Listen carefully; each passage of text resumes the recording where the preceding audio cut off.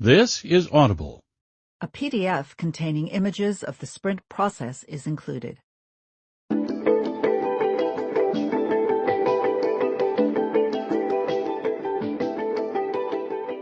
Simon & Schuster Audio presents Sprint, How to Solve Big Problems and Test New Ideas in Just 5 Days, by Jake Knapp, with John Zeratsky and Braden Kowitz from Google Ventures. Read by Dan Bittner.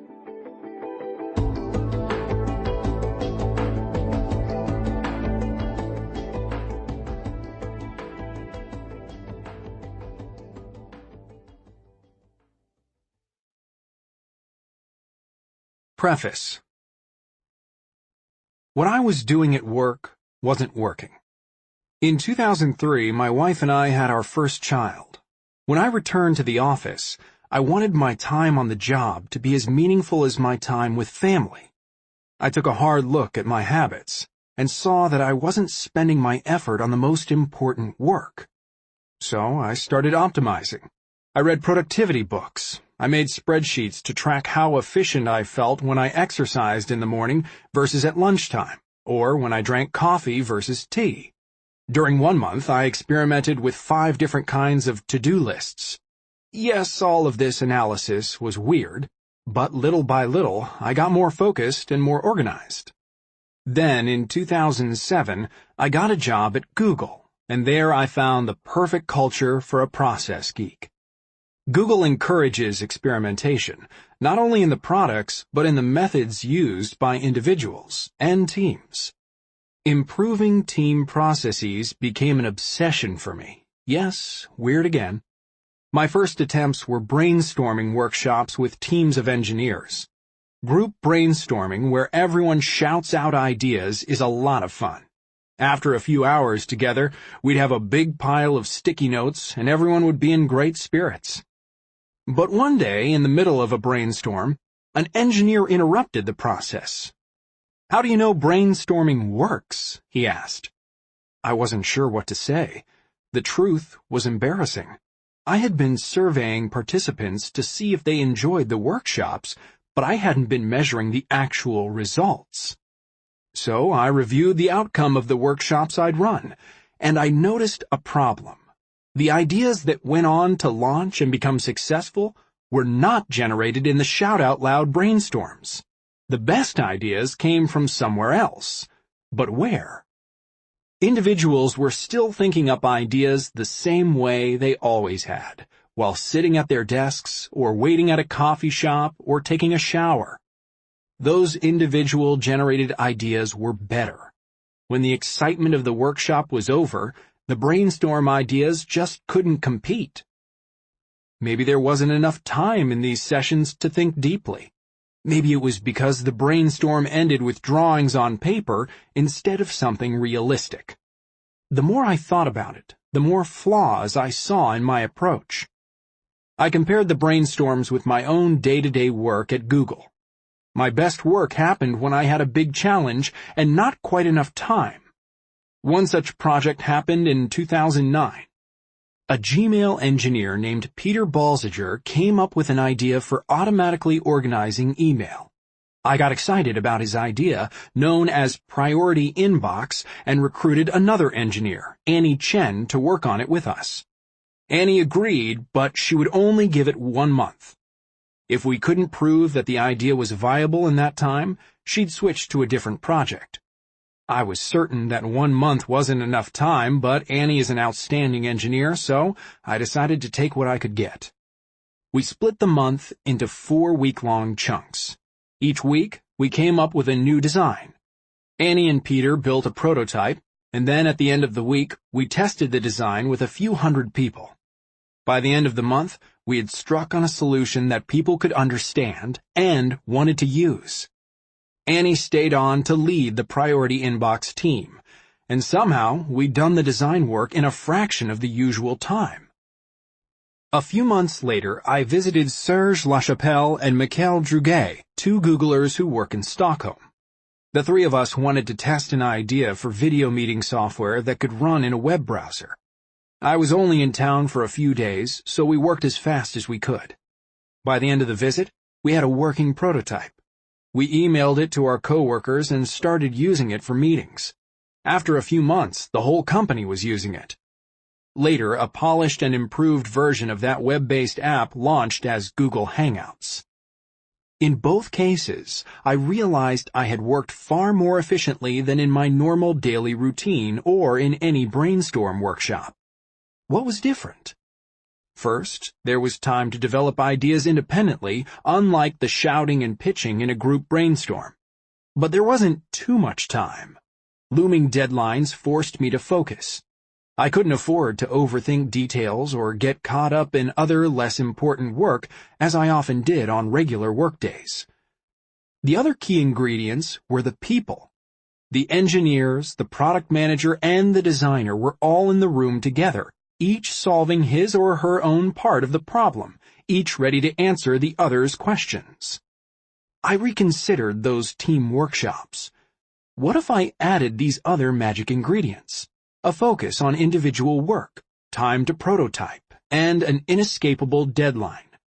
I decided to call it a design sprint. I created a rough schedule for my first sprint. A day of sharing information and sketching ideas, followed by 4 days of prototyping.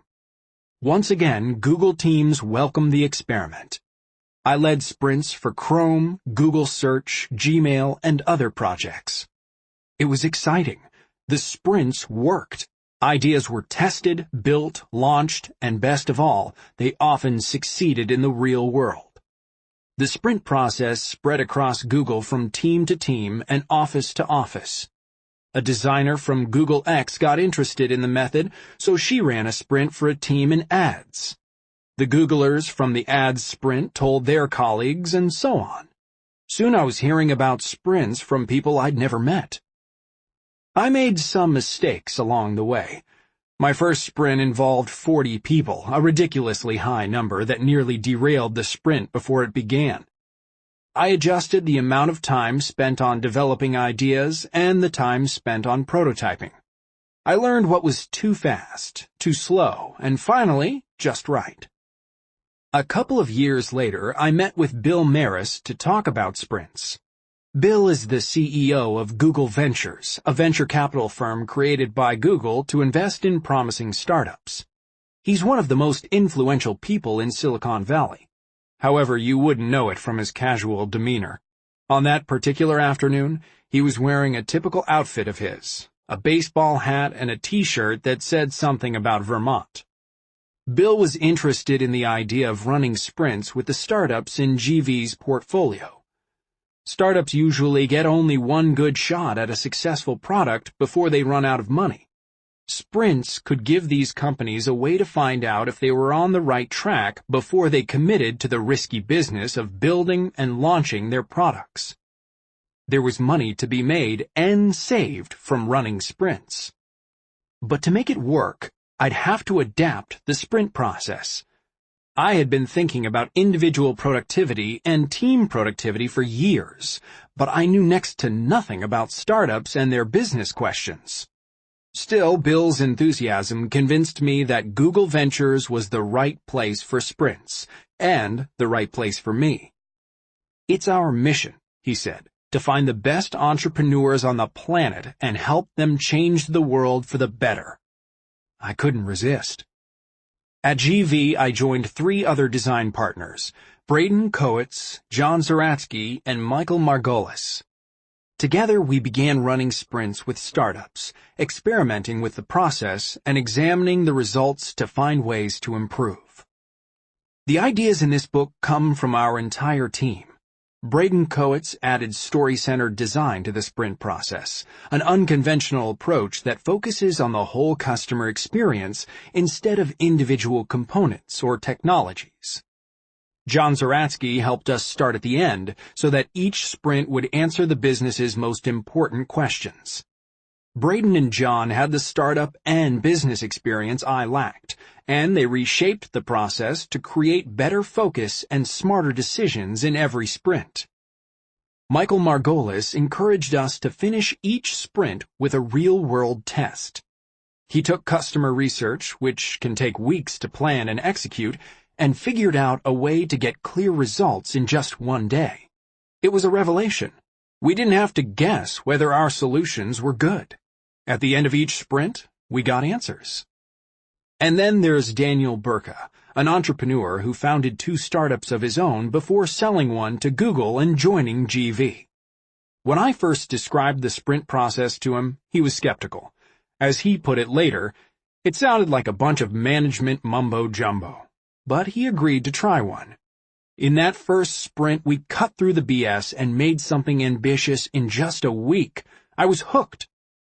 Once we won him over, Daniel's first-hand experience as a founder and his zero tolerance for baloney helped us perfect the process. Since the first sprint at GV in 2012, we've adjusted and experimented. At first, we thought rapid prototyping and research would only work for mass-market products. Could we move as quickly when the customers were experts in fields such as medicine or finance? To our surprise, the 5-day process held up. It worked for all kinds of customers, from investors to farmers, from oncologists to small business owners. It worked for websites, iPhone apps, paper medical reports, and high-tech hardware. And it wasn't just for developing products. We've used sprints for prioritization, for marketing strategy, even for naming companies. Time and time again, the process brings teams together and brings ideas to life.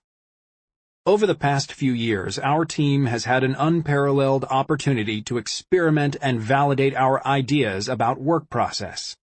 We've run more than 100 sprints with the startups in the GV portfolio. We've worked alongside and learned from brilliant entrepreneurs like Ann Wojcicki, founder of 23andMe, Ev Williams, founder of Twitter, Blogger, and Medium, and Chad Hurley and Steve Chen, founders of YouTube. In the beginning, I wanted to make my workdays efficient and meaningful. I wanted to focus on what was truly important and make my time count, for me, for my team, and for our customers. Now, more than a decade later, the sprint process has consistently helped me reach that goal, and I'm super excited to share it with you in this audiobook. With luck, you chose your work because of a bold vision. You want to deliver that vision to the world, whether it's a message or a service or an experience, software or hardware, or even, as in the case of this audiobook, a story or an idea. But bringing a vision to life is difficult.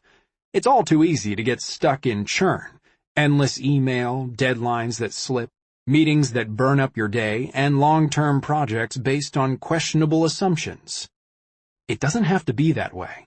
Sprints offer a path to solve big problems, test new ideas, get more done, and do it faster. They also allow you to have more fun along the way. In other words, you've absolutely got to try one for yourself. Let's get to work. Jake Knapp, San Francisco, February 2016. Introduction. One overcast morning in May 2014, John Zeratsky walked into a drab beige building in Sunnyvale, California. John was there to talk with Savvy Oak Labs, one of Google Ventures' newest investments. He wound his way through a labyrinth of corridors and up a short flight of stairs, found the plain wooden door marked 2B, and went inside. Now, tech companies tend to be a little disappointing to those expecting glowing red computer eyes, Star Trek-style holodecks, or top-secret blueprints. Most of Silicon Valley is essentially a bunch of desks, computers, and coffee cups. But behind door 2B, there were piles of circuit boards, plywood cutouts, and plastic armatures fresh off the 3D printer. Soldering irons, drills, and blueprints. Yes, actual top-secret blueprints. This place, thought John, looked like a startup should look. Then he saw the machine. It was a 3.5-foot-tall cylinder, roughly the size and shape of a kitchen trash can. Its glossy white body had a flared base and an elegant taper. There was a small computer display affixed to the top, almost like a face. And the machine could move. It glided across the floor under its own power. "This is the relay robot," said Steve Cousins, Savioke's founder and CEO. Steve wore jeans and a dark t-shirt and had the enthusiastic air of a middle school science teacher. He watched the little machine with pride. "Built right here, from off-the-shelf parts." The relay robot, Steve explained, had been engineered for hotel delivery service. It could navigate autonomously, ride the elevator by itself, and carry items such as toothbrushes, towels, and snacks to guest rooms. As they watched, the little robot carefully drove around a desk chair, then stopped near an electrical outlet. Savioke had a team of world-class engineers and designers, most of them former employees of Willow Garage, a renowned private robotics research lab in Silicon Valley. They shared a vision for bringing robot helpers into humans' everyday lives, in restaurants, hospitals, elder care facilities, and so on.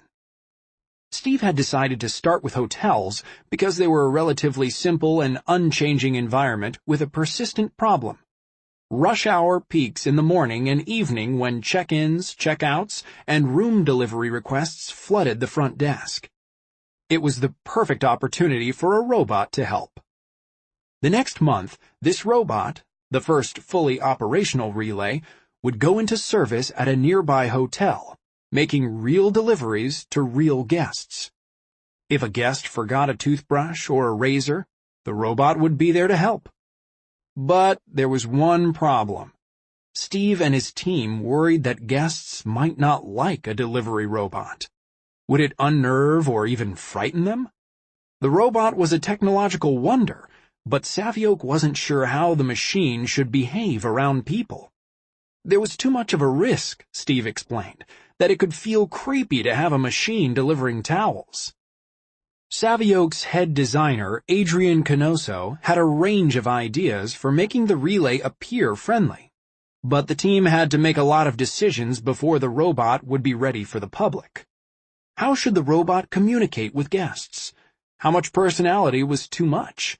And then there's the elevator, Steve said. John nodded. "Personally, I find elevators awkward with other humans." "Exactly." Steve gave the relay a pat. "What happens when you throw a robot in the mix?" Savioke had only been in business for a few months. They'd focused on getting the design and engineering right. They'd negotiated the pilot with Starwood, a hotel chain with hundreds of properties. But they still had big questions to answer. Mission-critical, make-or-break type questions, and only a few weeks to figure out the answers before the hotel pilot began. It was the perfect time for a sprint. The sprint is GV's unique 5-day process for answering crucial questions through prototyping and testing ideas with customers. It's a greatest hits of business strategy, innovation, behavioral science, design, and more, packaged into a step-by-step process that any team can use. The Savioke team considered dozens of ideas for their robot, then used structured decision-making to select the strongest solutions without groupthink. They built a realistic prototype in just one day, and for the final step of the sprint, they recruited target customers and set up a makeshift research lab at a nearby hotel. We'd love to tell you that we, the authors, were the genius heroes of this story. It'd be wonderful if we could swoop into any company and dish out brilliant ideas that would transform it into a breakout success. Unfortunately, we are not geniuses. Savioke's sprint worked because of the real experts, the people who were on the team all along. We just gave them a process to get it done. Here's how the Savioke sprint went down. And if you're not a roboticist yourself, don't worry. We use the same exact sprint structure for software, services, marketing, and other fields. First, the team cleared a full week on their calendars. From Monday to Friday, they canceled all meetings, set the out-of-office responders on their email, and completely focused on one question. How should their robot behave around humans? Next, they manufactured a deadline. Savioke made arrangements with the hotel to run a live test on the Friday of their sprint week. Now the pressure was on. There were only 4 days to design and prototype a working solution. On Monday, Savioke reviewed everything they knew about the problem. Steve talked about the importance of guest satisfaction, which hotels measure and track religiously. If the relay robot boosted satisfaction numbers during the pilot program, hotels would order more robots. But if that number stayed flat or fell, and the orders didn't come in, their fledgling business would be in a precarious position. Together we created a map to identify the biggest risks. Think of this map as a story. Guest meets robot. Robot gives guest toothbrush. Guest falls for robot. Along the way were critical moments when robot and guest might interact for the first time. In the lobby, in the elevator, in the hallway, and so on. So where should we spend our effort? With only 5 days in the sprint, you have to focus on a specific target. Steve chose the moment of delivery. Get it right, and the guest is delighted. Get it wrong, and the front desk might spend all day answering questions from confused travelers. One big concern came up again and again. The team worried about making the robot appear too smart. "We're all spoiled by C-3PO and Wally," explained Steve. "We expect robots to have feelings and plans, hopes and dreams. Our robot is just not that sophisticated. If guests talk to it, it's not going to talk back, and if we disappoint people, we're sunk." On Tuesday, the team switched from problem to solutions. Instead of a raucous brainstorm, people sketched solutions on their own. And it wasn't just the designers. Tessa Lau, the chief robot engineer, sketched. So did Izumi Yuskawa, the head of business development, and Steve, the CEO. By Wednesday morning, sketches and notes plastered the walls of the conference room. Some of the ideas were new, but some were old ideas that had once been discarded or never thought through. In all, we had 23 competing solutions. How could we narrow them down? In most organizations, it would take weeks of meetings and endless emails to decide. But we had a single day. Friday's test was looming, and everybody could sense it. We used voting and structured discussion to decide quickly, quietly, and without argument. The test would include a slate of Savioke designer Adrian Canoso's boldest ideas, a face for the robot, and a soundtrack of beeps and chimes. It would also include one of the more intriguing but controversial ideas from the sketches. When the robot was happy, it would do a dance. "I'm still nervous about giving it too much personality," Steve said. "But this is the time to take risks." "After all," said Tessa, "if it blows up now, we can always dial back." Then she saw the looks on our faces. "Figure of speech. Don't worry, the robot can't actually blow up." As Thursday dawned, we had just 8 hours to get the prototype ready for Friday's live test in the hotel. That shouldn't have been enough time. We used 2 tricks to finish our prototype on time. 1. Much of the hard work had been done already. On Wednesday, we had agreed on which ideas to test and documented each potential solution in detail. Only the execution remained. 2. The robot didn't need to run autonomously as it would eventually in the hotel. It just needed to appear to work in one narrow task, delivering 1 toothbrush to 1 room. Tessa and fellow engineer Allison Say programmed and tuned the robot's movements using a beat-up laptop and a PlayStation controller. Adrian put on a pair of massive headphones and orchestrated the sound effects. The face was mocked up on an iPad and mounted to the robot. By 5 p.m., the robot was ready. For Friday's test, Savioke had lined up interviews with guests at the local Starwood Hotel in Cupertino, California. At 7 a.m. that morning, we rigged a makeshift research lab inside one of the hotel's rooms by duct taping a couple of webcams to the wall. And at 9:14 a.m., the first guest was beginning her interview. The young woman studied the hotel room decor, light wood, neutral tones, a newish television. Nice and modern, but nothing unusual. So what was this interview all about? Standing beside her was Michael Margolis, a research partner at GV. For now, Michael wanted to keep the subject of the test a surprise. He had planned out the entire interview to answer certain questions for the Savioke team. Right now, he was trying to understand the woman's travel habits, while encouraging her to react honestly when the robot appeared. Michael adjusted his glasses and asked a series of questions about her hotel routine. Where does she place her suitcase? When does she open it? And what would she do if she'd forgotten her toothbrush? I don't know, call the front desk, I suppose? Michael jotted notes on a clipboard.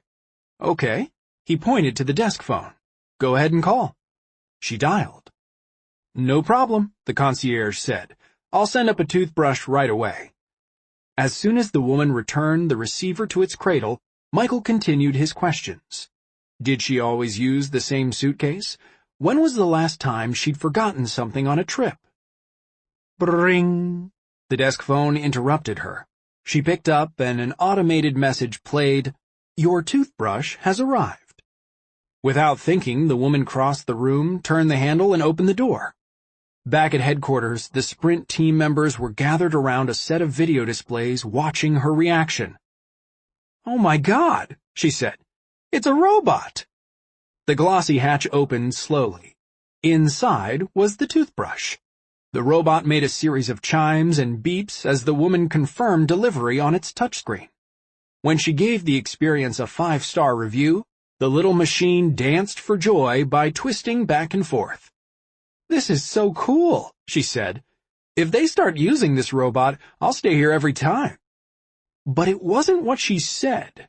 It was the smile of delight that we saw over the video stream. And it was what she didn't do. No awkward pauses and no frustration as she dealt with the robot. Back at headquarters, we were nervous throughout that first interview. By the second and third, we were laughing and even cheering. Guest after guest responded the same way. They were enthusiastic when they first saw the robot. They had no trouble receiving their toothbrushes, confirming delivery on the touchscreen, and sending the robot on its way. People wanted to call the robot back to make a second delivery just so they could see it again. They even took selfies with the robot. But no one, not one person, tried to engage the robot in any conversation. At the end of the day, green check marks filled our whiteboard. The risky robot personality, those blinking eyes, sound effects, and, yeah, even the happy dance, was a complete success.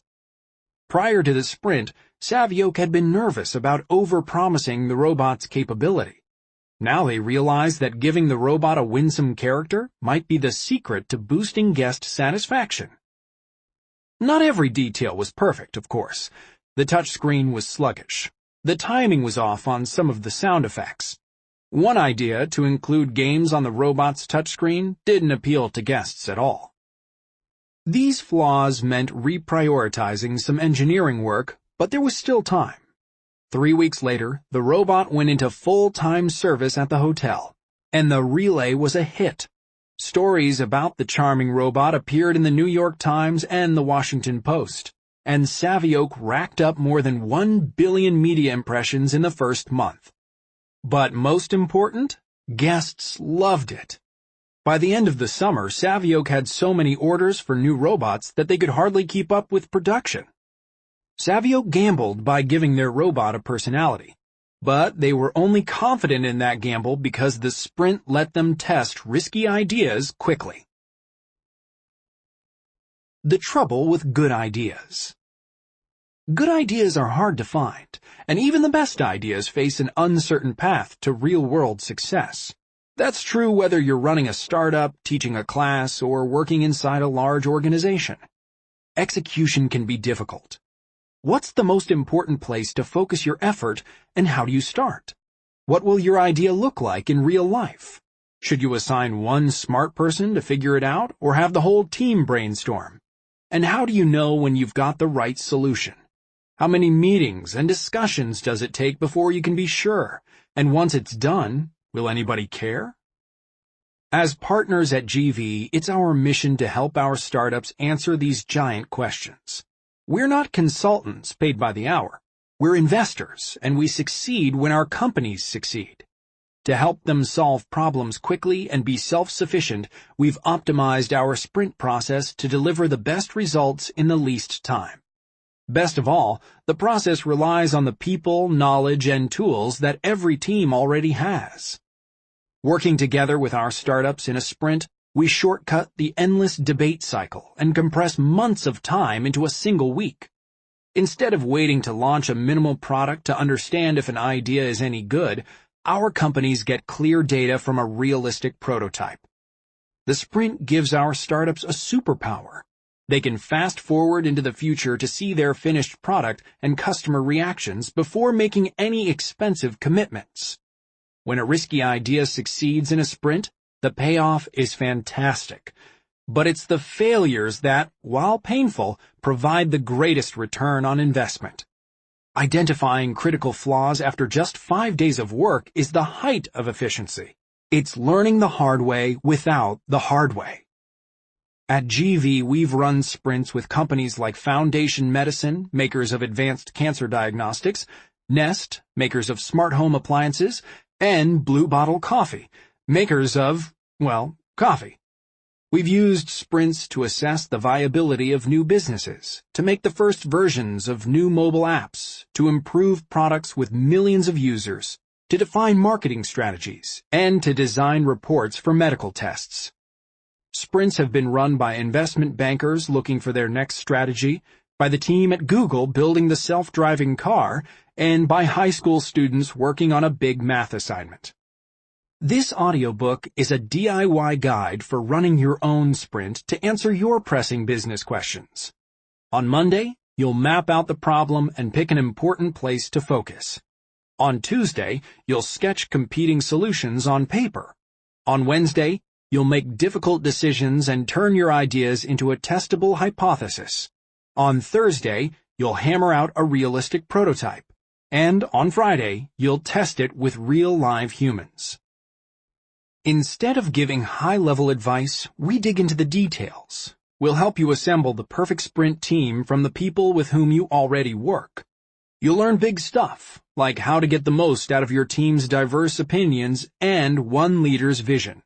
Medium stuff, like why your team should spend 3 straight days with your phones and computers off. And nitty-gritty stuff, like why you should eat lunch at 1 p.m. You won't finish with a complete, detailed, ready-to-ship product, but you will make rapid progress and know for sure if you're headed in the right direction. You'll see some methods that look familiar and others that are new. If you're familiar with lean development or design thinking, you'll find the sprint is a practical way to apply those philosophies. If your team uses agile processes, you'll find that our definition of sprint is different but complementary. And if you haven't heard of any of these methods, don't worry, you'll be fine. This is an audiobook for experts and beginners alike, for anyone who has a big opportunity, problem, or idea and needs to get started. Every step has been tried, tweaked, tested, and measured over the course of our 100-plus sprints and refined with the input we've gathered from the growing sprint community. If it doesn't work, it's not in the audiobook. At the end, you'll find a set of checklists, including a shopping list and day-by-day guides. You don't have to memorize everything now. The checklists await you once you're ready to run your own sprint. But before you start that sprint, you'll need to plan carefully to make it a success. In the next chapters, we'll show you how to set the stage. Set the stage. Before the sprint begins, you'll need to have the right challenge and the right team. You'll also need time and space to conduct your sprint. In the next 3 chapters, we'll show you how to get ready. Chapter 1. Challenge. In 2002, a clarinet player named James Freeman quit his job as a professional musician and founded a coffee cart. James was obsessed with freshly roasted coffee. In those days, in the San Francisco area, it was nearly impossible to find coffee beans with a roast date printed on the bag. So James decided to do it himself. He carefully roasted beans in a potting shed at home, then drove to farmers' markets in Berkeley and Oakland, California, where he brewed and sold coffee by the cup. His manner was polite and accommodating, and the coffee was delicious. Soon, James and his cart, called Blue Bottle Coffee, developed a following. In 2005, he established a permanent Blue Bottle location in a friend's San Francisco garage. Over the next few years, as the business grew, he slowly opened more cafes. By 2012, Blue Bottle had locations in San Francisco, Oakland, Manhattan, and Brooklyn. It was a business that many would have considered perfect. The coffee was ranked among the best nationwide. The baristas were friendly and knowledgeable. Even the interior design of the cafes was perfect. Wooden shelves, tasteful ceramic tiles, and an understated logo in the perfect shade of sky blue.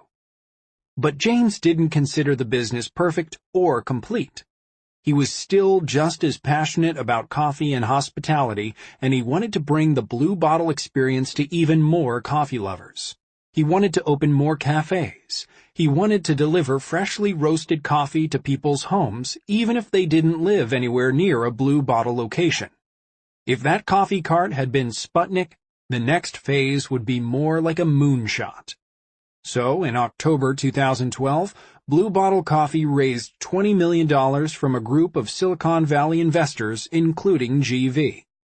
James had many plans for that money, but one of the most obvious was building a better online store for selling fresh coffee beans. But Blue Bottle wasn't a tech company, and James was no expert at online retail. How could he translate the magic of his cafes to smartphones and laptops? Several weeks later, on a bright December afternoon, Braden Kowitz and John Zeratsky met up with James. They sat around a counter, drank coffee, and discussed the challenge. The online store was important to the company. It would take time and money to get it right, and it was difficult to know where to start. In other words, it sounded like a perfect candidate for a sprint. James agreed. They talked about who should be in the sprint. An obvious choice was the programmer who would be responsible for building Blue Bottle's online store. But James also included Blue Bottle's Chief Operating Officer, Chief Finance Officer, and Communications Manager. He included the customer service lead who handled questions and complaints. He even included the company's executive chairman, Brian Meehan, a retail expert who started a chain of organic grocery stores in the UK. And of course, James himself would be in the room. The online store was essentially a software project, something our team at GV was very familiar with. But this group looked almost nothing like a traditional software team. These were busy people who would be missing a full week of important work. Would the sprint be worth their time? On Monday morning of our sprint week, the Blue Bottle team gathered in a conference room at GV's office in San Francisco. We made a diagram on the whiteboard showing how coffee buyers might move through the online store. The Blue Bottle team targeted a new customer purchasing coffee beans. James wanted to focus the sprint on this scenario because it was so difficult. If they could establish credibility and create a great experience for someone who had never heard of Blue Bottle, let alone visited their cafes or tasted their coffee, then every other situation should be easy by comparison. We ran into a big question. How should we organize the coffee? The shopper in this scenario would be choosing between a dozen or so varieties of bean, each in a nearly identical bag. And unlike in Blue Bottle's cafes, there would be no barista there to help choose. At first, the answer seemed obvious. From boutique coffee roasters to mainstream giants like Starbucks, retailers tend to organize coffee by the geographic region where it was grown. Africa, Latin America, the Pacific. Honduran coffee versus Ethiopian coffee. It would be logical for Blue Bottle to categorize their beans the same way. I have to admit something, Braden announced. Everyone turned. I'm into coffee, okay? I have a scale at home and everything. Electronic scales are the hallmark of a true coffee freak. Owning a scale meant Braden weighed the water and coffee beans so that he could experiment and adjust ratios as he brewed. We're talking science here. Coffee scales are accurate to a fraction of a gram. Braden smiled and held his hands palm up. I don't know what the regions mean. There was silence. We avoided looking at James. After all, Braden's brave admission might be seen as heresy. "That's okay," said James.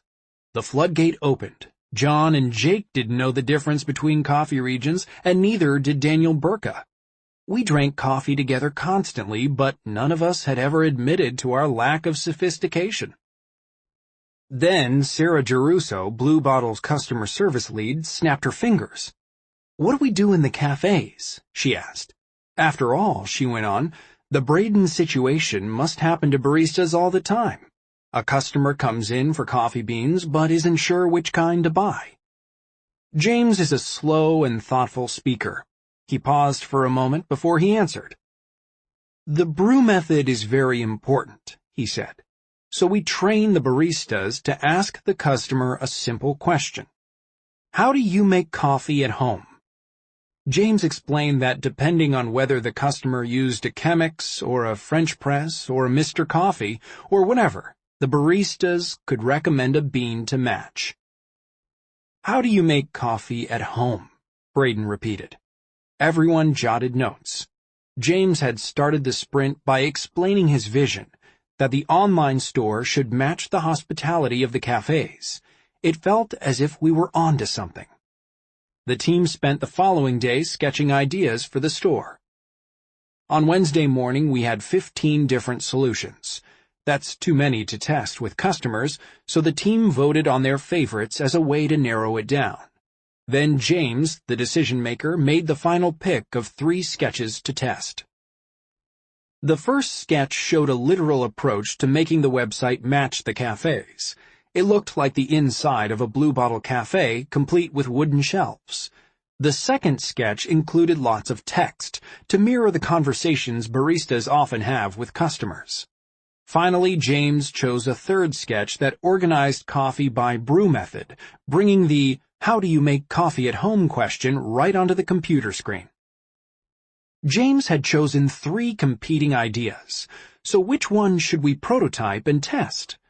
The idea of a website that looked like the cafe was the most appealing. Blue Bottle's aesthetic is celebrated, and a matching website would look different from anything else in the market. We had to try that idea, and it wasn't compatible with the other solutions. But those other solutions were also really intriguing. We couldn't quite decide. So we decided to prototype all 3. After all, we didn't need a functioning website. To appear real in our test, each fake online store only required a few key screens. Working together with the Blue Bottle team, we used Keynote presentation software to make a series of slides that looked like 3 real websites. With a little ingenuity and without any computer programming at all, we stitched those screens into a prototype that our test customers could use. On Friday, the team watched the customer interviews. One at a time, coffee drinkers shopped on several websites, with Blue Bottle's 3 prototypes slipped in among the competitors. To avoid tipping off the customers, we gave each prototype a fake name. Patterns emerged. The store with wooden shelves, which everyone had such high hopes for. We thought the prototype was beautiful, but customers said it was cheesy and not trustworthy. But the other 2 prototypes fared far better. The "How do you make coffee at home?" design worked seamlessly, and the "lots of text" design shocked us. People actually read all those words, and the extra information brought Blue Bottle's voice and expertise to life. As one customer said, "These guys know coffee." James and the Blue Bottle team built confidence with their sprint. They were much closer to defining how their online store would work. What's more, they'd done it in a way that felt true to their principles of hospitality. They believed the online store could be an authentic Blue Bottle experience. A few months later, Blue Bottle launched their new website, and their online sales growth doubled. The next year, they acquired a coffee subscription company. With a bigger team and new technology, they expanded the web store and began experimenting with new offerings. They knew it would take years to get the online store right, but in the sprint, they started on their path. The bigger the challenge, the better the sprint. If you're starting a project that will take months or years, like Blue Bottle and their new online store, a sprint makes an excellent kickoff. But sprints aren't only for long-term projects. Here are 3 challenging situations where sprints can help. High stakes. Like Blue Bottle Coffee, you're facing a big problem, and the solution will require a lot of time and money. It's as if you're the captain of a ship. A sprint is your chance to check the navigation charts and steer in the right direction before going full steam ahead. Not enough time. You're up against a deadline, like Savioke rushing to get their robot ready for the hotel pilot. You need good solutions fast. As the name suggests, a sprint is built for speed. Just plain stuck. Some important projects are hard to start. Others lose momentum along the way. In these situations, a sprint can be a booster rocket, a fresh approach to problem solving that helps you escape gravity's clutches. When we talk to startups about sprints, we encourage them to go after their most important problem. Running a sprint requires a lot of energy and focus. Don't go for the small win or the nice-to-have project because people won't bring their best efforts. They probably won't even clear their schedules in the first place. So how big is too big? Sure, sprints work great for websites and other software challenges, but what about really large, complicated problems? Not long ago, Jake visited his friend David Lowe, a vice president of a company called Graco that manufactures pumps and sprayers. Graco is not a small startup. They're a multinational company who have been in business for more than 90 years. The company was developing a new kind of industrial pump, a machine used in assembly lines. David, the VP, wondered if a sprint might help lower the risk of the project. After all, it would take 18 months and millions of dollars to design and manufacture the new pump. How could he be sure they were on the right track? Jake doesn't know anything about industrial assembly lines, but out of curiosity, he joined a meeting with the engineering team. "I'll be honest," Jake said. "An industrial pump sounds too complicated to prototype and test in a week." But the team wouldn't give up so easily. If limited to just 5 days, they could prototype a brochure for the pump's new features and try it in sales visits. That kind of test could answer questions about marketability. But what about the pump itself? The engineers had ideas for that, too. To test ease of use, they could 3D print new nozzles and attach them to existing pumps. To test installation, they could bring cables and hoses to nearby manufacturing plants and get reactions from assembly line workers. These tests wouldn't be perfect, but they would answer big questions before the pump even existed. Jake was wrong. The industrial pump wasn't too complicated for a sprint. The team of engineers accepted the 5-day constraint and used their domain expertise to think creatively. They sliced the challenge into important questions, and shortcuts started to appear. The lesson? No problem is too large for a sprint. Yes, this statement sounds absurd, but there are 2 big reasons why it's true. First, the sprint forces your team to focus on the most pressing questions. Second, the sprint allows you to learn from just the surface of a finished product. Blue Bottle could use a slideshow to prototype the surface of a website before they built the software and inventory processes to make it really work. Graco could use a brochure to prototype the surface of a sales conversation before they engineered and built the product they were selling. Solve the surface first. The surface is important. It's where your product or service meets customers. Human beings are complex and fickle, so it's impossible to predict how they'll react to a brand new solution. When our new ideas fail, it's usually because we were overconfident about how well customers would understand and how much they would care. Get that surface right, and you can work backward to figure out the underlying systems or technology. Focusing on the surface allows you to move fast and answer big questions before you commit to execution, which is why any challenge, no matter how large, can benefit from a sprint. Chapter 2. Team. Ocean's 11, starring George Clooney and Brad Pitt, or Frank Sinatra and Dean Martin if you prefer the original, is one of the all-time great caper movies. In the film, Danny Ocean, an ex-con played by Clooney, organizes a band of career criminals for a once-in-a-lifetime heist. Their target? A Las Vegas casino on the night of a big prize fight, when $150 million will be in the vault. The odds are against them. The clock is ticking, and it takes an intricate strategy and every special skill the team possesses to pull it off. There's a pickpocket, an explosives guy, even an acrobat. It's excellent cinema. A sprint resembles that perfectly orchestrated heist. You and your team put your talents, time, and energy to their best use, taking on an overwhelming challenge and using your wits, and a little trickery, to overcome every obstacle that crosses your path. To pull it off, you need the right team. You shouldn't need a pickpocket, but you will need a leader and a set of diverse skills. To build the perfect sprint team, first you're going to need a Danny Ocean, someone with authority to make decisions. That person is the decider, a role so important we went ahead and spelled it with a capital D. The decider is the official decision-maker for the project. At many startups, we work with its founder or CEO. At bigger companies, it might be a VP, a product manager, or another team leader. These deciders generally understand the problem in depth, and they often have strong opinions and criteria to help find the right solution. Take Blue Bottle Coffee's sprint. Having CEO James Freeman in the room was critical.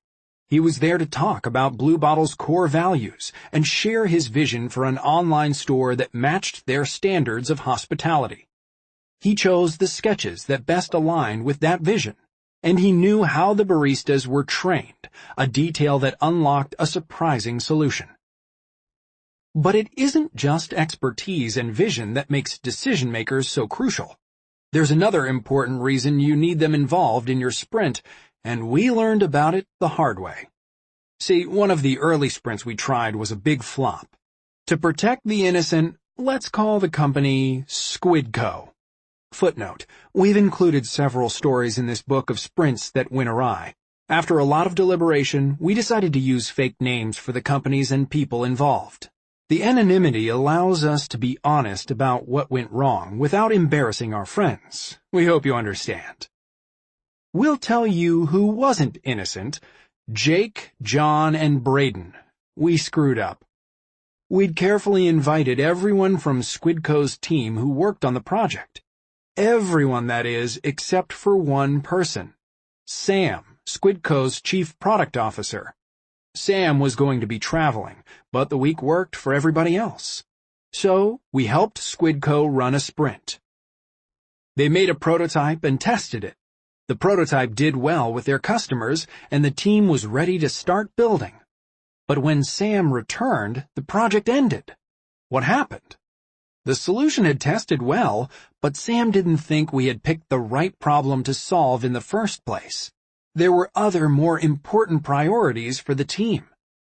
The Squidco sprint failure was our fault. We'd tried to guess what Sam would say, and we'd failed. The decider should have been in the room. Get a decider or two. The decider must be involved in the sprint.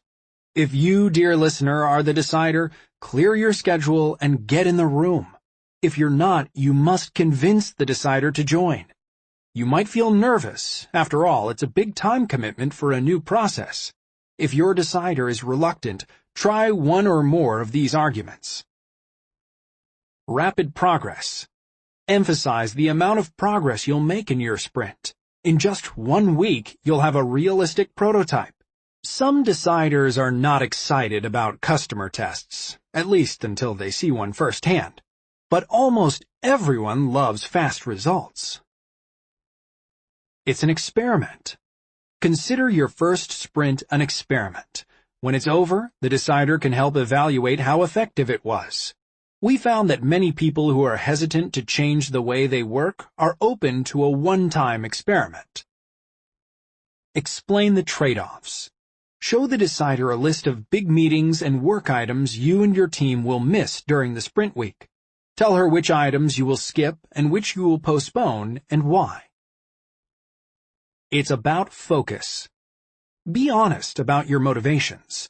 If the quality of your work is suffering because your team's regular work schedule is too scattered, say so. Tell the decider that instead of doing an okay job on everything, you'll do an excellent job on one thing.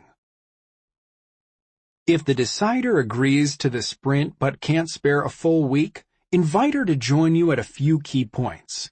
On Monday, she can share her perspective on the problem. On Wednesday, she can help choose the right idea to test. And on Friday, she should stop by to see how customers react to the prototype. If she's only going to make cameo appearances, your decider needs to have an official delegate in the room. In many of our sprints with startups, the CEO appoints 1 or 2 people from the sprint team to act as deciders when she's not there. In one sprint, the CEO sent the design director an email that read, "I hereby grant you all decision-making authority for this project." Absurd? Yes. Effective? Absolutely. This official power transfer added tremendous clarity, the kind of clarity we wish we'd had with Squidco.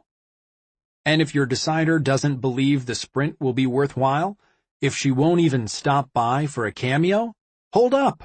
That's a giant red flag. You might have the wrong project. Take your time, talk with the decider, and figure out which big challenge would be better. Footnote. Exception to the rule. There are times when a team willfully goes against management because they're convinced that a prototype and real data will prove their case. If your team has decided to run a sprint without the official decider in the room, proceed with care. We applaud your courage, but remember, deciders are well known for squashing results when they're not in the sprint. Once you've got a decider, or 2, committed to the sprint, it's time to assemble your sprint team. These are the people who will be in the room with you all day, every day during the sprint. On Monday, they'll work with you to understand the problem and choose which part to focus on. Throughout the week, they'll be the ones sketching solutions, critiquing ideas, building the prototype, and watching the customer interviews. Ocean's 7. We found the ideal size for a sprint to be 7 people or fewer. With 8 people or 9 or more, the sprint moves more slowly and you'll have to work harder to keep everyone focused and productive. With 7 or fewer, everything is easier. Yes, we know there were 11 people in Ocean's 11. It was just a movie. So who should you include? Of course, you'll want some of the folks who build the product or run the service, the engineers, designers, product managers, and so on. After all, they know how your company's products and services work, and they might already have ideas about the problem at hand. But you shouldn't limit your sprint team to just those who normally work together. Sprints are most successful with a mix of people. The core people who work on execution, along with a few extra experts with specialized knowledge. In Savioke's sprint, we got great ideas from the people you'd expect, like the roboticists and the head of design. But one of the most important contributors turned out to be Izumi Iskawa. Izumi wasn't part of the team that built the robot, but as Savioke's head of business development, she knew more than anyone about how hotels operated and what they wanted from the robot. For Blue Bottle Coffee, important insights came from the customer service manager and the CFO, people who normally wouldn't have been involved in building the website. In other sprints, we've had winning solutions come from cardiologists, mathematicians, and farming consultants. The common traits they all shared: they had deep expertise, and they were excited about the challenge. Those are people you want in your sprint. Recruit a team of 7 or fewer. Choosing whom to include isn't always easy, so we've created a cheat sheet. You don't have to include each and every role listed here, and for some roles you might choose 2 or 3.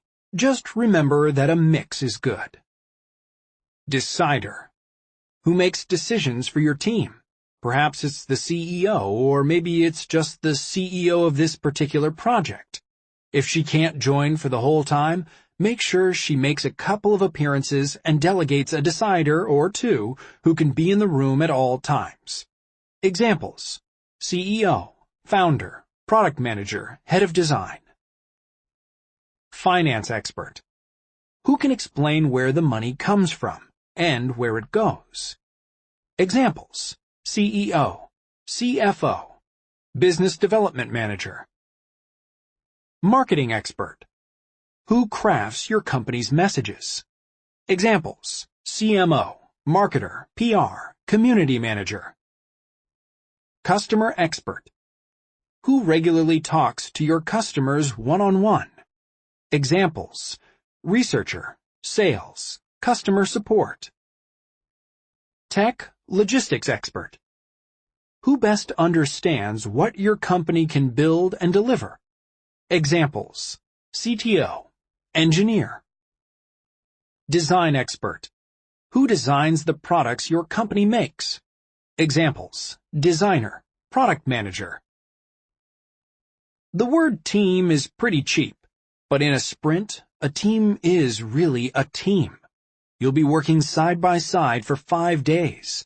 By Friday, you'll be a problem-solving machine, and you'll share a deep understanding of the challenge and the possible solutions. This collaborative atmosphere makes the sprint a great time to include people who don't necessarily agree with you. Bring the troublemaker. Before every sprint, we ask, who might cause trouble if he or she isn't included? We don't mean people who argue just for the sake of arguing. We mean that smart person who has strong, contrary opinions and whom you might be slightly uncomfortable with including in your sprint. This advice is partially defensive. If the troublemaker is in the room, even just for a guest appearance, he or she will feel included and invested in the project. But there's a more important reason. Troublemakers see problems differently from everyone else.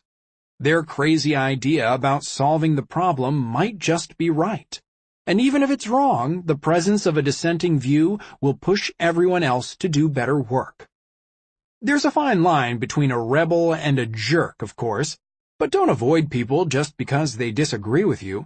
As you'll see throughout this audiobook, the sprint process turns competing ideas into an asset. Often, when we list out all of the people we want in a sprint, we have more than 7. That's okay. It's a sign of a strong team. But you'll have to make tough decisions. We can't tell you which 7 people to include, but we can make it easier by telling you what to do with the rest. Schedule extra experts for Monday. If you have more than 7 people you think should participate in your sprint, schedule the extras to come in as experts for a short visit on Monday afternoon.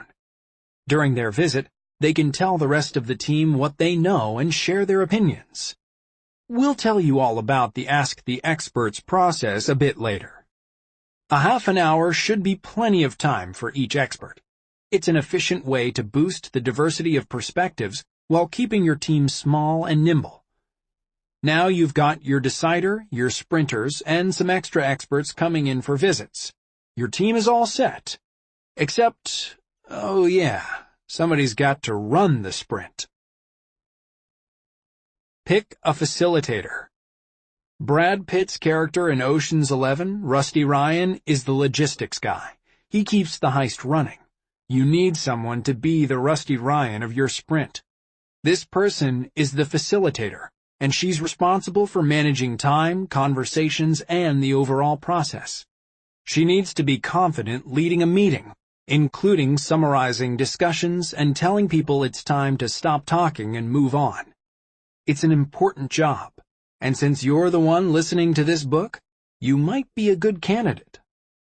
The facilitator needs to remain unbiased about decisions, so it's not a good idea to combine the decider and facilitator roles in one person. It often works well to bring in an outsider who doesn't normally work with your team to be the facilitator, but it's not a requirement. This book is written to be equally handy to the facilitator and to anyone else who's interested in sprints. If you're going to be the facilitator, you'll find that the text speaks directly to you and the activities through which you'll lead your team, from Monday morning through Friday afternoon. But even if you're not the facilitator, it'll all make sense to you too. One of the great delights of watching Ocean's 11 unfold is seeing how each member of the team utilizes his unique skill to help pull off the heist. You know all the characters are in the script for a reason, but you don't know exactly what they're going to do until they do it. Sprints are the same way. Each expert in the room will provide a key contribution, whether it's background information, a fresh idea, or even a shrewd observation of your customers.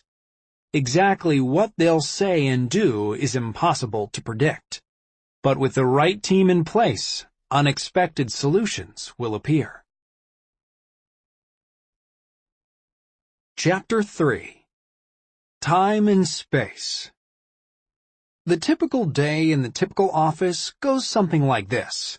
Sunrise, meeting, check email, work. Past lunch, meeting, check email, meeting, internet surfing, meeting, sunset. This day is long and busy, but it's not necessarily productive. Every meeting, email, and phone call fragments attention and prevents real work from getting done. Taken together, these interruptions are a wasp's nest dropped into the picnic of productivity. There are stacks of studies about the cost of interruption. Researchers at George Mason University found that people wrote shorter, lower-quality essays when interrupted in the middle of their work. Researchers at the University of California, Irvine reported that it takes on average 23 minutes for distracted workers to return to their tasks. We plan to read more of these studies right after we answer this text message. No doubt about it, fragmentation hurts productivity. Of course, nobody wants to work this way. We all want to get important work done, and we know that meaningful work, especially the kind of creative effort needed to solve big problems, requires long, uninterrupted blocks of time. That's one of the best aspects of a sprint. It can give you an excuse to work the way you want to work, with a clear calendar and one important goal to address. There are no context switches between different projects, and no random interruptions. A sprint day looks like this. Sunrise, 10 a.m., work. Break, work. Lunch, work, break, work. 5 p.m., sunset. You'll start at 10 a.m. and end at 5 p.m. with an hour-long lunch in between. That's right, there are only 6 working hours in the typical sprint day. Longer hours don't equal better results. By getting the right people together, structuring the activities, and eliminating distraction, we've found that it's possible to make rapid progress while working a reasonable schedule. Sprints require high energy and focus, but the team won't be able to give that effort if they're stressed out or fatigued. By starting at 10 a.m., we give everyone time to check email and feel caught up before the day begins. By ending before people get too tired, we ensure the energy level stays high throughout the week. Block 5 full days on the calendar. This step is obvious, but important. The sprint team must be in the same room Monday through Thursday from 10 a.m. to 5 p.m. Friday's test starts a little earlier at 9 a.m. Why 5 days? We tried shorter sprints, but they were exhausting and didn't allow time to build and test a prototype. We've experimented with a 6-week sprint, a month-long sprint, and a 10-day sprint. We never accomplished significantly more than we did in a week. Weekends caused a loss of continuity. Distractions and procrastination crept in, and more time to work made us more attached to our ideas, and in turn less willing to learn from our colleagues or our customers. 5 days provide enough urgency to sharpen focus and cut out useless debate, but enough breathing room to build and test a prototype without working to exhaustion. And because most companies use a 5-day workweek, it's feasible to slot a 5-day sprint into existing schedules. Your team will take a short morning break around 11:30 a.m., an hour-long lunch around 1 p.m., and a short afternoon break around 3:30 p.m. These breaks are a sort of pressure release valve, allowing people to rest their brains and catch up on work happening outside the sprint. Inside the sprint room, everybody will be 100% focused on the sprint's challenge. The entire team must shut their laptops and put away their phones. The no device rule. In a sprint, time is precious, and we can't afford distractions in the room. So we have a simple rule: no laptops, phones, or iPads allowed. No virtual reality headsets. If you're listening to this book in the future, no holograms. If you're listening to it in the past, no Game Boys. These devices can suck the momentum out of a sprint. If you're looking at a screen, you're not paying attention to what's going on in the room, so you won't be able to help the team. What's worse, you're unconsciously saying, "This work isn't interesting." Going without devices can be uncomfortable at first, but it's freeing, and don't worry, you won't be completely cut off. To make sure nobody misses anything important, there are 2 exceptions to the no device rule. 1. It's okay to check your device during a break. 2. It's okay to leave the room to check your device. At any time. No judgment. Take a call, check an email, tweet a tweet, whatever. Just take it outside. We also use devices for some specific purposes, when we need to show something to the whole team, and on Thursday for prototyping. See, we're not so mean. Let people know ahead of time that the sprint will be device-free, and also let them know that they can step out of the room at any time. That escape hatch allows busy people to participate in the sprint without losing track of their regular jobs. The combination of a clear schedule and no devices gives your team a huge supply of raw attention. To make the best use of that time and attention, you need a good workspace. It won't have to be fancy, but it will need some whiteboards. Whiteboards make you smarter. Badger Co., again, not the company's real name, had one of the nicest offices we'd ever seen in San Francisco. A prime location in the Soma neighborhood, a remodeled building with exposed wood beams, polished concrete, and lots of glass. But there was one problem: the whiteboard. For starters, it was tiny, 3 feet wide at the most. The surface was grayish-pink from being written on and erased so many times, and that dingy haze would not come off, no matter what we sprayed on it. Badger Co. also suffered from a common workplace ailment: worn-out whiteboard markers. The result was gray ink on a gray background, not a recipe for visibility. The whiteboard's small surface area hampered us. We drew out a map showing how customers would discover Badger Co.'s new mobile app, and it filled almost all of the available space. Then Badger Co.'s head of engineering started explaining how their subscription plans worked. The plan structure was important stuff, so Braden did his best to capture it on what was left of the whiteboard. But there just wasn't room. For a few minutes, Braden tried to MacGyver his way out of it, writing cramped words in the margins and even taping notebook paper to the wall. Finally, we called timeout and walked to Office Depot to buy some of those giant poster-sized Post-it notes. It cost us about an hour and a half and taught us an important lesson: check the whiteboards before the sprint starts. Why did we burn 90 minutes with Badger Co. just to get more writing space? We found that magic happens when we use big whiteboards to solve problems. As humans, our short-term memory is not all that good, but our spatial memory is awesome. A sprint room plastered with notes, diagrams, printouts, and more takes advantage of that spatial memory. The room itself becomes a sort of shared brain for the team. As our friend Tim Brown, CEO of the design firm IDEO, writes in his book Change by Design, the simultaneous visibility of these project materials helps us identify patterns and encourages creative synthesis to occur much more readily than when these resources are hidden away in file folders, notebooks, or PowerPoint decks. Get 2 big whiteboards. At minimum, you'll need 2 big whiteboards. That will provide enough space to do most of the sprint activities. You'll still have to take photos and do some erasing and reorganizing as you go, and enough to keep the most important notes visible for the entire week. If there aren't 2 whiteboards already mounted to the wall in your sprint room, there are a few easy ways to add more. Rolling whiteboards. These come in small and giant sizes. The small ones have a lot of unusable space down by the floor, and they shake when you draw on them. The giant ones cost a lot more, but they're actually usable. Idea Paint. Idea Paint is paint that turns regular walls into whiteboards.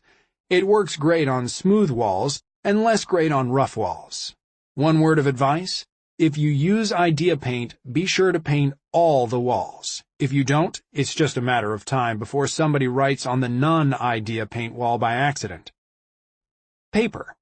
If you can't get hold of whiteboards, paper is better than nothing. Those poster-size Post-it notes are pricey, but easy to arrange and swap when you make mistakes.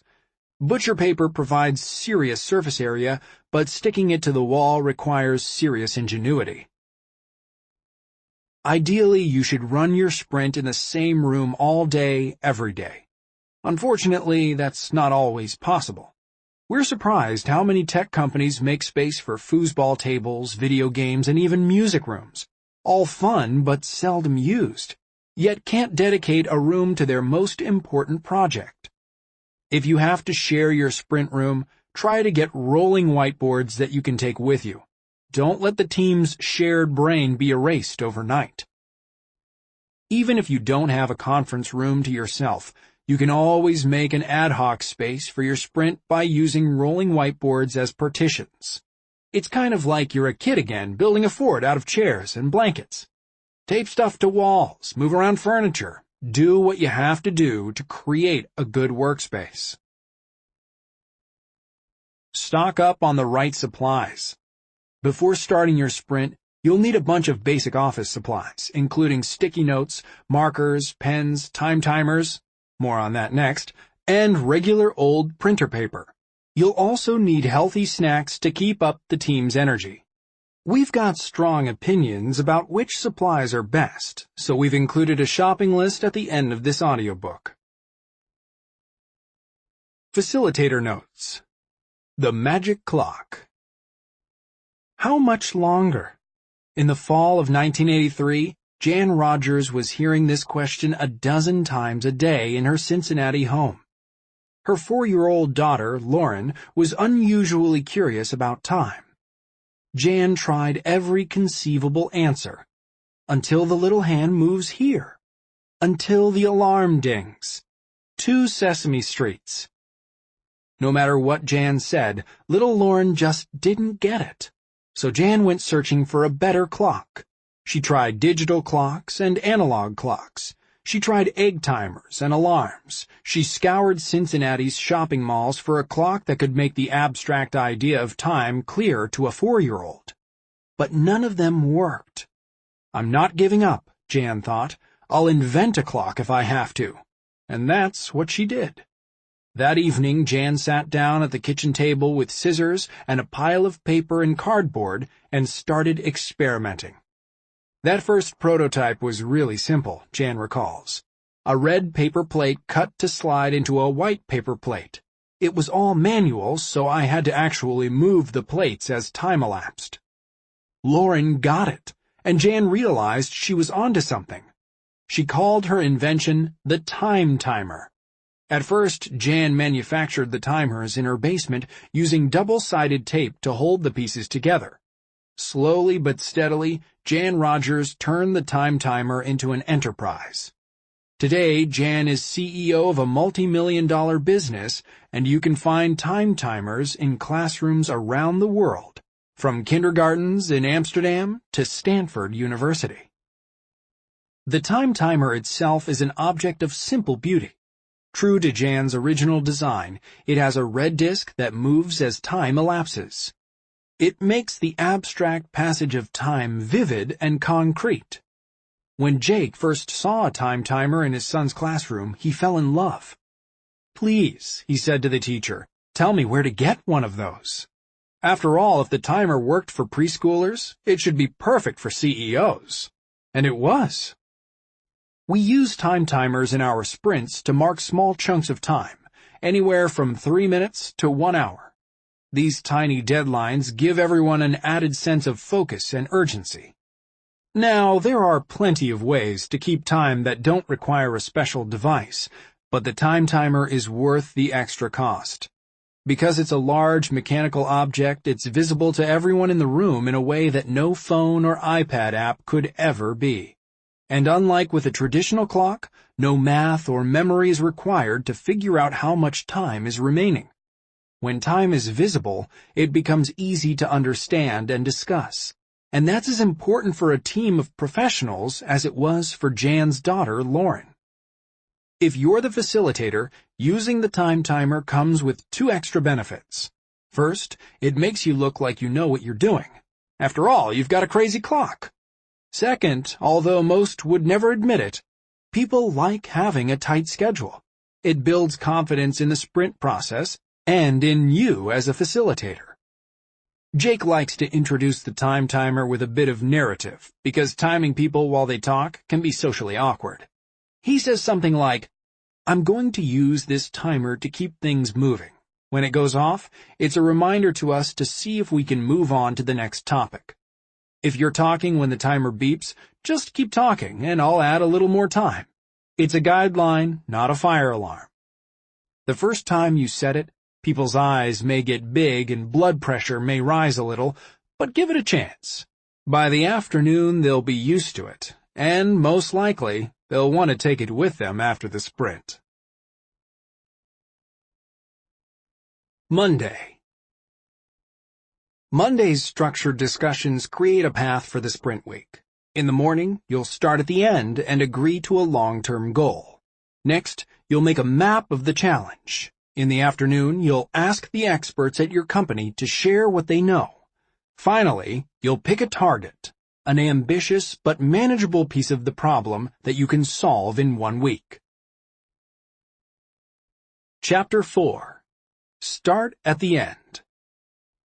Everybody knows the story of Apollo 13, but just in case, it goes like this. Astronauts head to moon. Explosion on spacecraft. Nail-biting return to Earth. In Ron Howard's 1995 movie version, there's a scene where the team at Mission Control gathers around a blackboard to form a plan. Gene Kranz, the flight director, wears a white vest, a flat-top haircut, and a grim expression. He grabs a piece of chalk and draws a simple diagram on the blackboard. It's a map showing the damaged spacecraft's path from outer space, around the moon, and hopefully back to the Earth's surface, a trip that will take more than 2 days. The goal is clear. To get the astronauts home safely, Mission Control has to keep them alive and on the right course for every minute of that journey. Throughout the film, Krantz returns to that goal on the blackboard. In the chaos of Mission Control, the simple diagram helps keep the team focused on the right problems. First, they correct the ship's course to ensure it won't veer into deep space. Next, they replace a failing air filter so the astronauts can breathe. And only then do they turn their attention to a safe landing. You can see this diagram in the PDF accompanying this program. When a big problem comes along, like the challenge you selected for your sprint, it's natural to want to solve it right away. The clock is ticking, the team is amped up, and solutions start popping into everyone's mind. But if you don't first slow down, share what you know, and prioritize, you could end up wasting time and effort on the wrong part of the problem. If Mission Control had worried about the air filter first, they would have missed their window to fix the trajectory, and the Apollo 13 spaceship might have careened off toward Pluto. Footnote: Pluto, If you're listening, we still believe you're a planet. Instead, NASA got organized and sorted their priorities before they started on solutions. That's smart, and that's the same way your team will start your sprint. In fact, with the luxury of unlimited oxygen, you will devote the entire first day of your sprint to planning. Monday begins with an exercise we call Start at the End, a look ahead to the end of the sprint week and beyond. Like Gene Kranz and his diagram of the return to planet Earth, you and your team will lay out the basics, your long-term goal, and the difficult questions that must be answered. Starting at the end is like being handed the keys to a time machine. If you could jump ahead to the end of your sprint, what questions would be answered?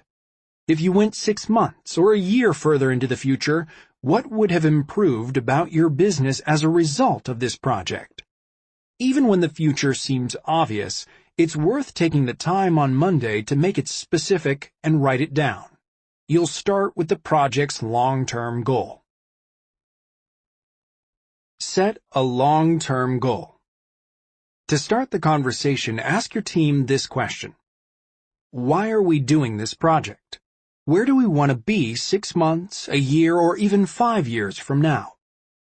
The discussion could take anywhere from 30 seconds to 30 minutes.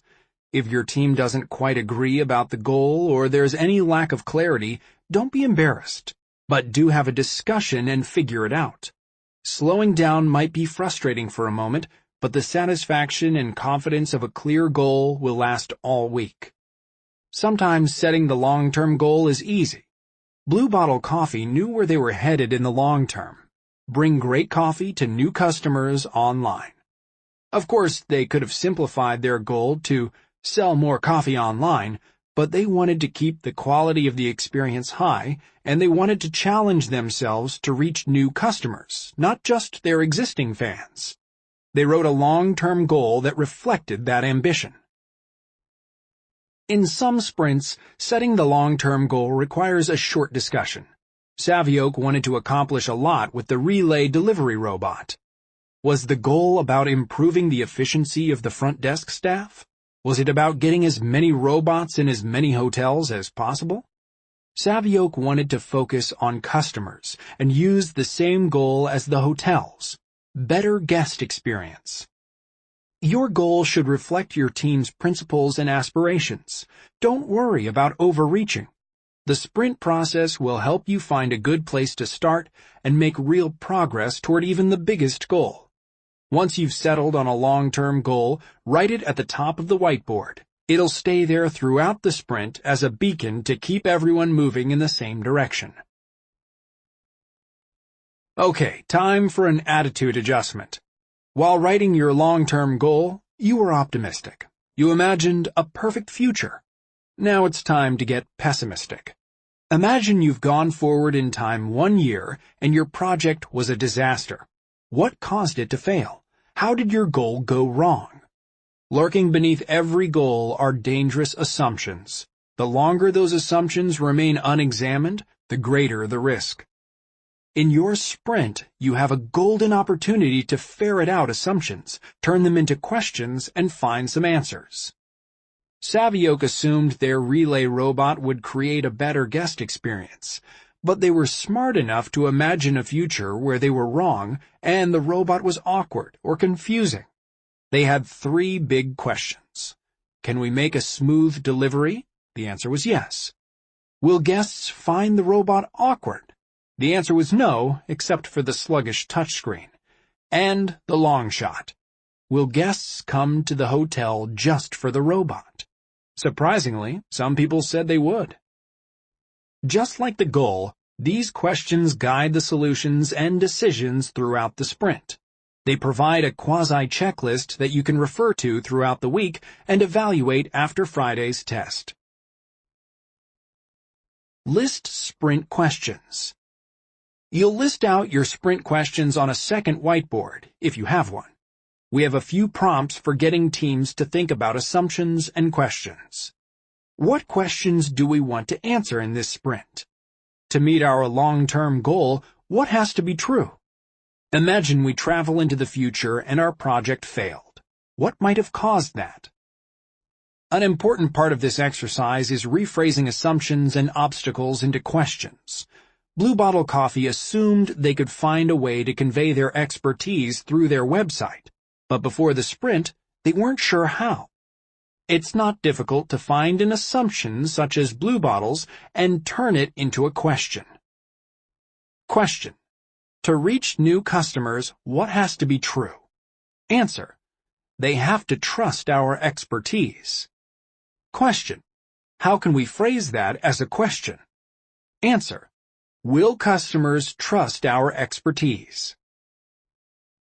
This rephrasing conversation might feel a little weird. Normal people don't have conversations like this one, unless they're Jeopardy contestants. But turning these potential problems into questions makes them easier to track and easier to answer with sketches, prototypes, and tests. It also creates a subtle shift from uncertainty, which is uncomfortable, to curiosity, which is exciting. You might end up with only 1 or 2 sprint questions. That's fine. You might come up with a dozen or more. Also, just fine. If you do end up with a long list, don't worry about deciding which questions are most important. You'll do that at the end of the day on Monday, when you pick a target for the sprint. By starting at the end with these questions, you'll face your fears. Big questions and unknowns can be discomforting, but you'll feel relieved to see them all listed in one place. You'll know where you're headed and what you're up against. Chapter 5. Map. J.R.R. Tolkien's The Lord of the Rings is an epic adventure spanning 3 volumes and hundreds of pages. There are invented languages, histories, backstories, and subplots galore. It's an awesome story, but it's also complicated. Frankly, it's easy to get confused while reading The Lord of the Rings. But Tolkien's got your back. At the beginning of the book is a map. As the characters travel through locations such as Mount Doom, the Mines of Moria, and the Misty Mountains, footnote, for more on the Misty Mountains, refer to Led Zeppelin No. 4. The reader can flip to the map and remind herself where the action's happening and how it all fits together. The map you'll create on Monday isn't so different. A simple diagram representing lots of complexity. Instead of elves and wizards moving through Middle-earth, your map will show customers moving through your service or product. Not quite as thrilling, but every bit as useful. The map is a big deal throughout the week. At the end of the day on Monday, you'll use the map to narrow your broad challenge into a specific target for the sprint. Later in the week, the map will provide structure for your solution sketches and prototype. It helps you keep track of how everything fits together, and it eases the burden on each person's short-term memory. But there's one quality these maps do not have in common with the map from The Lord of the Rings. They're simple. No matter how complicated the business challenge, it can be mapped with a few words and a few arrows. To show you what we mean, we'd like to introduce you to Flatiron Health, a company with a very complex challenge and a very simple map. Outside, a flurry of snow and a lead-gray cloud bank muted the Manhattan skyline, but inside the conference room was cozy. 4 of us, Jake, John, Braden, and Michael Margolis, our research partner, had traveled to New York City for a sprint with Flatiron Health, one of GV's largest investments. We were hosting the sprint at Google's office in Manhattan, a former Port Authority building that covers an entire city block. The office floor plan is confusing. Jake got lost 3 times on the first day. But we'd found our way to an empty room on the 9th floor, pushed the table against one wall, and gathered rolling chairs into a circle around a whiteboard. We already knew Flatiron's backstory. The company was founded by a couple of friends, Nat Turner and Zach Weinberg. In the 2000s, Nat and Zach had built an advertising technology company called Invite Media and sold it to Google. A few years later, the two started thinking about their next startup, and the topic of healthcare kept coming up. Both had seen friends and family struggling with cancer, and had witnessed firsthand the complexities of treatment. Nat and Zach got inspired. Large-scale data analysis, they believed, could sift through piles of medical records and test results and help doctors choose the right treatment at the right time. They left Google and started Flatiron Health. The startup had tremendous momentum. Flatiron had raised more than $130 million in funding and acquired the industry's leading electronic medical records company. They'd hired a world-class team of engineers and oncologists and signed on hundreds of cancer clinics as customers. The pieces were in place to begin a project they believed could have a profound effect on cancer outcomes, improving clinical trial enrollment. Clinical trials provide access to the latest treatments. For some patients, that means drugs which might save their lives. But trials aren't just about new drugs. They're also about better data. The data from every trial is collected and organized, helping researchers learn about the efficacy of new and existing therapies. But in the United States, only 4% of all cancer patients are in clinical trials. The other 96% of cancer treatment data is unavailable to doctors and researchers who might use it to better understand the disease and better treat future patients. Flatiron wanted to make trials available to anyone who was eligible. They hoped to build a software tool to help cancer clinics match patients to trials. A painstaking job to do manually and perhaps the biggest hurdle to trial enrollment. Patients with common forms of cancer might qualify for trials re-examining the efficacy of standard treatment. Patients with rare forms of the disease might qualify for a new, highly targeted therapy. There were so many unique patients and so many trials that it was too much for any human to track. The company decided to start with a sprint and had assembled a great team. The decider was Dr. Amy Abernathy, Flatiron's chief medical officer.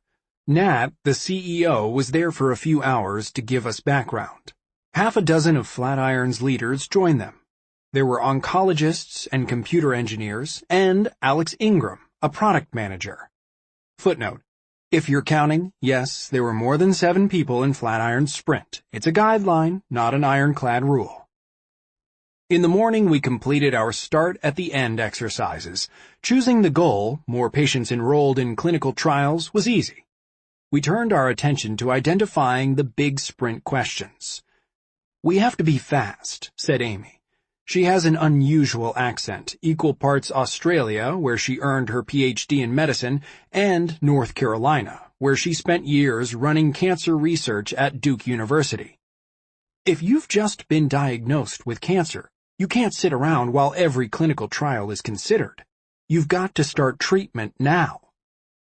Jake uncapped his whiteboard marker and thought for a moment, trying to turn the problem into a question. Then he wrote on the whiteboard for everyone to see. Can we find matches fast enough? Each clinic already has its own ingrained process, said Alex, the product manager. These are teams of people who have been working together in the same way for years.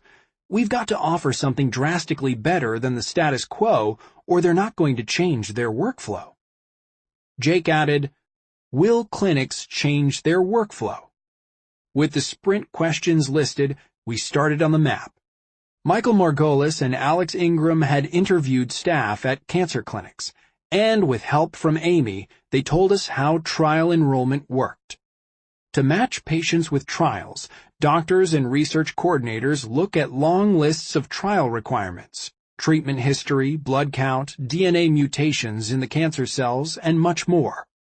As cancer care has become more sophisticated and targeted, those requirements have gotten more specific. For a given trial, you might be talking about a handful of eligible patients across the country, said Amy. It's like looking for needles in a haystack. It was an intricate and messy system, but after an hour of discussion and a lot of revision, we were able to create a simple map. This map can be seen in the PDF accompanying this program. On the left was a list of the people involved in trial enrollment, the patient and the doctor who were central to the treatment decision, and the clinic's research coordinator, who was easy to overlook but might be the best informed about trial availability. From there, the map showed the patient scheduling an appointment, the doctor and staff searching for matching trials, the appointment, the complete enrollment, and finally, the beginning of treatment. Behind those few simple steps were all kinds of difficulties with the enrollment process, overworked staff, missing data, and communication gaps. As Amy had explained to us, many of the doctors who were supposed to suggest trials didn't even know which trials were open at their clinic. In the afternoon, we would have time to go through all of the problems and opportunities. But for now, with this map, we had enough to start. Flatiron Health had a complicated problem and a straightforward map. Your map should be simple too. You won't have to capture every detail and nuance. Instead, you'll just include the major steps required for customers to move from beginning to completion, in this case, from cancer diagnosis to trial enrollment. Let's look at a couple more examples. For bonus points, see if you can spot the common elements in every map. On Monday of their sprint, Savvy Oak had to organize information about robotics, navigation, hotel operations, and guest habits. This map is also available in the PDF accompanying this program. On the first day of their sprint, Blue Bottle Coffee sorted through information about coffee selection, customer support, cafe operations, and distribution channels. This map can also be seen in the PDF accompanying this program. The common elements: each map is customer-centric, with a list of key actors on the left. Each map is a story with a beginning, a middle, and an end. And no matter the business, each map is simple. The diagrams are composed of nothing more than words, arrows, and a few boxes. So now that you know what a map looks like, you're ready to make your own. Make a map. You'll draw the first draft of your map on Monday morning as soon as you've written down your long-term goal and sprint questions. Use the same whiteboard you wrote your goal on and dive in. When we're drawing our maps, we follow these steps. Keep in mind, there's a checklist at the end of this audiobook, so you don't have to memorize this. 1. List the actors on the left. The actors are all the important characters in your story. Most often, they're different kinds of customers.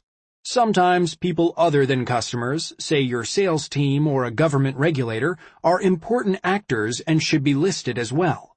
And sometimes, of course, there's a robot. 2.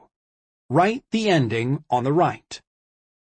It's usually a lot easier to figure out the end than the middle of the story. Flatiron's story ended with treatment. Savvy Oak's story ended with a delivery. And Blue Bottle's story ended with buying coffee. 3. Words and arrows in between. The map should be functional, not a work of art. Words and arrows and the occasional box should be enough. No drawing expertise required. 4. Keep it simple. Your map should have from 5 to around 15 steps. If there are more than 20, it's probably too complicated. By keeping the map simple, the team can agree on the structure of the problem without getting tied up in competing solutions. 5. Ask for help. As you draw, you should keep asking the team, does this map look right? You should be able to make the first quick draft of your map in 30 to 60 minutes. Don't be surprised if you continue to update and correct it throughout the day as you discuss the problem. We never get ours right the first time, but you have to start somewhere. At this point, you will have reached an important milestone. You have a rough draft of your long-term goal, sprint questions, and map.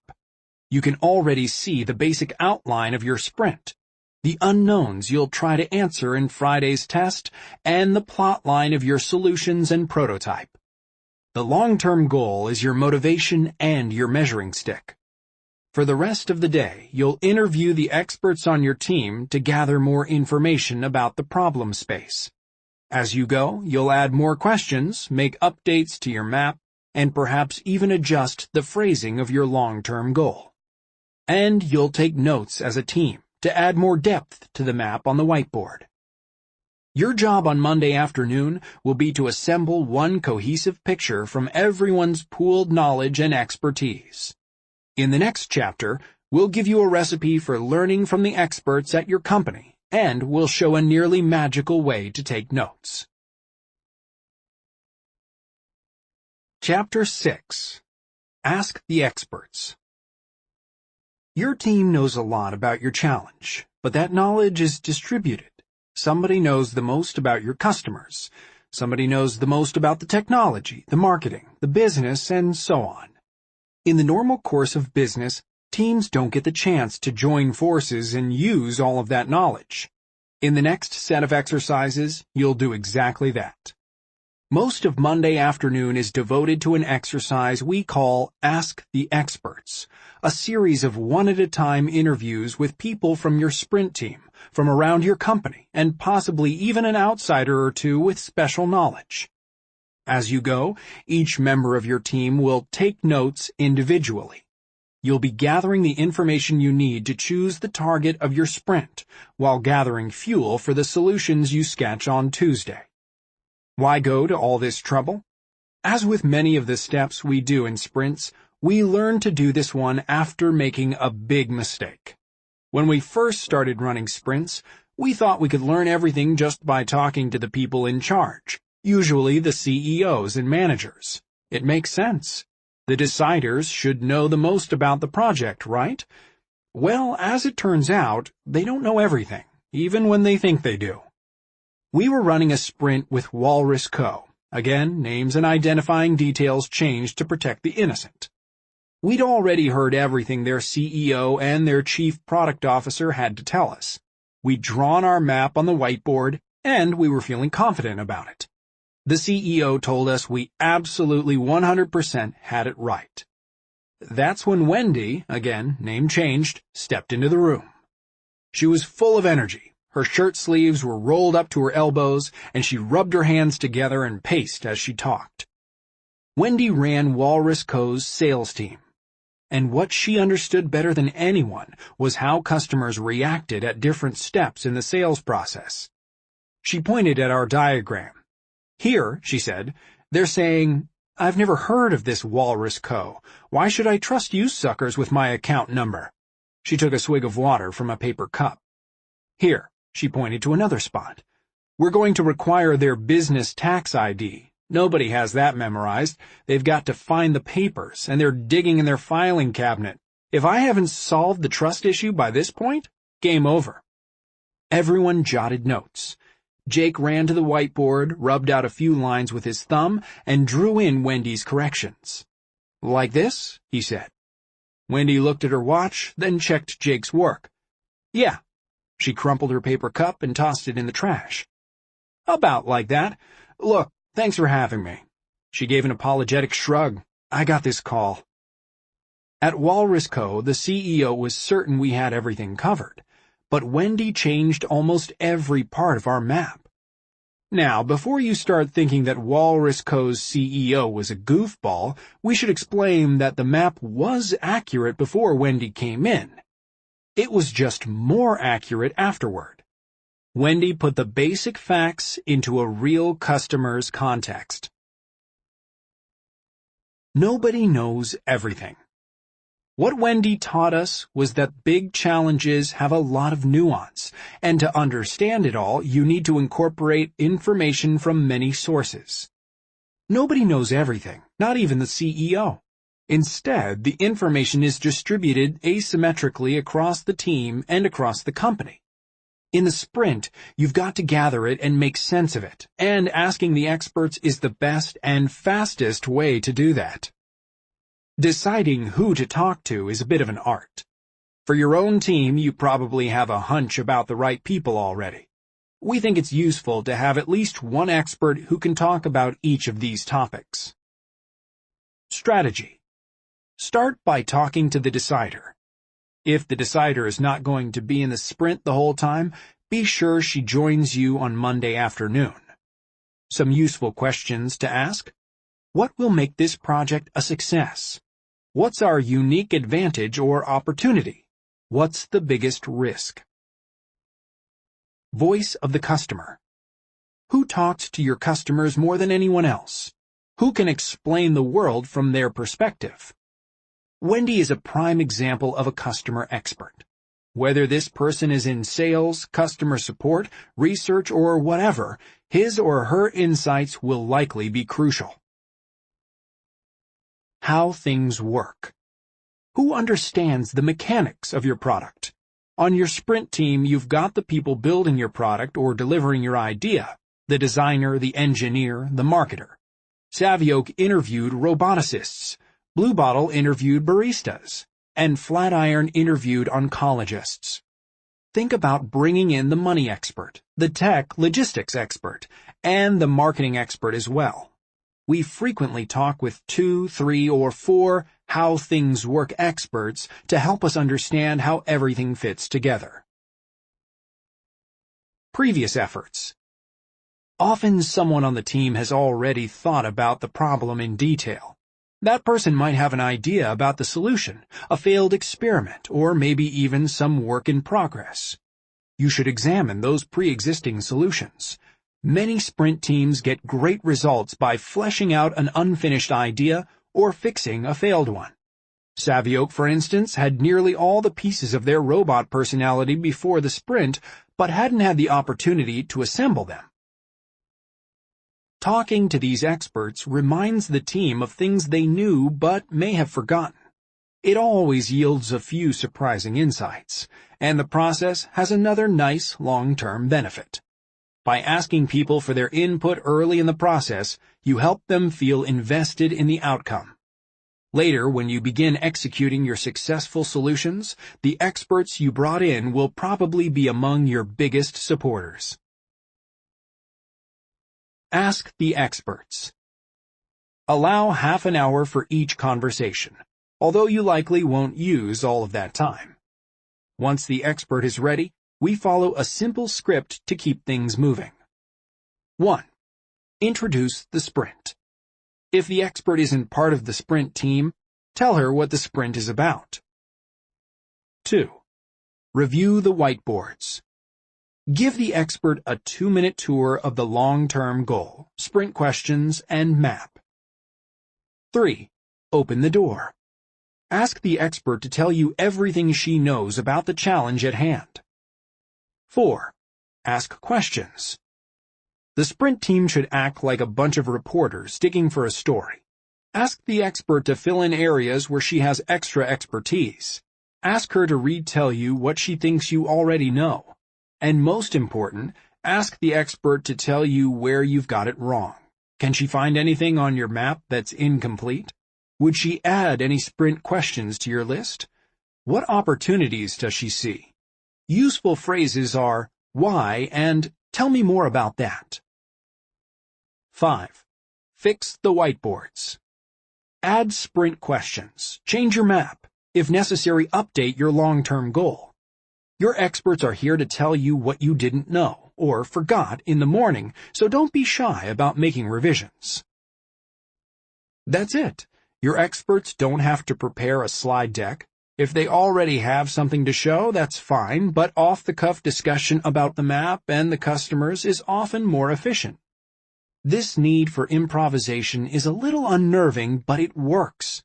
If they're truly experts, they'll tell you things you wouldn't know to ask.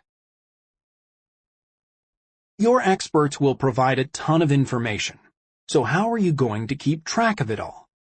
By tomorrow, when the team sketches solutions, a lot of interesting details will have faded from your short-term memory. The whiteboards will be helpful, but they're not enough. You're going to need some additional notes. Imagine that every person on the team took his or her own notes. That would be nice, but if one person alone had an interesting observation, the rest of the group wouldn't benefit from it. Each person's notes would be trapped in his or her notebook. Now imagine that you are a wizard. You wave your magic wand, sheets of paper fly out of everyone's notebooks and organize themselves into one big collection. Then the pages tear themselves into scraps. Then, remember, this is magic, the most interesting scraps separate from the rest and stick themselves onto the wall for all to see. Nice job, wizard. You organized and prioritized the group's notes, and it took no time at all. Unfortunately, we don't know how to do any actual magic, but we do have a technique that results in organized, prioritized notes from the entire team. And it's pretty fast. The method is called How Might We? It was developed at Procter & Gamble in the 1970s, but we learned about it from the design agency IDEO. It works this way. Each person writes his or her own notes one at a time on sticky notes. At the end of the day, you'll merge the whole group's notes, organize them, and choose a handful of the most interesting ones. These standout notes will help you make a decision about which part of the map to target, and on Tuesday, they'll give you ideas for your sketches. With this technique, you take notes in the form of a question beginning with the words, "How might we?" For example, with Blue Bottle, we could ask, how might we recreate the cafe experience? Or, how might we ensure coffee arrives fresh? Now, some folks will bristle at the slightly unnatural, how might we phrasing. We're not naming any names, but, engineers. After all, most people don't talk like that in real life, and combined with writing on sticky notes, it can feel a little silly. We had the same concerns ourselves when we first learned about the how might we method. When we tried it, we came to appreciate how the open-ended, optimistic phrasing forced us to look for opportunities and challenges, rather than getting bogged down by problems or, almost worse, jumping to solutions too soon. And because every question shares the same format, it's possible to read, understand, and evaluate a whole wall full of these notes at once, which is what you'll do later in the afternoon. Take How Might We notes. Every person on the team needs his or her own pad of sticky notes, plain yellow, 3 by 5 inches, and a thick black dry erase marker. We prefer whiteboard markers over Sharpies for 3 reasons. 1, they're more versatile. 2, they don't smell as much. 3, if you hand Jake a Sharpie, he'll accidentally use it on the whiteboard, guaranteed. Using thick markers on a small surface forces everyone to write succinct, easy-to-read headlines. To take notes, follow these steps. 1. Put the letters HMW in the top left corner of your sticky note. 2. Wait. 3. When you hear something interesting, convert it into a question, quietly. 4. Write the question on your sticky note. 5. Peel off the note and set it aside. Each person will end up with a little stack of notes. You'll organize them later. There's no denying that this method is awkward at first, but every team we work with figures it out once they start writing. To better illustrate how all this ask the experts and how might we stuff works, let's look at part of an actual interview and the notes that came out of it. In this scene from Flatiron's Sprint, we're interviewing Dr. Bobby Green, their VP of Clinical Strategy. This is roughly the first 2 minutes of his 15-minute interview. "All right, Bobby," said Jake. "What's missing on our map?" "Well, I can talk a little more about this part." Bobby pointed to the whiteboard where the diagram said, "Search for matching trials." "I'll give you the doctor's perspective here."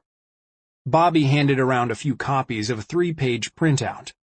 "This is a typical list of criteria for a clinical trial," he said. "When we're trying to decide if a patient might be a match, we're comparing what we know about the patient to lists like this."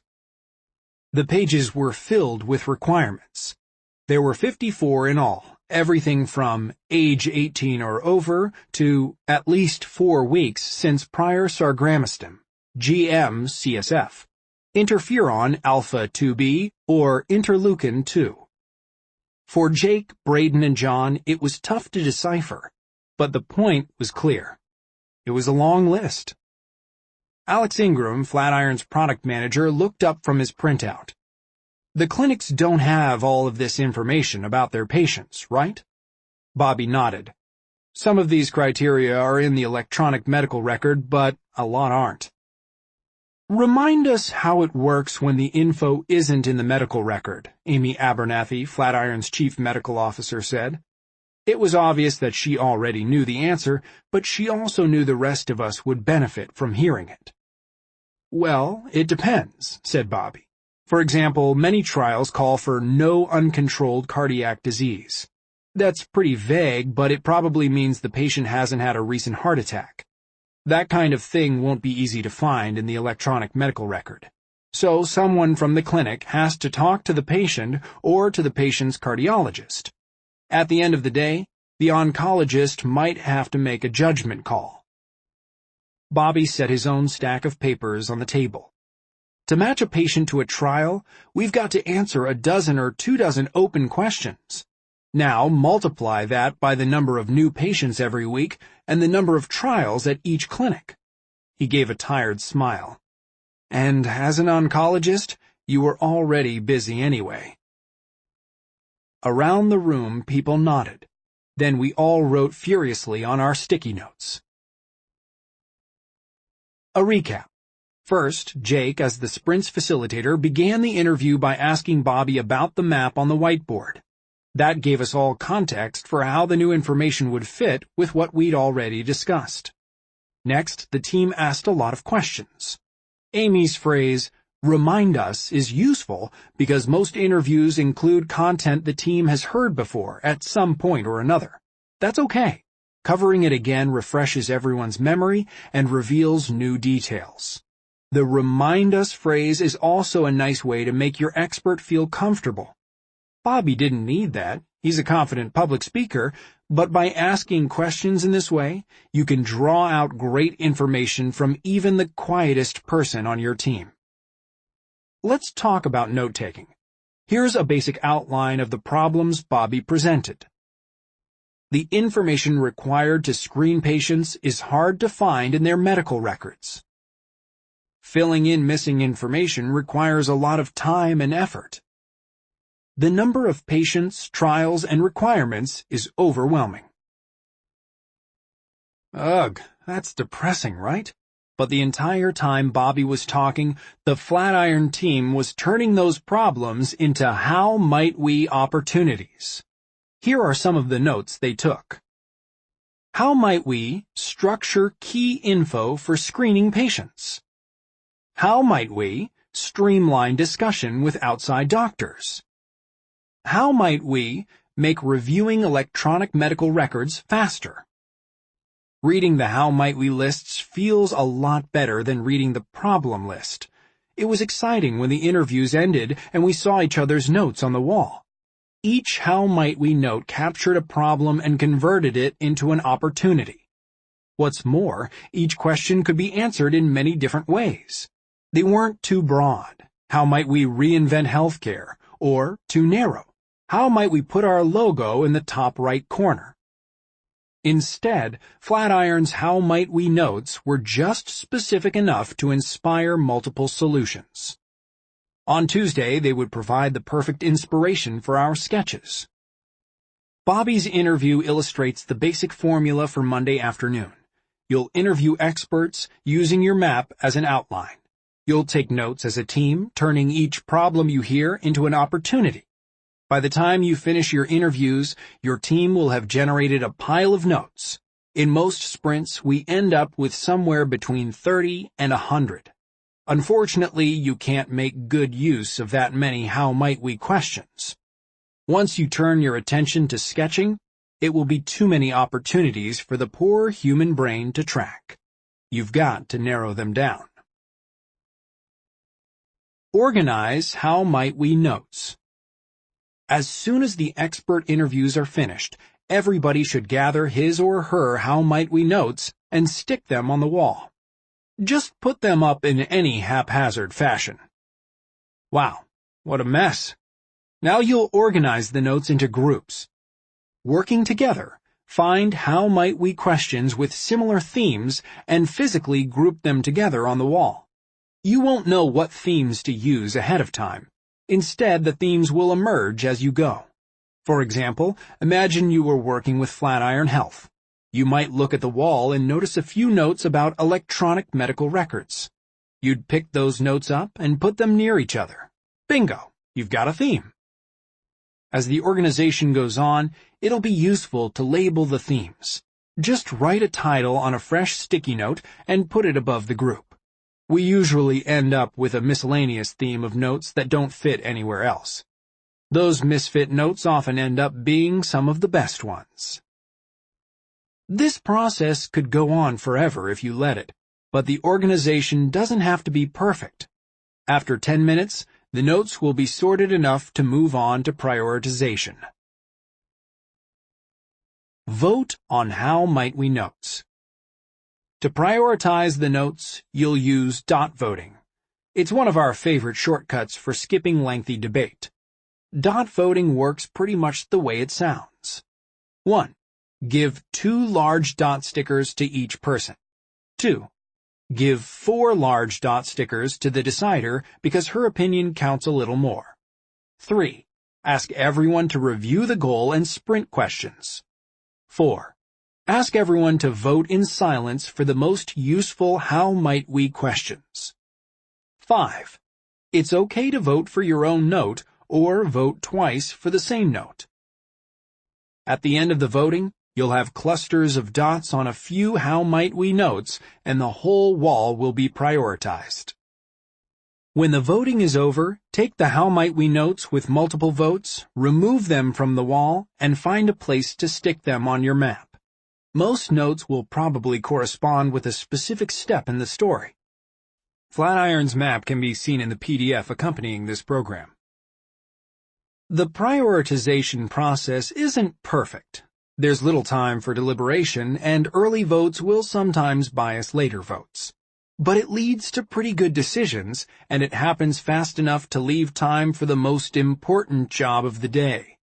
After a look back over your long-term goal, your sprint questions, your map, and the notes you took this afternoon, your team will choose one specific target for the rest of your sprint's efforts. Chapter 7. Target. In 1948, a young scientist named Marie Tharp moved to New York and found a job in the geology department at Columbia University. There she took on an unusual assignment, making the world's first detailed map of the ocean floor. Tharp plotted thousands of sonar soundings with painstaking precision. Where there were gaps between data points, she used her expertise in geology and math to figure out what was missing.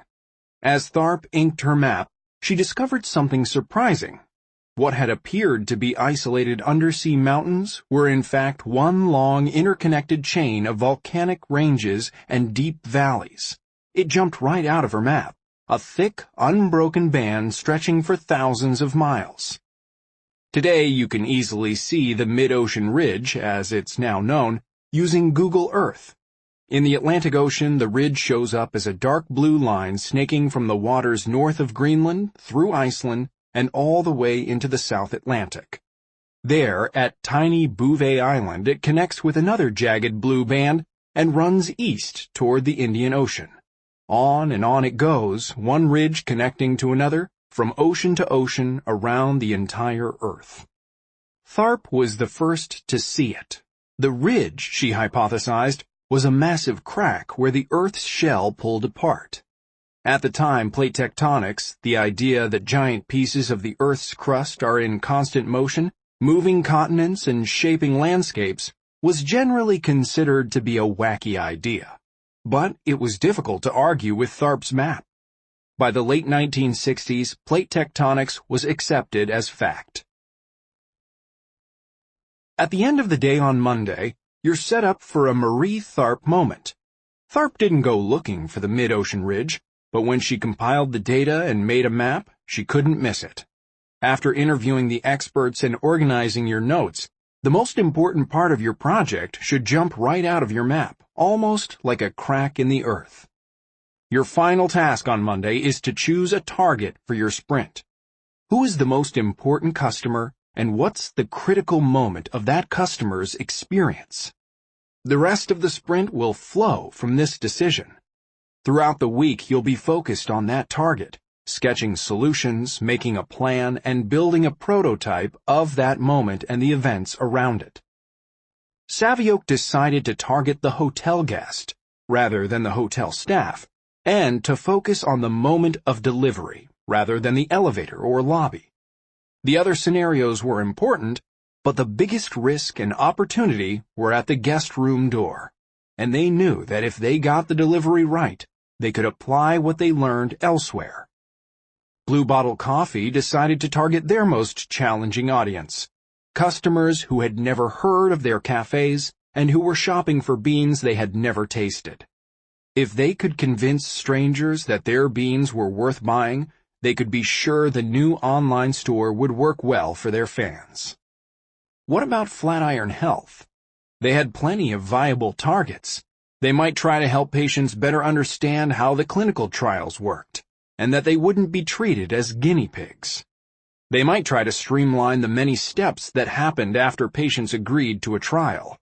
They might send a message to doctors before every appointment, reminding them to consider a trial therapy. The possibilities went on, but Amy, the decider, had to pick one target. Throughout Monday afternoon, we had talked to key experts from the Flatiron team. Janet Donegan, a nurse practitioner with 25 years of experience in oncology clinics, gave an account of the work done by clinic staff. The software engineers, Floyd, DJ, Allison, and Charlie, detailed the world of medical record data. With each interview, the story got a little clearer. Everyone had a chance to share an opinion about what we should focus on. Bobby Green, the VP of Clinical Strategy, thought it would be best to build a tool for doctors. The engineers wanted to focus on research coordinators. Both had excellent arguments. By late afternoon, the snowfall had thickened, and everybody had a cup of coffee in hand. We were all gathered around a whiteboard where the team had drawn and redrawn the map. The top "How might we" notes were stuck beside corresponding steps in the process. To an outsider, it might have looked like a mess of arrows, text, and sticky notes. To our team, it was as clear as Gene Kranz's diagram of the Apollo 13 flight path. At last, it was time to make the final decision about where to focus the sprint. Amy needed to choose one target customer and one target moment on the map. Those of us from GV were bracing for a long discussion, but when Jake asked Amy if she was ready, she nodded and grabbed a marker. Right here. Amy made 2 circles on the whiteboard. This map can be seen in the PDF accompanying this program. The research coordinators, she said, when they're searching to see if a new patient matches a trial. It's the top of the funnel, where we can evaluate the most patients, and it's the coordinator's primary job to match patients with trials. We won't be competing for attention like we would be with the doctors. Around the room, the Flatiron team nodded, as if Amy's choice was obvious. We looked at Bobby Green. Earlier that afternoon, he'd made a great argument for focusing on doctors, since they were closer to the treatment decision. Like Amy, Bobby was an oncologist, and he'd spent years running a cancer clinic. He knew what he was talking about. But Bobby had come around. Doctors' behavior is tough to change, and our system won't be perfect at first. The research coordinators will be more tolerant when we make mistakes. This is the right target, Amy said. If we can help coordinators find more matches, it'll be a giant first step. In all of our sprints with startups, we've never encountered anything more convoluted than clinical trial enrollment. Yet for Amy, the target was as obvious as the mid-ocean ridge. It jumped right out of the map, and the rest of the team found it easy to commit to her decision. Of course, we shouldn't have been surprised. Amy wasn't the decider by accident. She had deep expertise and a strong vision. As for the rest of the team, throughout the day they had all heard the same information, seen the same notes, and agreed to the same map. Everyone had a chance to register his or her opinion. By Monday afternoon, they had clarity about the challenge, the opportunity, and the risk. The target was obvious to them, too. Once you've clustered your team's how might we notes, the decision about where to focus your sprint will likely be easy. It's the place on your map where you have the biggest opportunity to do something great, and also, perhaps, the greatest risk of failure. Pick a target. The decider needs to choose one target customer and one target event on the map. Whatever she chooses will become the focus of the rest of the sprint. The sketches, prototype, and test all flow from this decision. Ask the decider to make the call.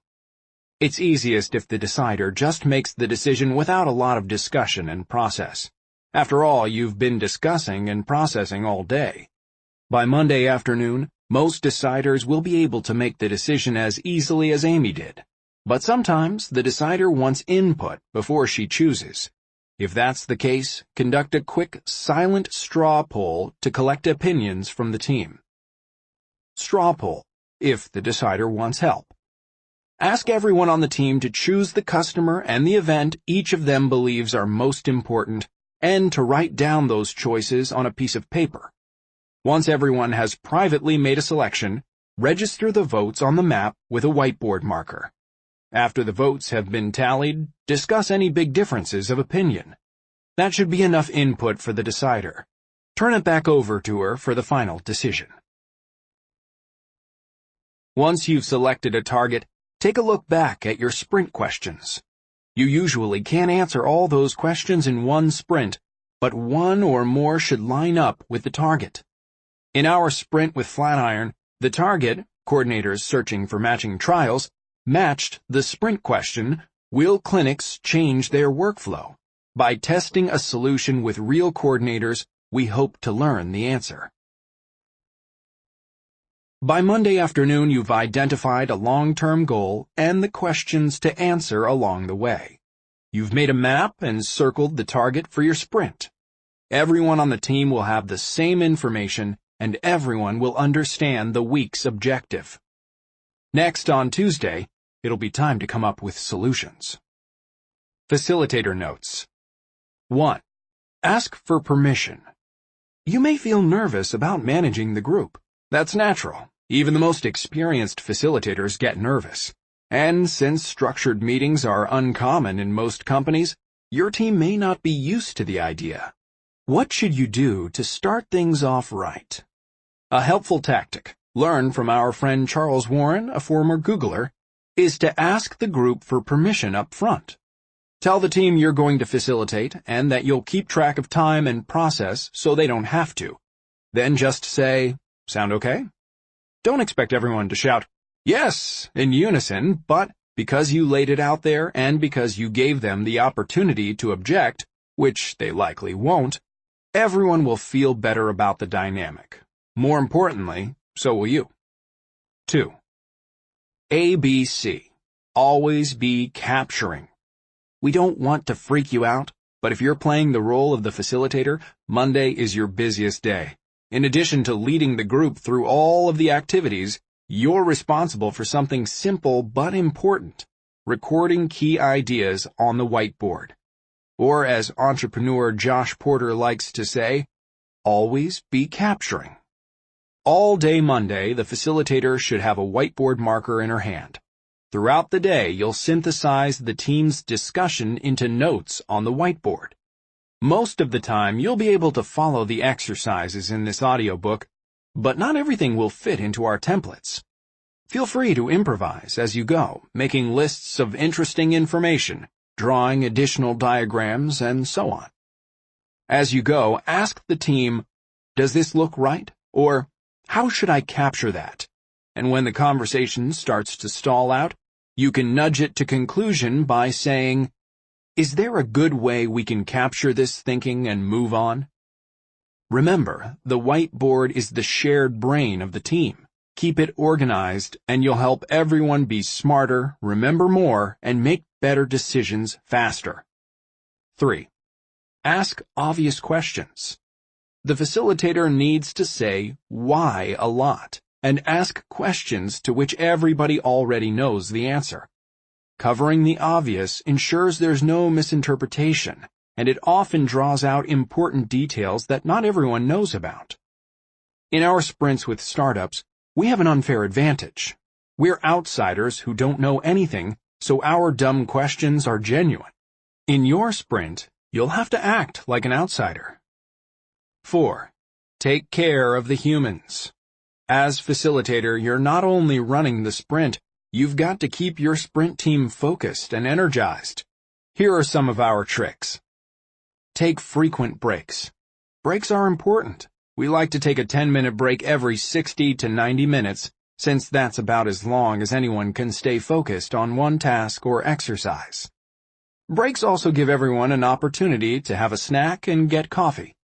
When the team is not hungry and/or suffering from caffeine withdrawal, your job as facilitator is much easier. Lunch late.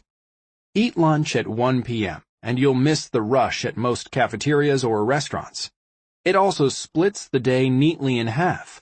You'll work for 3 hours from 10 a.m. to 1 p.m., then another 3 from 2 p.m. to 5 p.m. Eat light and often. Provide good, nutritious snacks in the morning and throughout the day, and be careful of eating a heavy lunch. No burritos, pizza, foot-long subs, or all-you-can-eat buffets. We learned the hard way, Indian food burritos with tortillas made of naan, how these lunch foods can kill a group's momentum in the afternoon. 5. Decide and move on. Throughout the sprint week, there are many large and small decisions. For the biggest decisions, we've given you a script, like Monday's target or the narrowing of sketches you'll find on Wednesday. But you'll have to handle some smaller decisions on your own. Slow decisions sap energy and threaten the timeline of the sprint. Don't let the group dissolve into unproductive debates that aren't moving you toward a decision.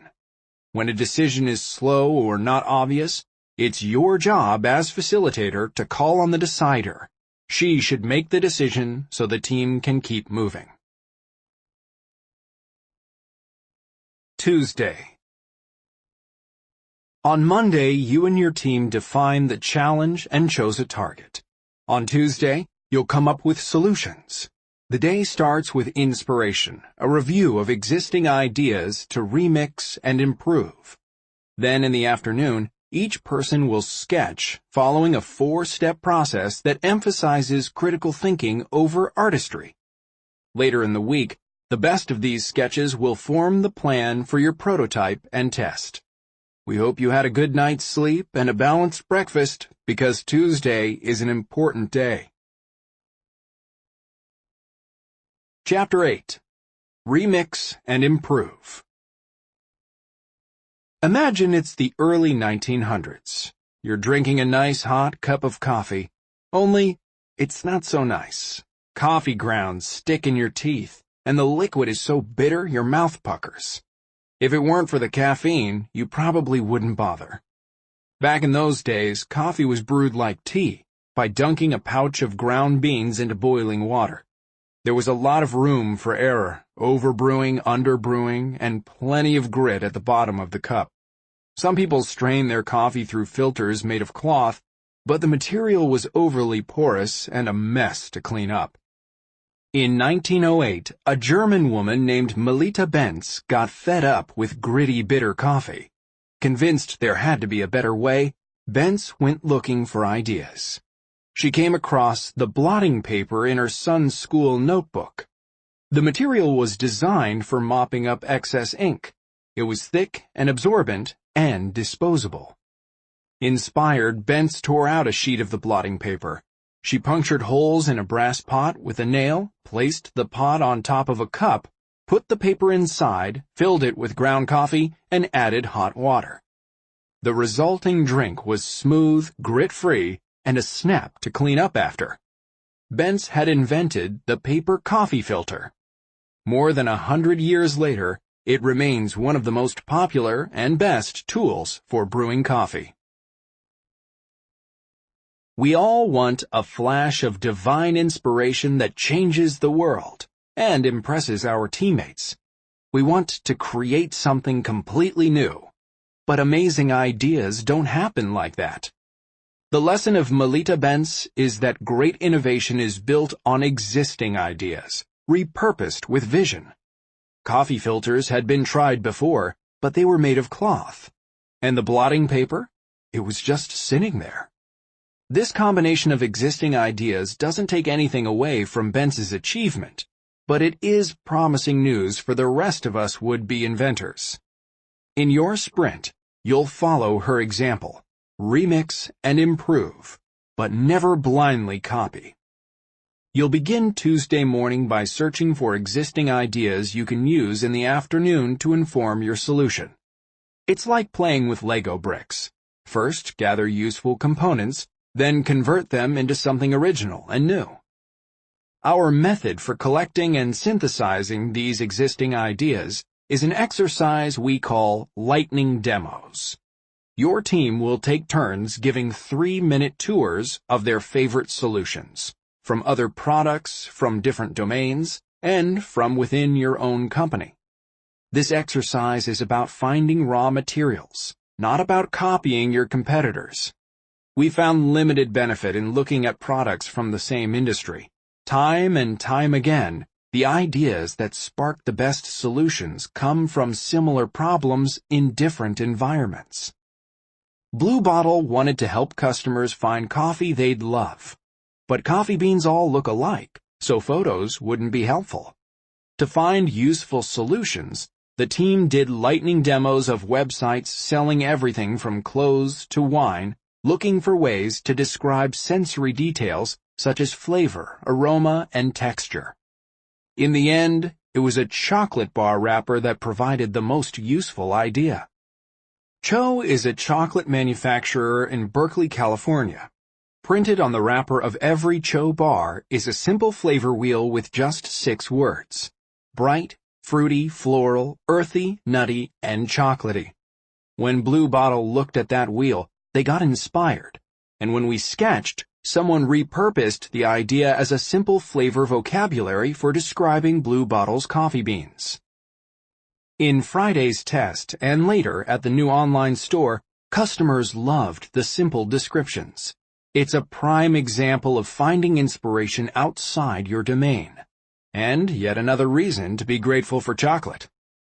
Sometimes the best way to broaden your search is to look inside your own organization. Great solutions often come along at the wrong time, and the sprint can be a perfect opportunity to rejuvenate them. Also look for ideas that are in progress but unfinished, and even old ideas that have been abandoned. In Savioke's sprint, an unfinished design for the robot's eyes became the heart of the relay's personality. Savioke wanted to avoid the expectations of fictional robots who can carry on conversations and think independently. Both Steve, the CEO, and Adrian, the head designer, were convinced they could convey the right feeling with just a pair of eyes. So on Tuesday morning of our sprint with Savioke, we spent an hour looking at eyes. We reviewed the eyes of robots in movies. We reviewed the eyes of animated characters. One stood out, a non-talking cartoon creature from the Japanese movie My Neighbor Totoro, who conveyed a peaceful expression with a placid, slow-moving gaze. But the eyes that won our hearts had been there all along. Adrian showed us a variety of styles he had created long before the sprint. One design had the peaceful manner of the Totoro creature, combined a simple visual style that perfectly fit the robot's aesthetic. In Friday's test, those simple blinking eyes conveyed a friendly personality without promising conversation. Like Savioke, you and your team should look far afield and close to home in your search for existing solutions. If you do, you're sure to uncover surprising and useful ideas. Lightning demos. Lightning demos are pretty informal. Here's how they work. Make a list. Ask everyone on your team to come up with a list of products or services to review for inspiring solutions. Coming up with these lists on the spot is easier than it sounds, but if you like, you can assign it as homework on Monday night. Remind people to think outside of your industry or field, and to consider inspiration from within the company. In Flatiron's sprint, the team looked at products in the medical field, such as websites for clinical trials and software that analyzed DNA. But they also looked at similar problems in different fields. They looked at tools for filtering email, task apps that sorted to-dos, management software that sorted projects and deadlines, and even the way airlines let passengers configure flight notifications. Finally, they looked at experimental projects that their own engineers had built, but not quite finished. Everything you review should contain something good you can learn from. It's not helpful to review crummy products. After a few minutes of thinking, everyone should narrow down to his or her top 1 or 2 products. Write the collected list on the whiteboard.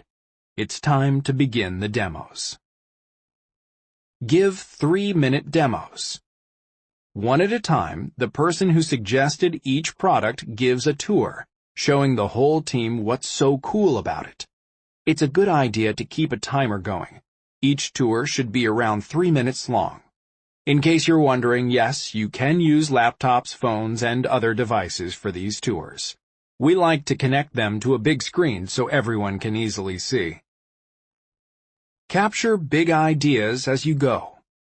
Your 3-minute lightning demos will go by quickly, and you don't want to rely on short-term memory to keep track of all the good ideas. Remember the always be capturing mantra and take notes on the whiteboard as you go. Start by asking the person who's giving the tour, "What's the big idea here that might be useful?"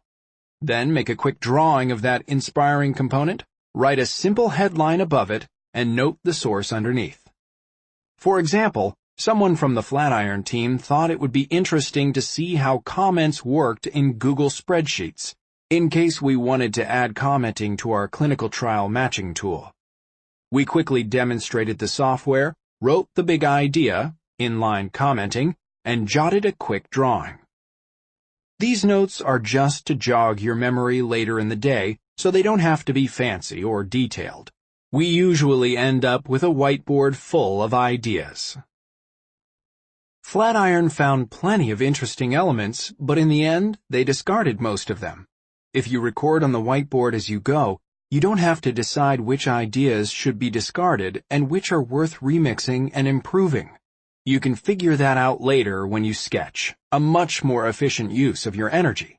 For now, don't make decisions and don't debate. Just capture anything that might be useful. By the end of your lightning demos, you should have a whiteboard full of 10 to 20 ideas. That's enough to make sure you've captured each person's best inspiration, but it's a small enough set that you won't be overwhelmed when you start to sketch. Like the ideas on Flatiron's list, most won't turn into anything, but 1 or 2 may inspire a great solution. If you look hard enough, you can usually find your blotting paper. When you combine the ideas you just captured with Monday's map, your sprint questions, and your How Might We notes, you've got a wealth of raw material. In the afternoon, you'll turn that raw material into solutions. But before you do, you need to form a quick strategy. Should your team split up to tackle different parts of the problem? Or should you all focus on the same spot?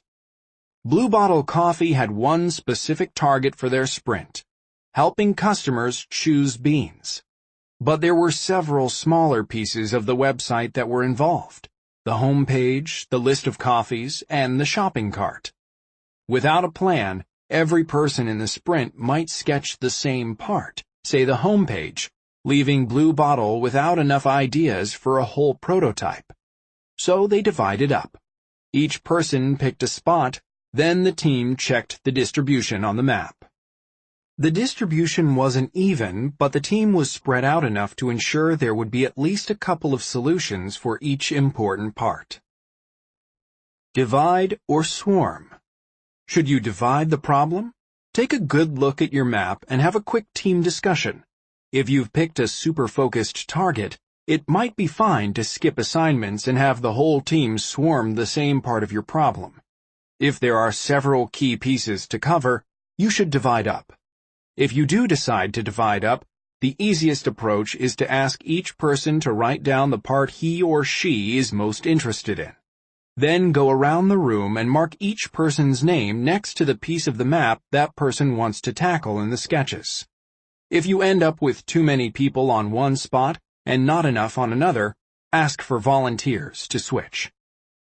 Once each person knows his or her assignment, it's time to get yourself some lunch. You'll need energy for the afternoon because after all of your preparation, you're finally going to get a chance to sketch some solutions. Wait a minute. Did somebody say sketch? Chapter 9. Sketch. Sarah Geruso, Blue Bottle Coffee's customer support lead, looked uneasy, and she wasn't the only one. James Freeman, the CEO, furrowed his brow. It was Tuesday afternoon of Blue Bottle's sprint. Sunlight made rectangles on the carpet. Somewhere on the street below, a car honked. And there, in the middle of the sprint room on a coffee table, was the source of the team's consternation.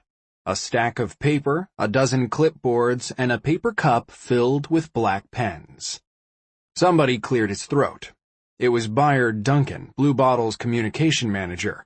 As everyone turned, he cracked a sheepish smile. "So," he said, "what if I can't draw?" On Tuesday afternoon, it's time to come up with solutions. But there will be no brainstorming, no shouting over one another, no deferring judgment so wacky ideas can flourish. Instead, you'll work individually, take your time, and sketch.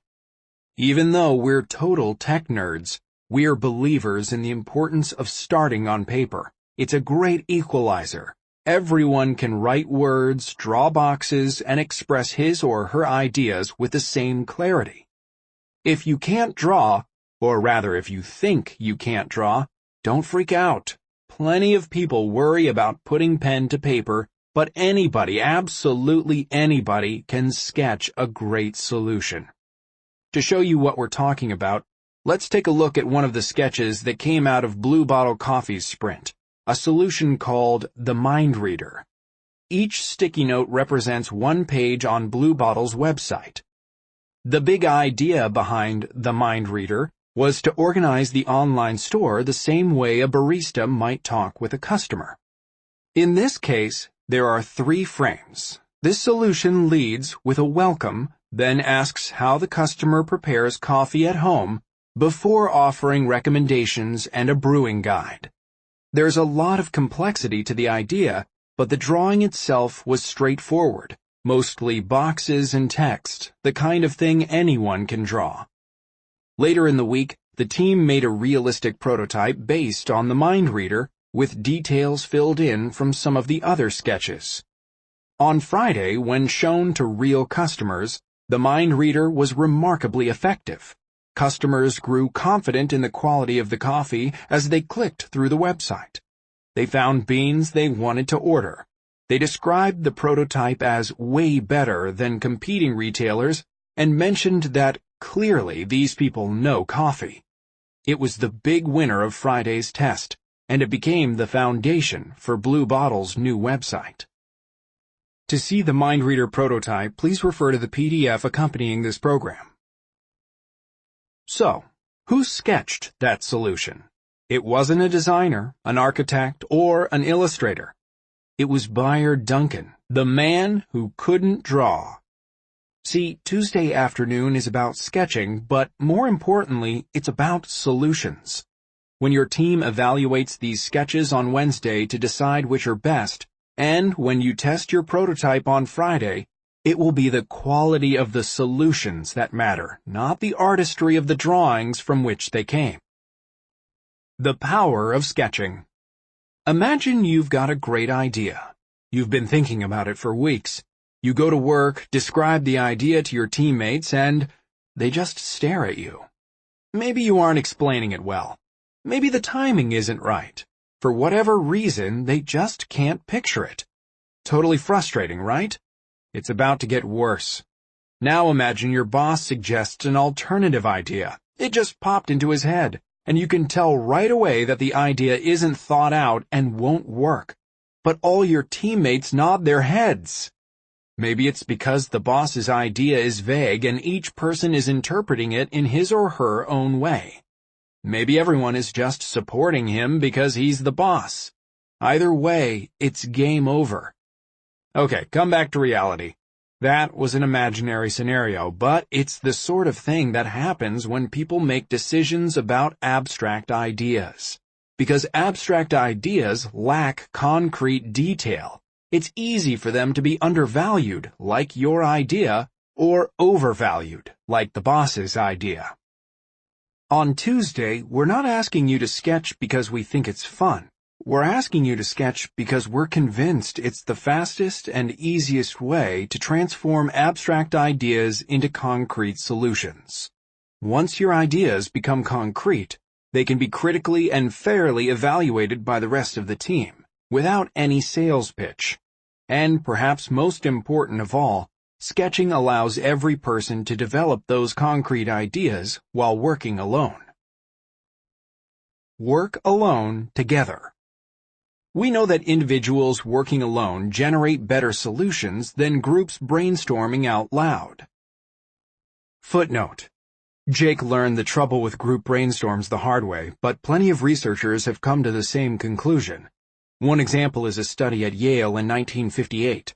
Individuals competed with brainstorming groups to solve the same problem. The individuals dominated. They generated more solutions, and their solutions were independently judged to be higher quality and more original. In-your-face group brainstorming. And yet, over half a century later, teams are still running group brainstorms. Perhaps it's because brainstorm is such a catchy name. Working alone offers time to do research, find inspiration, and think about the problem. And the pressure of responsibility that comes with working alone often spurs us to our best work. But working alone isn't easy. The individual has to not only solve the problem, but also invent a strategy for solving the problem. If you've ever sat down to work on a big project and wound up reading the news instead, you know how hard this work can be. In our sprints, we work alone, but we follow specific steps to help everyone focus and make progress. When each person sketches alone, he or she will have time for deep thought.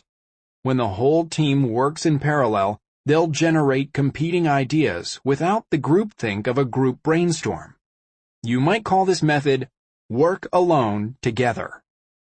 The sketches you create on Tuesday will become the fuel for the rest of the sprint.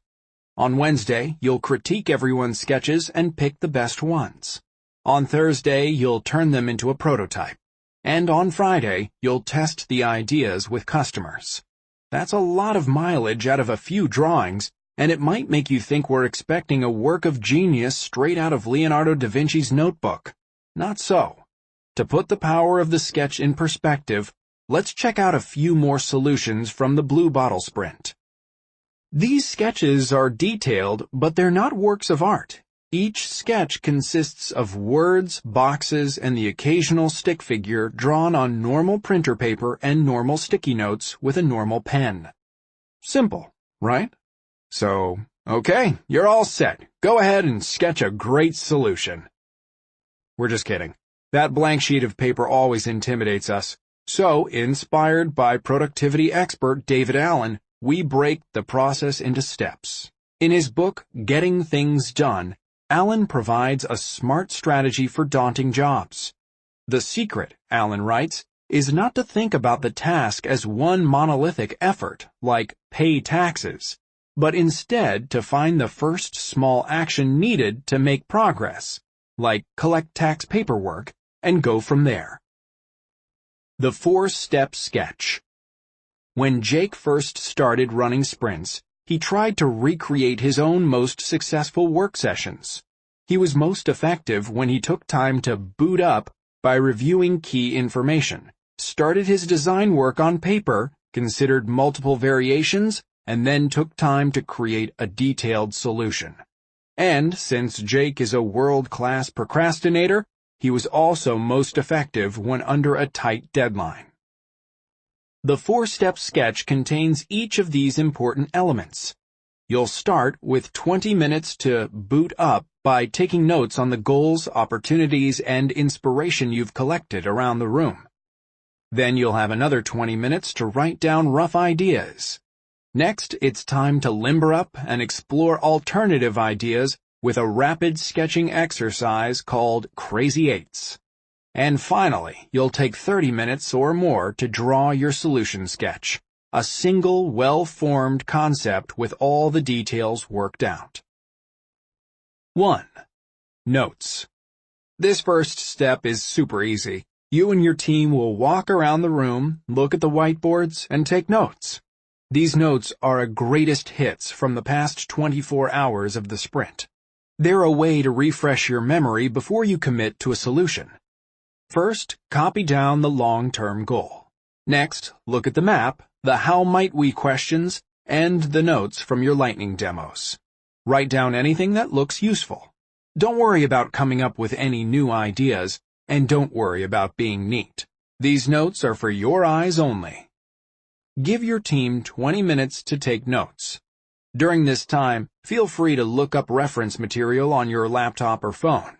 Sometimes people want to take a second look at something they saw in the morning's lightning demos, or research some specific details from their company's own product or website. Whatever the purpose, this moment is a rare exception to the no devices rule. And don't forget to re-examine old ideas. Remember, they're often the strongest solutions of all. At the end of notes time, the team closes their laptops and phones. Take another 3 minutes to review what you wrote down. Circle the notes that stand out. They'll help you in the next step. 2.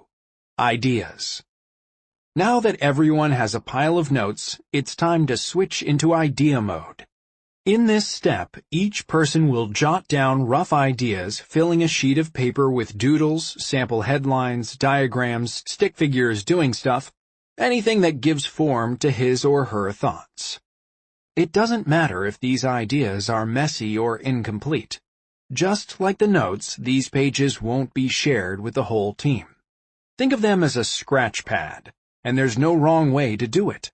As long as everyone is thinking and writing stuff on paper, you're on the golden path. Take 20 minutes for idea generation. When you're finished, spend an extra 3 minutes to review and circle your favorite ideas. In the next step, you'll refine these promising elements. 3. Crazy Eights. Crazy Eights is a fast-paced exercise. Each person takes his or her strongest ideas and rapidly sketches 8 variations in 8 minutes. Crazy Eights forces you to push past your first reasonable solutions and make them better, or at least consider alternatives. And before you get the wrong idea, the crazy in Crazy Eights refers to the pace, not the nature of the ideas. Forget about the traditional brainstorm advice to be goofy. We want you to focus on good ideas, the ones you believe will work and help you hit your goals, and use Crazy Eights to tweak and expand on those good ideas. Each person begins Crazy Eights with a single sheet of letter-size paper. Fold the paper in half 3 times so you have 8 panels. Set a timer to 60 seconds. Hit Start and begin sketching. You have 60 seconds per section for a total of 8 minutes to create 8 miniature sketches. Go fast and be messy. As with the notes and ideas, Crazy Eights will not be shared with the team. The exercise works best when you sketch several variations of the same idea. Take a favorite piece from your ideas sheet and ask yourself, what would be another good way to do this?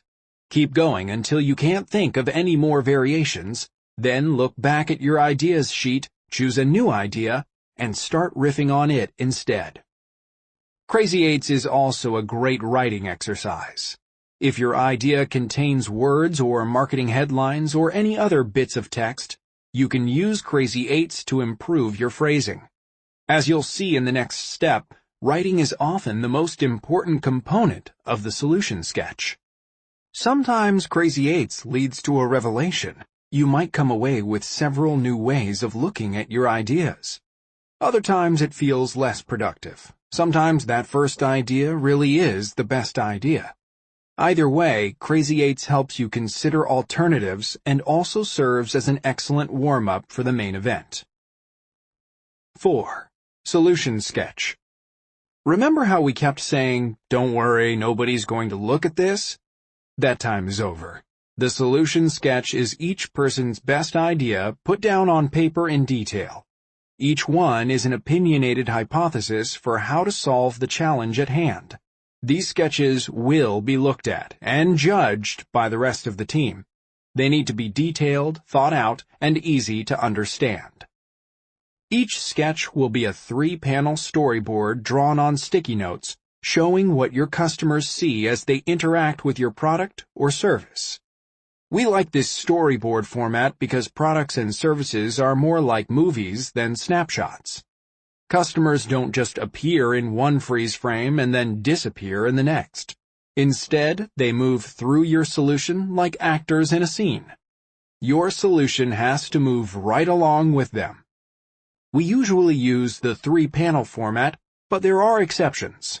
Sometimes a sprint will be focused on a single part of the customer experience. For instance, the home page, the front page of a medical report, the office lobby, or even the cover of a book. If your team has a single scene challenge, you might want to create a full-page sketch so you can show even more detail. With either format, there are a few important rules to keep in mind. 1. Make it self-explanatory.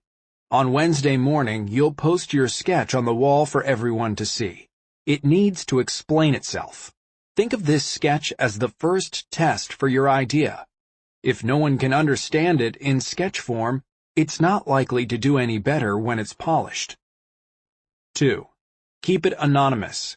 Don't put your name on your sketch, and be sure that everyone uses the same paper and the same black pens. On Wednesday, when you evaluate everyone's sketch, this anonymity will make it much easier to critique and choose the best ideas. 3. Ugly is okay.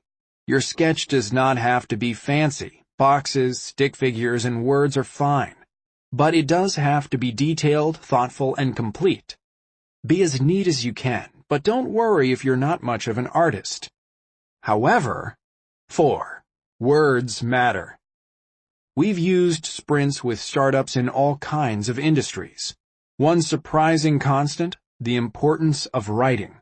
Strong writing is especially necessary for software and marketing, where words often make up most of the screen. But choosing the right words is critical in every medium, so pay extra close attention to writing in your sketch. Don't use lorem ipsum or draw those squiggly lines that mean text will go here. That text will go a long way to explain your idea, so make it good and make it real. 5. Give it a catchy title. Since your name won't be on your sketch, give it a title. Later, these titles will help you keep track of the different solutions as you're reviewing and choosing. They're also a way to draw attention to the big idea in your solution sketch. Buyer Duncan titled his The Mind Reader, partly for fun and partly to highlight the idea of making the perfect coffee match. Okay, get your paper ready. Refer to your notes, ideas, and Crazy Eights. Then uncap your pens, fasten your safety belts, and make sure your seat backs and tray tables are in their fully upright and locked positions. Your solution sketches are ready for takeoff. Each person is responsible for creating one solution sketch. If a few folks get inspired and want to sketch more than one, that's okay. But don't overdo it. Each additional sketch means more work reviewing and narrowing down on Wednesday. Not only that, but we've noticed that the first batch tend to be the strongest, and there are diminishing returns beyond 10 to 12 solution sketches. 30 minutes should be enough time for everyone to finish one sketch. Once everybody is finished, put the solution sketches in a pile, but resist the urge to look at them. You'll only see them for the first time once, and you should save those fresh eyes for Wednesday. Facilitator notes. Find customers for Friday. On Monday or Tuesday, we start the process of finding customers for Friday's test. That means one person needs to do some extra work outside of the sprint. It takes all week, but only an hour or two a day to screen, select, and recruit the best matches. Ideally, someone besides the facilitator should take responsibility for recruiting, since the facilitator will be busy enough as it is. There are two ways to find the right customers for your test. If you have fairly easy-to-find customers, you'll use Craigslist. If you have hard-to-find customers, you'll use your network. Recruit customers with Craigslist. Most of the time, to recruit people who exactly match our target customer, we use Craigslist. We know it sounds crazy, but it works. It's how we found perfect participants for our tests with Savioke and Blue Bottle Coffee, and dozens of other companies. The secret is to post a generic ad that will attract a broad audience, then link to a screener survey to narrow down to your target customers. First, you'll write your generic ad. You want to be sure you don't reveal what you're testing or the kind of customer you're seeking. We offer a small stipend or token of appreciation, usually a $100 gift card, to pique the interest of potential customers. Post in the etc. jobs with something like this. $100 customer research interviews on August 2nd, San Francisco. I'm scheduling 60-minute research interviews in San Francisco on Thursday, August 2nd. Selected participants who complete the interviews will receive $100 Amazon gift cards. Please complete this short questionnaire. Click here. As you can see, this ad could be about anything. Coffee, robots, whatever. A generic ad in a big city may attract hundreds of applicants. So with the right screener, you'll be able to find 5 people who fit your customer profile. Write a screener survey. The screener survey is a simple questionnaire for interested people to fill out. You'll need to ask the right questions to find the right people. Start by writing down characteristics of the customers you want to test with. Then translate those characteristics into something you can discover with your survey. Do the same thing for characteristics you want to exclude. For example, people with too much expertise in your industry. Blue Bottle Coffee wanted to interview coffee-drinking foodies. To find these customers, we used measurable criteria like they drink at least 1 cup of coffee per day, they read food-related blogs and magazines, and they eat at restaurants at least once per week. We excluded people who didn't make coffee at home or drank coffee infrequently. Next, write questions for every one of your criteria. It's important to write questions that don't reveal the right answers. Some people will try to game the survey just so they can get the gift card. For example, rather than asking people whether they go to restaurants, ask, in a typical week, how many times do you eat out? Instead of asking if applicants read food blogs, try something like this. Do you regularly read blogs or magazines dedicated to any of the following topics? Sports, food, news, coffee, cocktails, parenting, gardening, cars. In each of these examples, we had a right answer in mind, but there was no way that the person filling out the survey could predict what it was. After you've turned your criteria into questions, create your survey. We always use Google Forms. It's easy to set up, and the responses go right into a Google spreadsheet that you can sort and filter. Once your screener survey is ready and your ad is live on Craigslist, the responses will start rolling in. Look through the survey results and pick out customers who match your criteria. By Wednesday afternoon, you can start getting in touch with people and scheduling your interviews for Friday. Craigslist works surprisingly well for finding customers who aren't familiar with your company. But what about existing customers or hard-to-find professionals with uncommon jobs? You'll need a different strategy. Recruit customers through your network. Finding existing customers is generally pretty easy. You probably already have the means to reach them. Consider email, newsletters, in-store posters, Twitter, Facebook, or even your own website. The hard-to-find customers are not actually so hard to find either. Here's why. If you're an oncology company, you probably know some oncologists. If you're working in finance, you probably know other people who work in finance, and so on. Your sales or business development teams can help you get in touch. And if that fails, you can reach out to professional associations, community groups, student groups, or your personal network. When we interviewed restaurant managers for a sprint back in 2011, we got in touch with the membership director of a local restaurant association. Whether you're seeking out hard-to-find customers, existing customers, or recruiting a broad audience on Craigslist, there's one part of the process that shouldn't change. Make sure potential interview candidates match your screening criteria. With only 5 interviews, it's important to talk to the right people. The entire sprint depends on getting good data in Friday's test, so whoever takes charge of recruiting your customers should take the job seriously. Even though this recruiting happens behind the scenes, it's as important as the team activities. For a sample screening survey and other online resources, take a look at thesprintbook.com. Wednesday. By Wednesday morning, you and your team will have a stack of solutions. That's great, but it's also a problem. You can't prototype and test them all. You need one solid plan. In the morning, you'll critique each solution and decide which ones have the best chance of achieving your long-term goal. Then in the afternoon, you'll take the winning scenes from your sketches and weave them into a storyboard, a step-by-step plan for your prototype.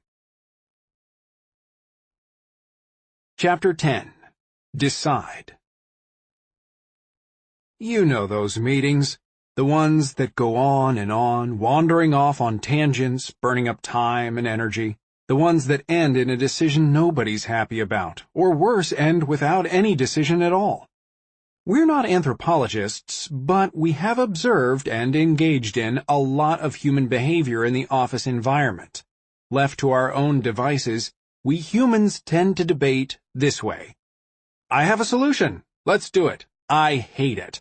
Let me explain. I have another solution. Ooh, I like the new one. Hate the new one. But wait, let me explain the first one. Okay, we're exaggerating, but not that much. You might recognize this kind of back and forth. Someone comes up with a solution, the group critiques it, someone tries to explain the details, and then someone else has a new idea. Solution. Critique, critique, solution, solution, critique, critique, solution. These discussions are frustrating because humans have limited short-term memory and limited energy for decision-making.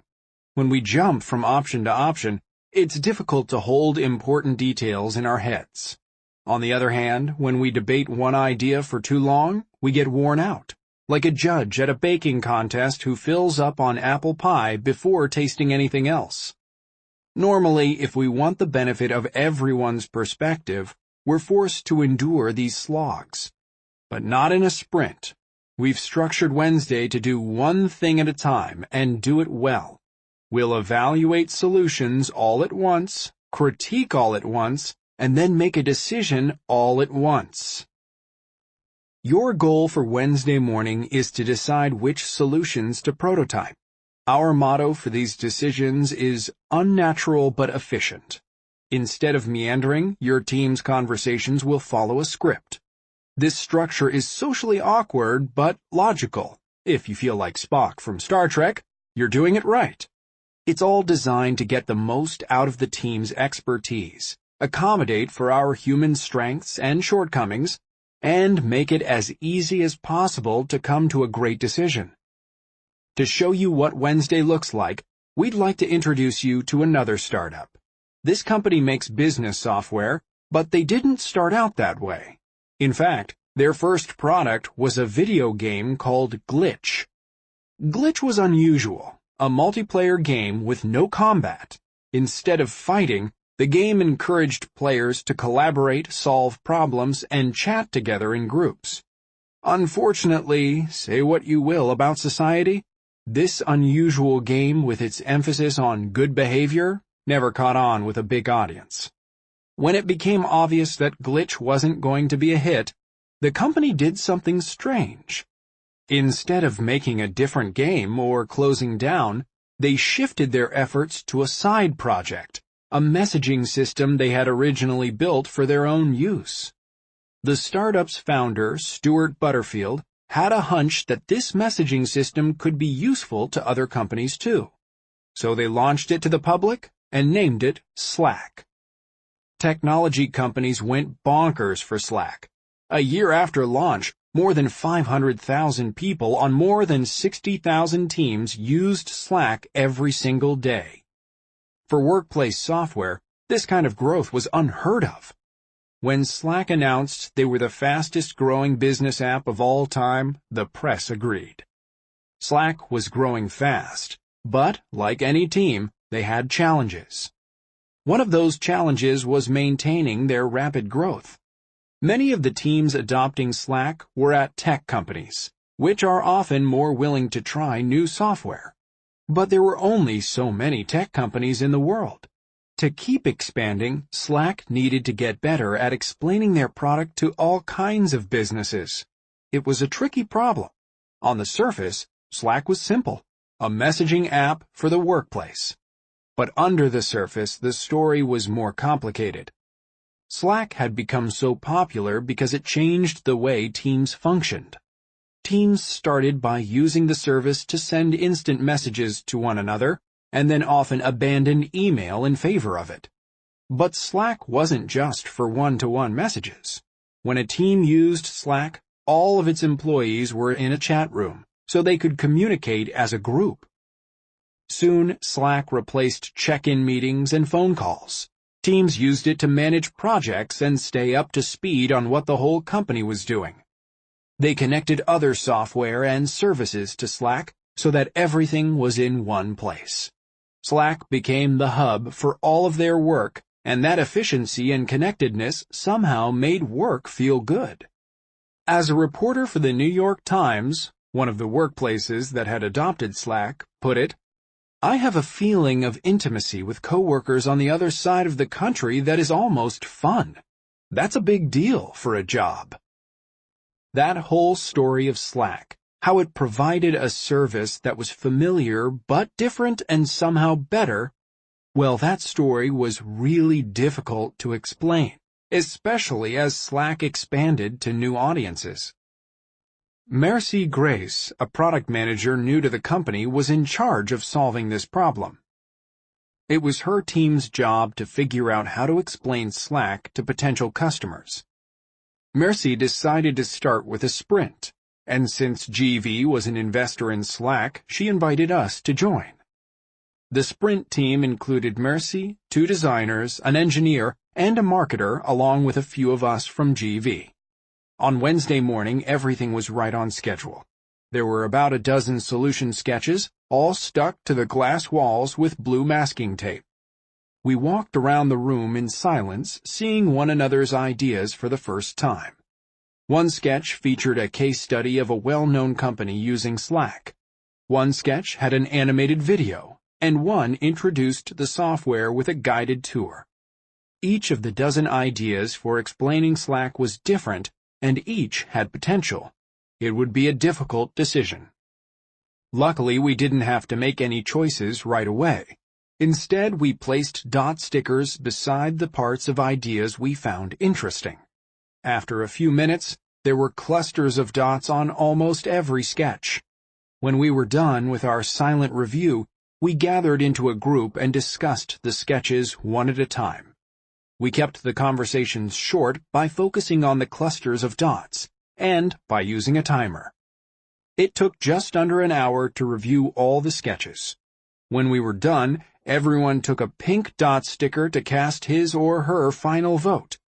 After a few minutes of deliberation, each person silently placed the sticker on the sketch he or she wanted to prototype and test. After a short discussion, the decision was turned over to Mercy, the decider, and Stuart, who as CEO made a cameo appearance to share his opinion. They looked at the pink stickers, took a moment to think, and placed their own super votes. And with that, with no meandering debate and no sales pitches, the decision was made. In the Slack sprint, there were about a dozen different solutions for explaining the product to new customers. Each person believed his or her own idea could work, and each person could have spent an hour explaining why. But if we had spent an hour discussing each idea, the whole day could have gone by without any clear conclusion. Instead, we used the sprint process to reshape that open-ended discussion into efficient critique and decision-making. By the end of the morning, we knew which ideas we wanted to test. The sticky decision. We've spent years optimizing our sprint decisions to be as efficient as possible. We ended up with a 5-step process, and coincidentally, every step involves something sticky. 1. Art museum. Put the solution sketches on the wall with masking tape. 2. Heat map. Look at all the solutions in silence and use dot stickers to mark interesting parts. 3. Speed critique. Quickly discuss the highlights of each solution and use sticky notes to capture big ideas. 4. Straw poll. Each person chooses one solution and votes for it with a dot sticker. 5. Super vote. The decider makes the final decision with, you guessed it, more stickers. This sticky stuff isn't a gimmick.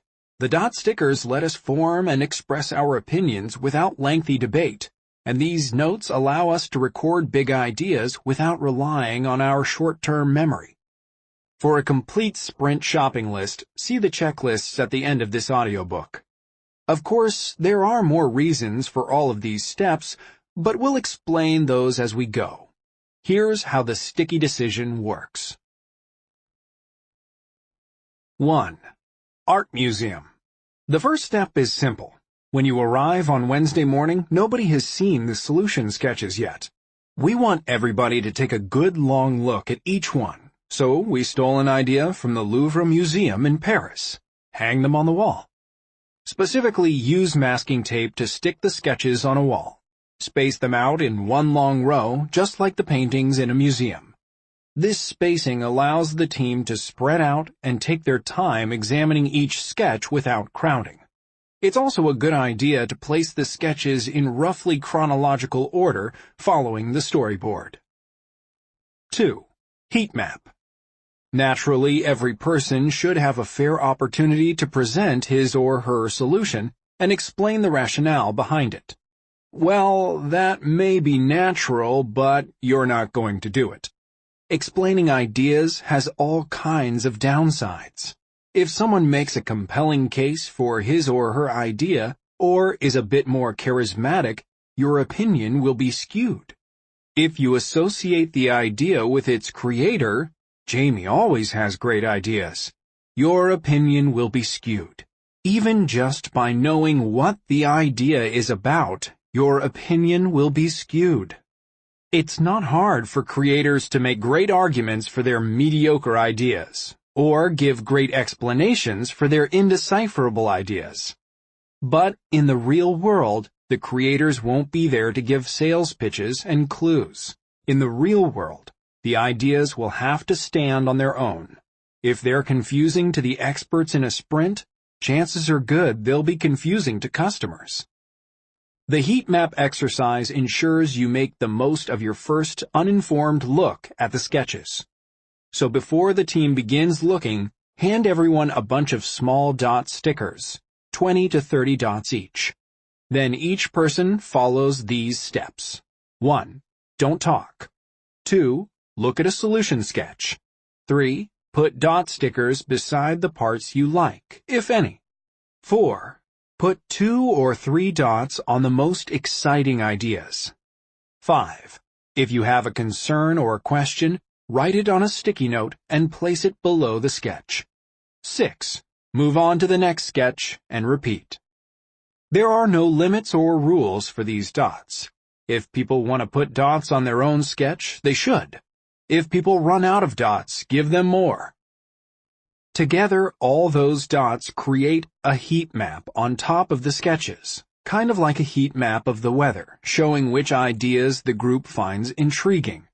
It's a simple activity, but as you'll soon discover, this heat map forms the foundation for the sticky decision. Because this process is quick, it's possible to load all of the sketches into short-term memory at once. And since there are unlimited stickers, you and your team won't use up much of your decision-making energy. The heat map is both a useful way to spot standout ideas and a great way to get your brain warmed up for a decision. But the heat map has limitations. It can't tell you why people liked an idea, and if you don't understand the sketcher's intent, the heat map can't explain it to you. To find out, you need to discuss the sketches with the team. Of course, that means talking out loud, something we've mostly avoided since Tuesday morning. Hopefully, you haven't forgotten how to do it. Talking out loud is risky. Humans are social animals, and when our natural impulses to discuss and debate take over, time disappears. We don't want to tax anyone's short-term memory or waste precious sprint time. So in the next step, your team will talk out loud, but you'll follow a script. 3. Speed critique. In the speed critique, you and your team will discuss each solution sketch and make note of standout ideas. The conversation will follow a structure and a time limit. The first time you do it, it might feel uncomfortable and rushed, and it might be hard to keep track of all the steps. When in doubt, use the checklist at the end of this audiobook. But it won't take long to get the hang of it. Once you do, your team will have a powerful tool for analyzing ideas, and you may find yourself using it in other meetings. During the speed critique, the facilitator is going to be very busy, so someone needs to volunteer to help by being the scribe. As you review the sketches on the wall, the scribe will write down standout ideas on sticky notes. The scribe's notes serve several purposes. The notes give everyone a common vocabulary to describe solutions. They help everyone on the team to feel heard, which speeds up the discussion. And they organize the team's observations, making it easier to place your votes in the next step. Here's how the speed critique works. 1. Gather around a solution sketch. 2. Set a timer for 3 minutes. 3.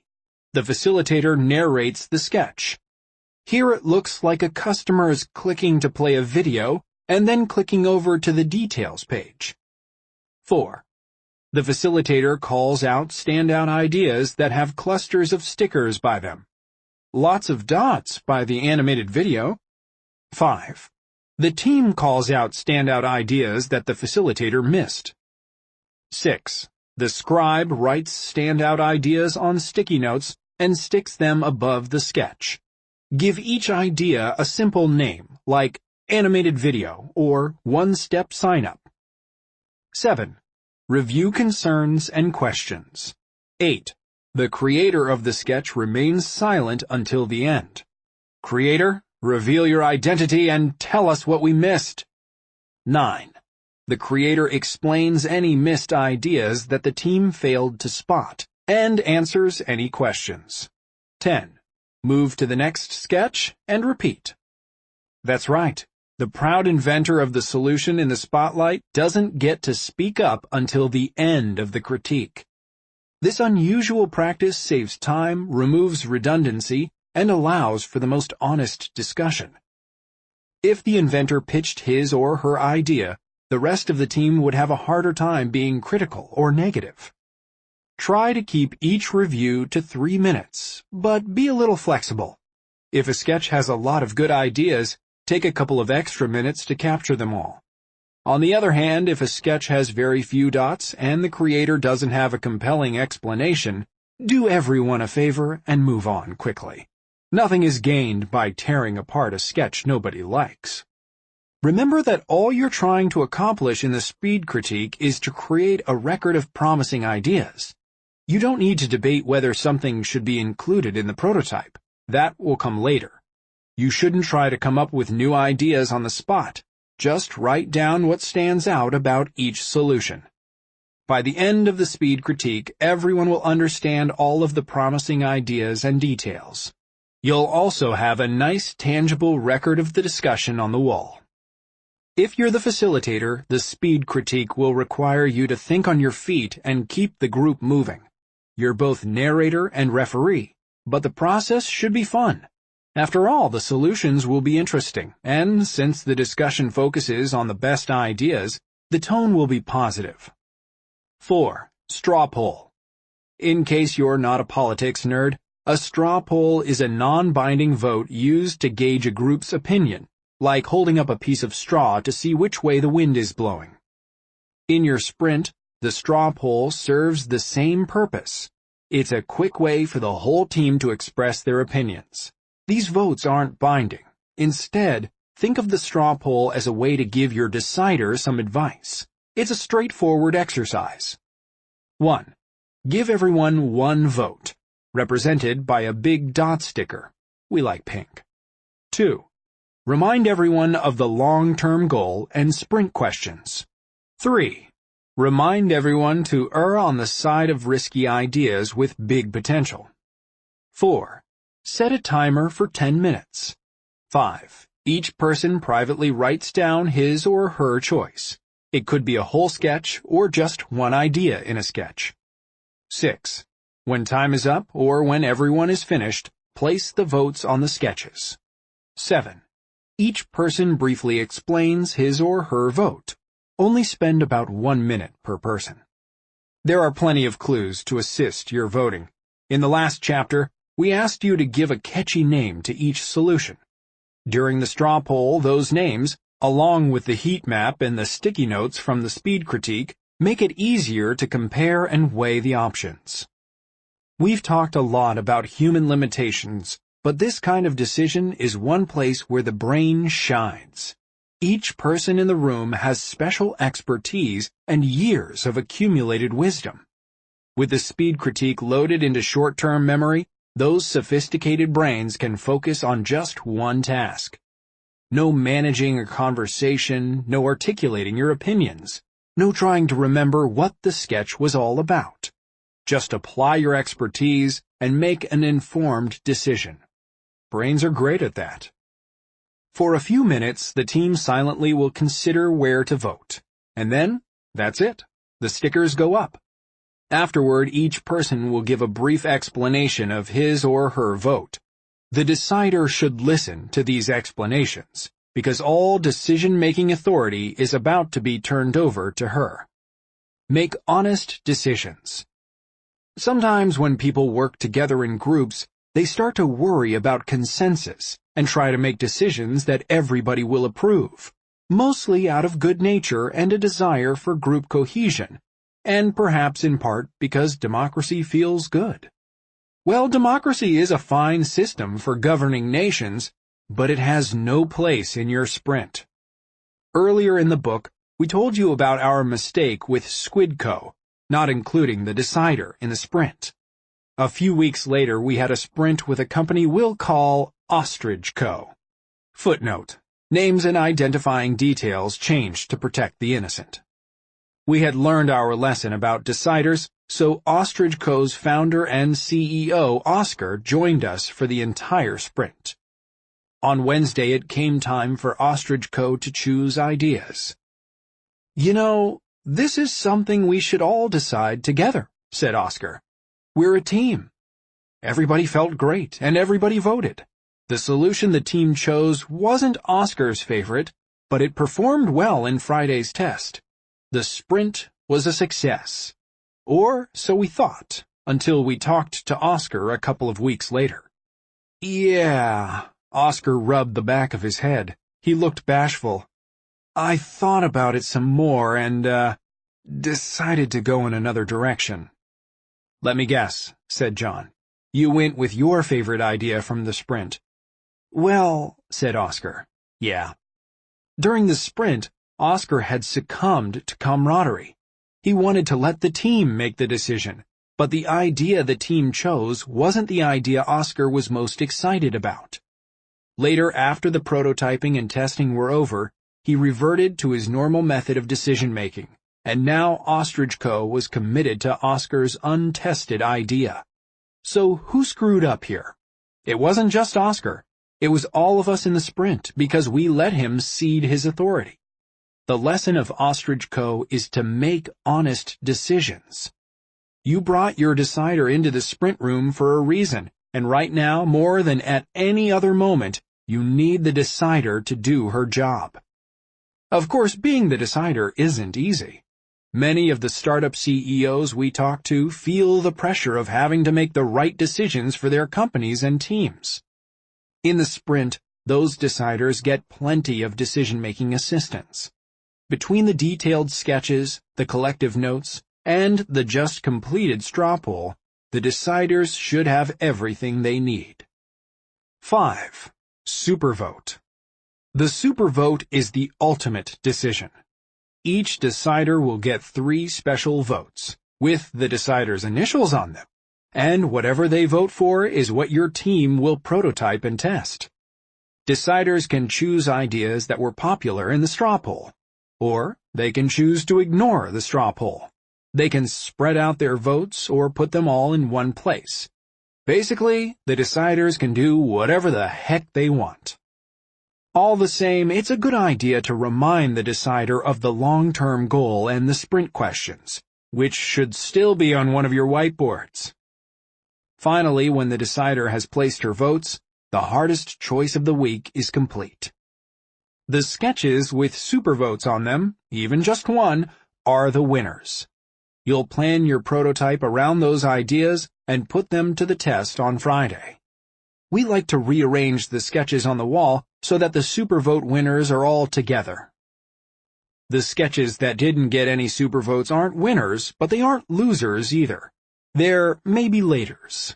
You might incorporate them when you plan your prototype on Wednesday afternoon, or perhaps you'll use them in your next sprint.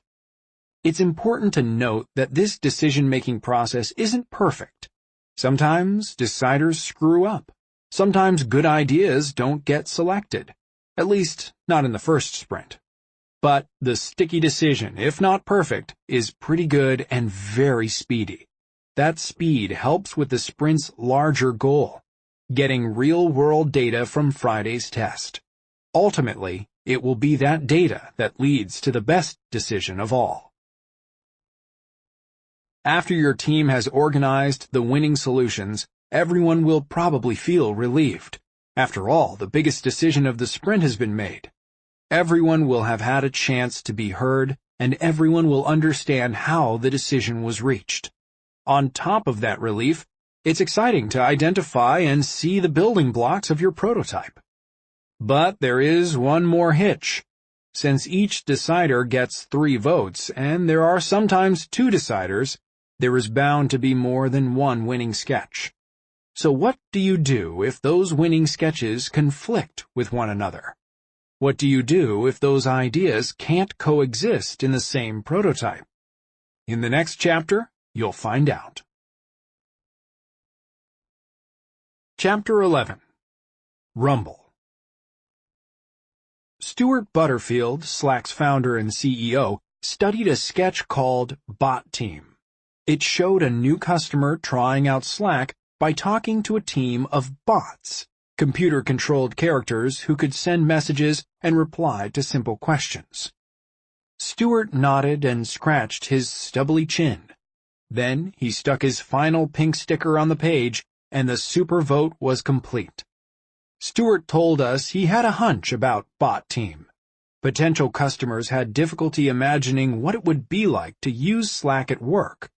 With the simulation provided by Bot Team, Stuart predicted those customers would get it right away.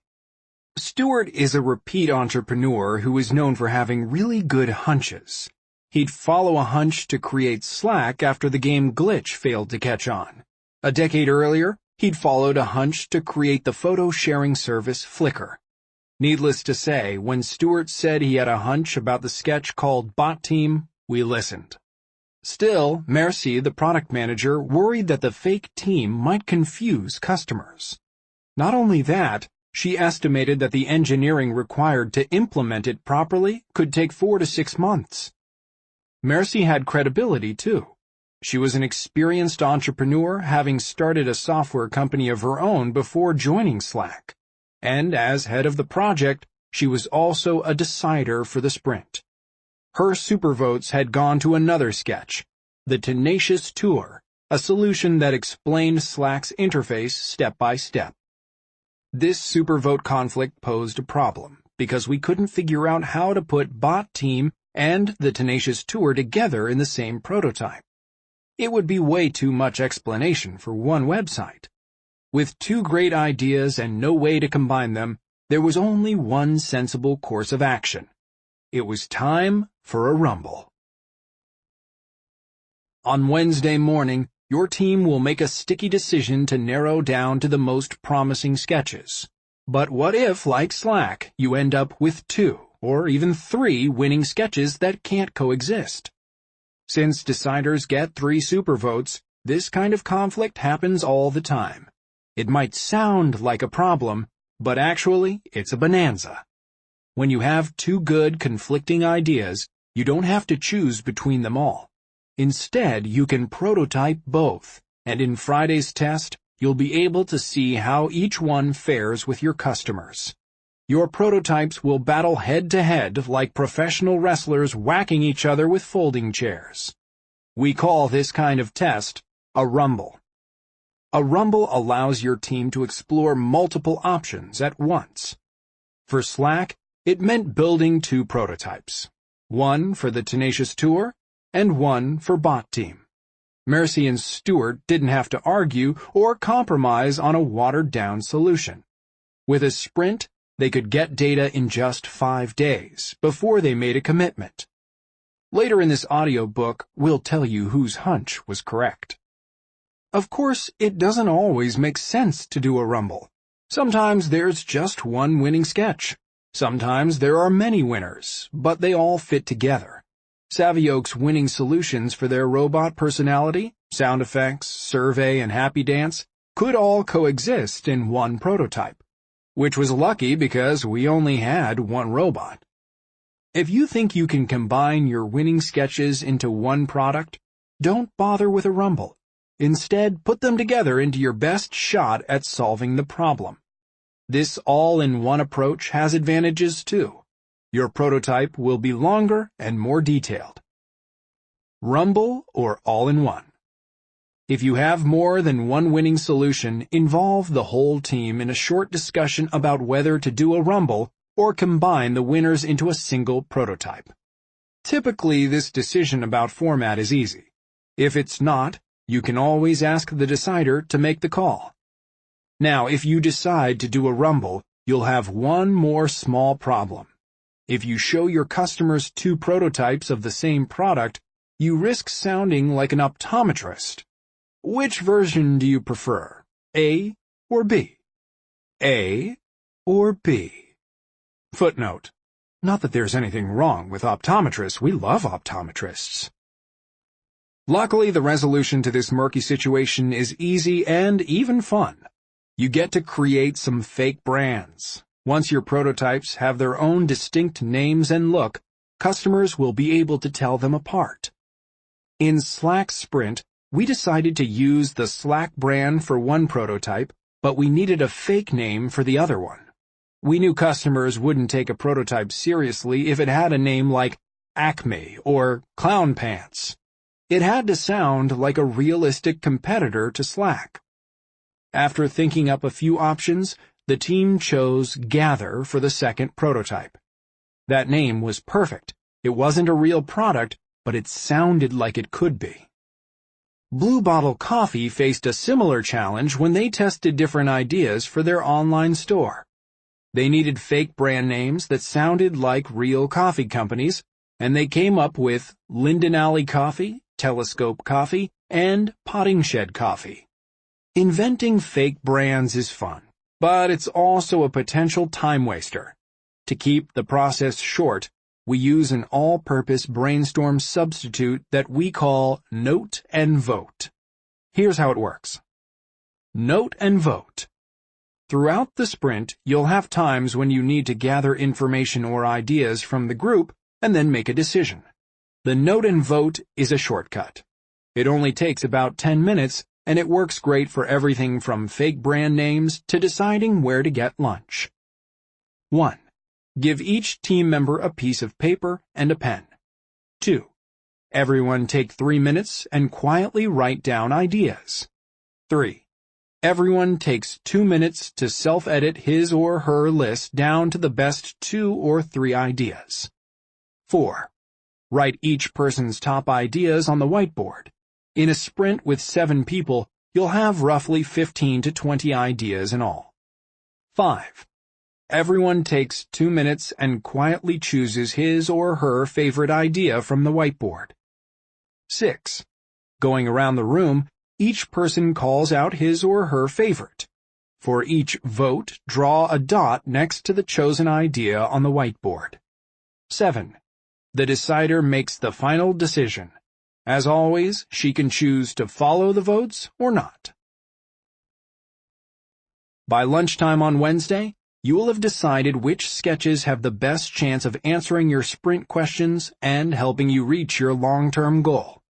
You'll also decide whether to combine those winning ideas into one prototype or build 2 or 3 and test them in a rumble. Next, it's time to turn all these decisions into a plan of action so you can finish your prototype in time for Friday's test. Chapter 12. Storyboard.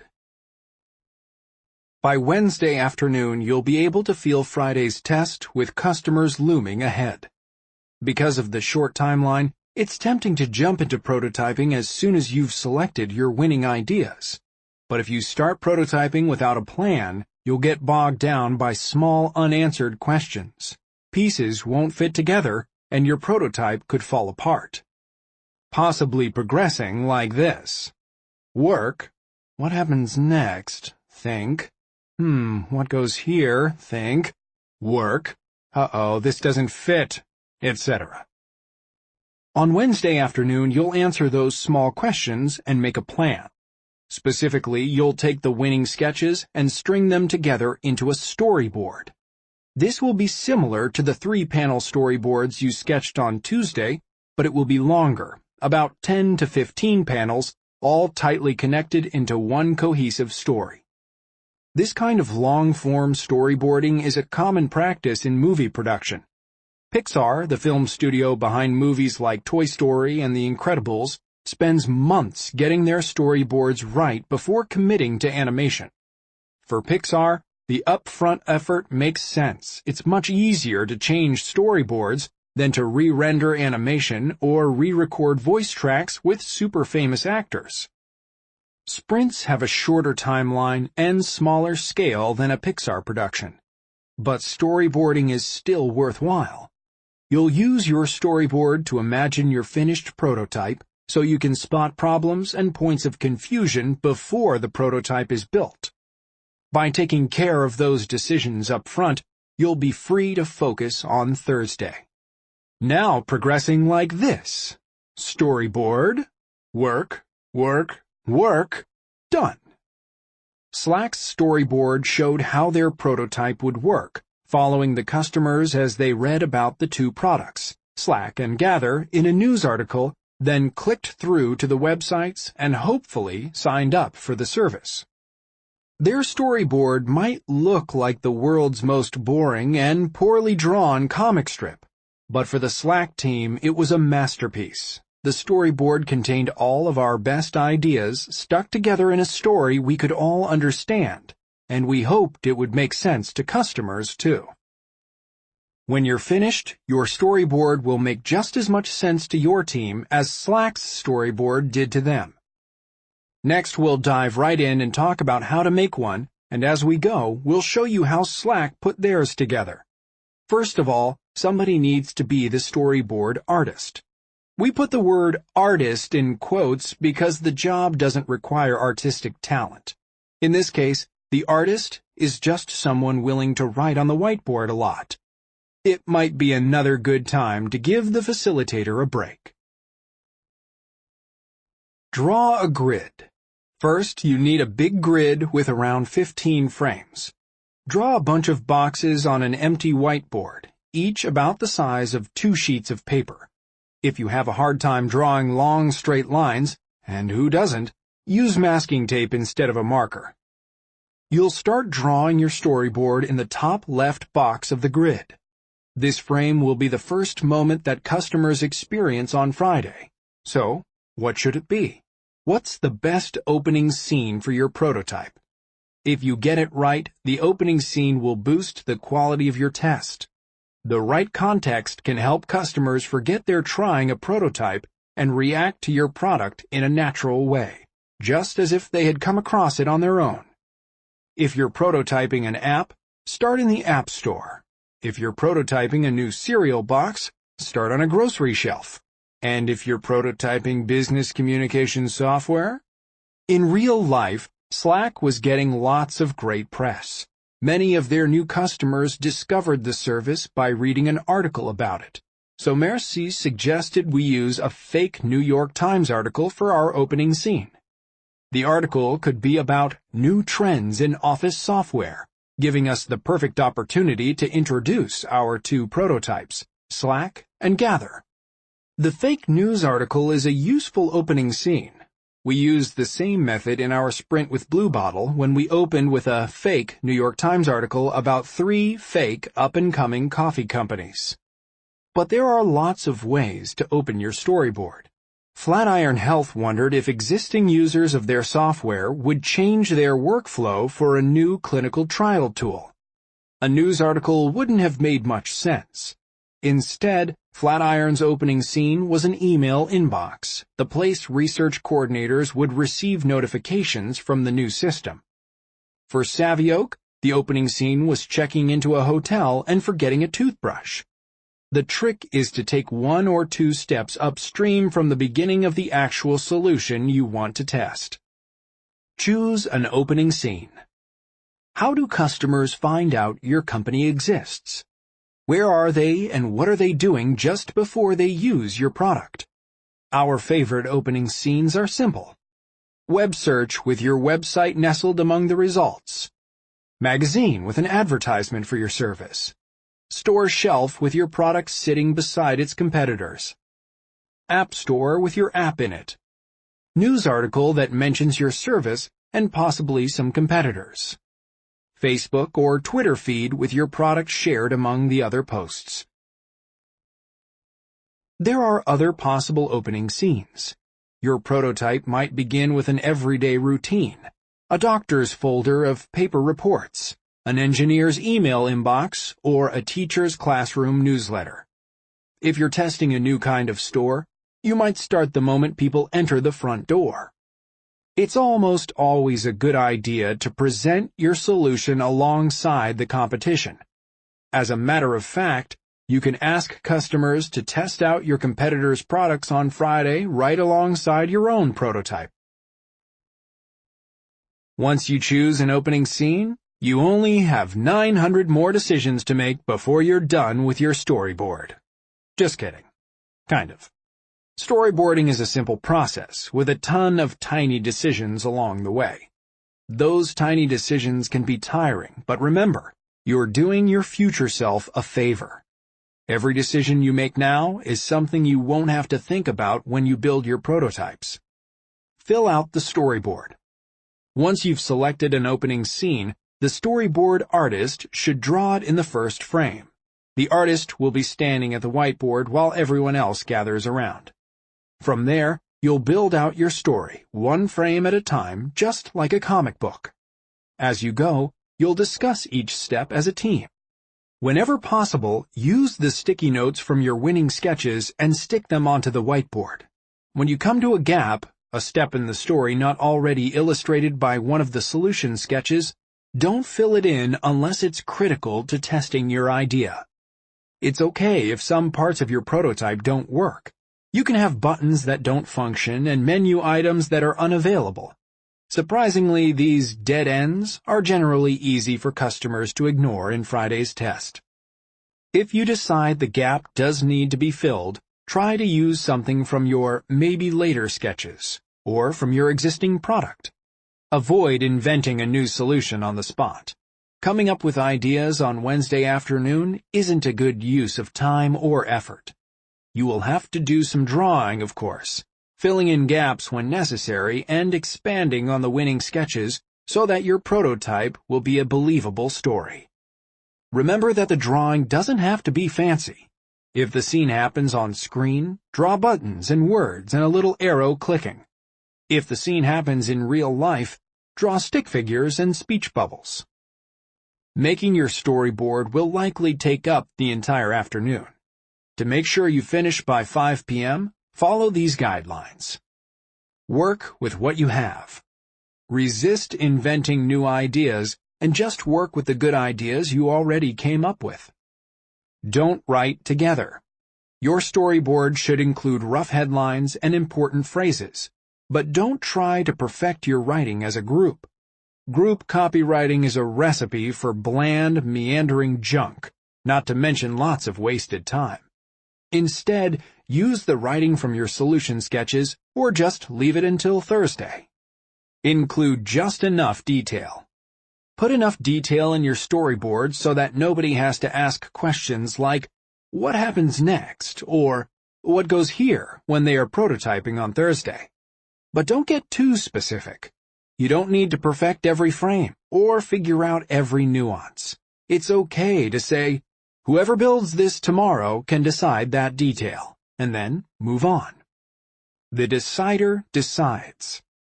Storyboarding is difficult because you already spent a lot of your limited decision-making energy in the morning. To make it easier, continue to rely on the decider. In the Slack sprint, Braden was the artist drawing the storyboard, but Mercy made the decisions. It was extra work for her, but it kept us fast and opinionated. You won't be able to fit in every good idea and still have a storyboard that makes sense, and you can't spend all day arguing about what to include. The decider can ask for advice or defer to experts for some parts, but don't dissolve back into a democracy. When in doubt, take risks. Sometimes you can't fit everything in. Remember that the sprint is great for testing risky solutions that might have a huge payoff, so you'll have to reverse the way you would normally prioritize. If a small fix is so good and low risk that you're already planning to build it next week, then seeing it in a prototype won't teach you much. Skip those easy wins in favor of big, bold bets. Keep the story 15 minutes or less. Make sure the whole prototype can be tested in about 15 minutes. That might seem short, especially since your customer interviews will be 60 minutes long. But you'll have to allow time for your customers to think aloud and answer your questions, not to mention starting up the interview at the beginning and winding it down at the end. 15 minutes will take longer than 15 minutes. And there's another practical reason for this limit. Sticking to 15 minutes will ensure that you focus on the most important solutions, and don't bite off more than you can prototype. A rule of thumb: each storyboard frame equals about 1 minute in your test. Once you've incorporated all of the winning sketches, the storyboard will be complete, and you've finished with the hardest part of the sprint. The decisions are made, the plan for your prototype is ready, and Wednesday is a wrap. Facilitator notes. Don't drain the battery. Decisions take willpower, and you only have so much to spend each day.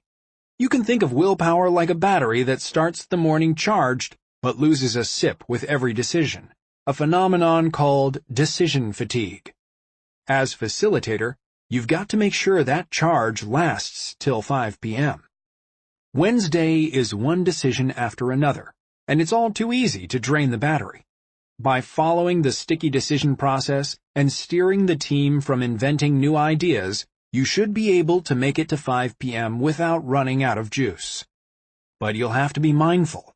Watch out for discussions that aren't destined for a quick resolution. When you spot one, push it onto the decider. This is a good discussion, but there's still a lot to cover today. Let's have the decider make the call so we can move on. And let's just trust the decider on this one. Smaller details, such as design or wording, can be pushed off until Thursday. let's leave it up to whoever makes this part of the prototype tomorrow. If anyone, even the decider, him or herself, starts to invent solutions on the spot, ask that person to wait until after the sprint to explore new ideas. It seems like we're coming up with new ideas right now.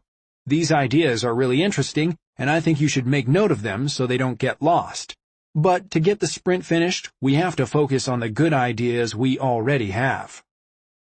That last one is especially tough. Nobody loves stamping on inspiration, and those new ideas might appear stronger than the ones in your sketches. Remember that most ideas sound better in the abstract, so they may not be that good. But even if one of those new ideas is the best idea ever, you don't have time to back up in the process. Your winning sketches deserve a chance to be tested. If those new ideas and improvements are truly worthwhile, they'll be there next week. Thursday. On Wednesday, you and your team created a storyboard. On Thursday, you'll adopt a fake-it philosophy to turn that storyboard into a realistic prototype. In the next chapters, we'll explain the mindset, strategy, and tools that make it possible to build that prototype in just 7 hours. Chapter 13. Fake It. A square-jawed cowboy stands outside a saloon. He adjusts his hat and squints across the dusty street where 5 men in black suits sit on horseback, rifles clutched in their hands. Farther down the street, the townspeople huddle near the general store. A tumbleweed blows by. Nobody speaks, but everybody knows there's about to be some trouble in this town. If you've ever watched an old Western movie, you're probably familiar with this scene. Good guys in white hats, bad guys in black, plenty of melodrama. The town is often the most realistic part of the film. Clapboard buildings, wooden boardwalks, and saloons with swinging doors. Of course, those Old West scenes were never quite as real as they appeared. Sometimes the director found an existing location that looked about right, an abandoned ghost town or a picturesque Italian village. But most films were shot on a set on some Hollywood backlot. That saloon behind the cowboy? Just a facade. An exterior wall with nothing behind it. It makes no difference to the audience. For the few minutes we see the town, we get lost in the story. It all appears real. Whether it's a facade or a ghost town, the illusion works. Thursday is about illusion. You've got an idea for a great solution. Instead of taking weeks, months, or heck, even years building that solution, you're going to fake it. In one day, you'll make a prototype that appears real, just like that Old West facade. And on Friday, your customers, like a movie audience, will forget their surroundings and just react. Facades are easier to build than you might think. Let's say you're working on a project that will take 100 days, and let's say that 90% real is real enough to test. Simple math says it'll take 90 days to get to that 90% real level, so you should be ready to test in about 3 months. But we've found that if you only build a facade, you can get to 90% on day 1.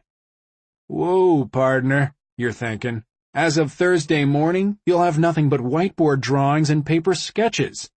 Do we expect you to create a realistic prototype in just 1 day? Isn't that impossible? It would be impossible, except that you've already done the difficult part on Monday, Tuesday, and Wednesday.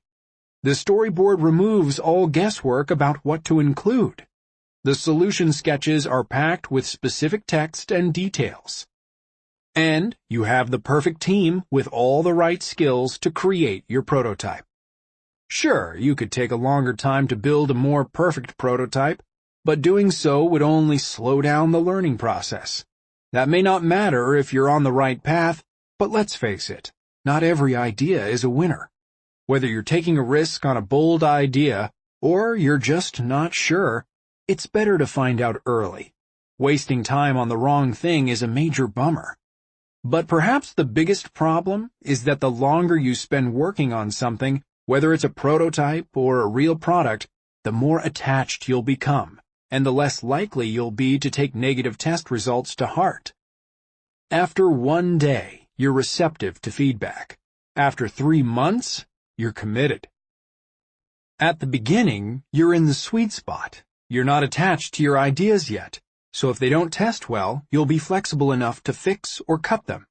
You're in the perfect position to take advantage of that fast curve to 90% real if you limit yourselves to building a facade.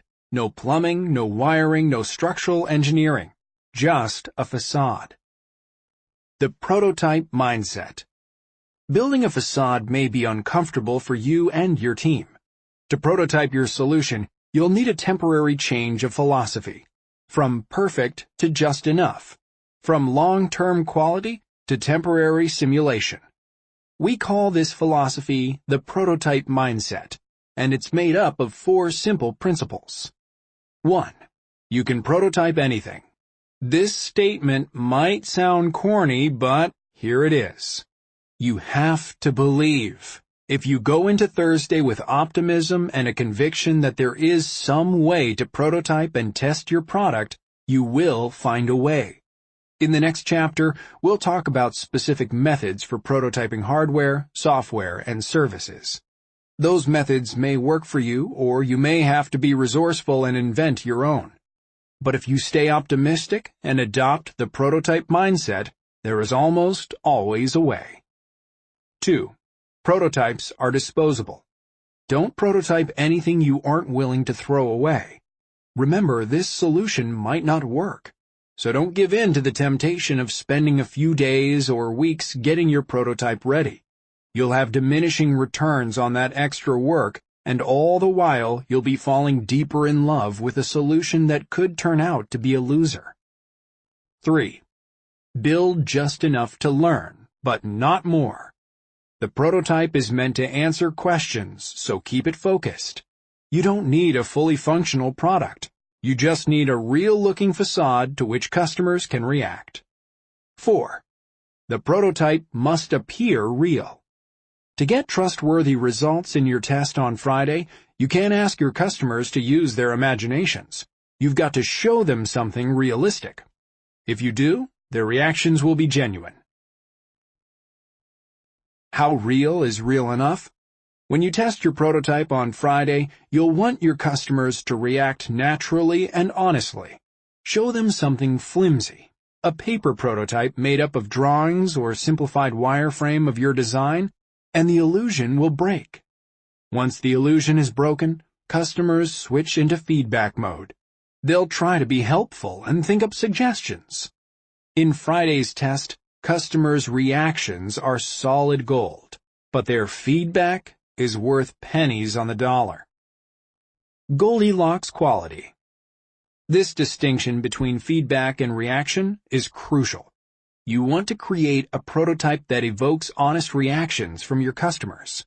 You want it to be as real as possible while sticking to your 1-day timeline. As our partner Daniel Burka says, the ideal prototype should be Goldilocks quality. If the quality is too low, people won't believe the prototype is a real product. If the quality is too high, you'll be working all night and you won't finish. You need Goldilocks quality. Not too high, not too low, but just right.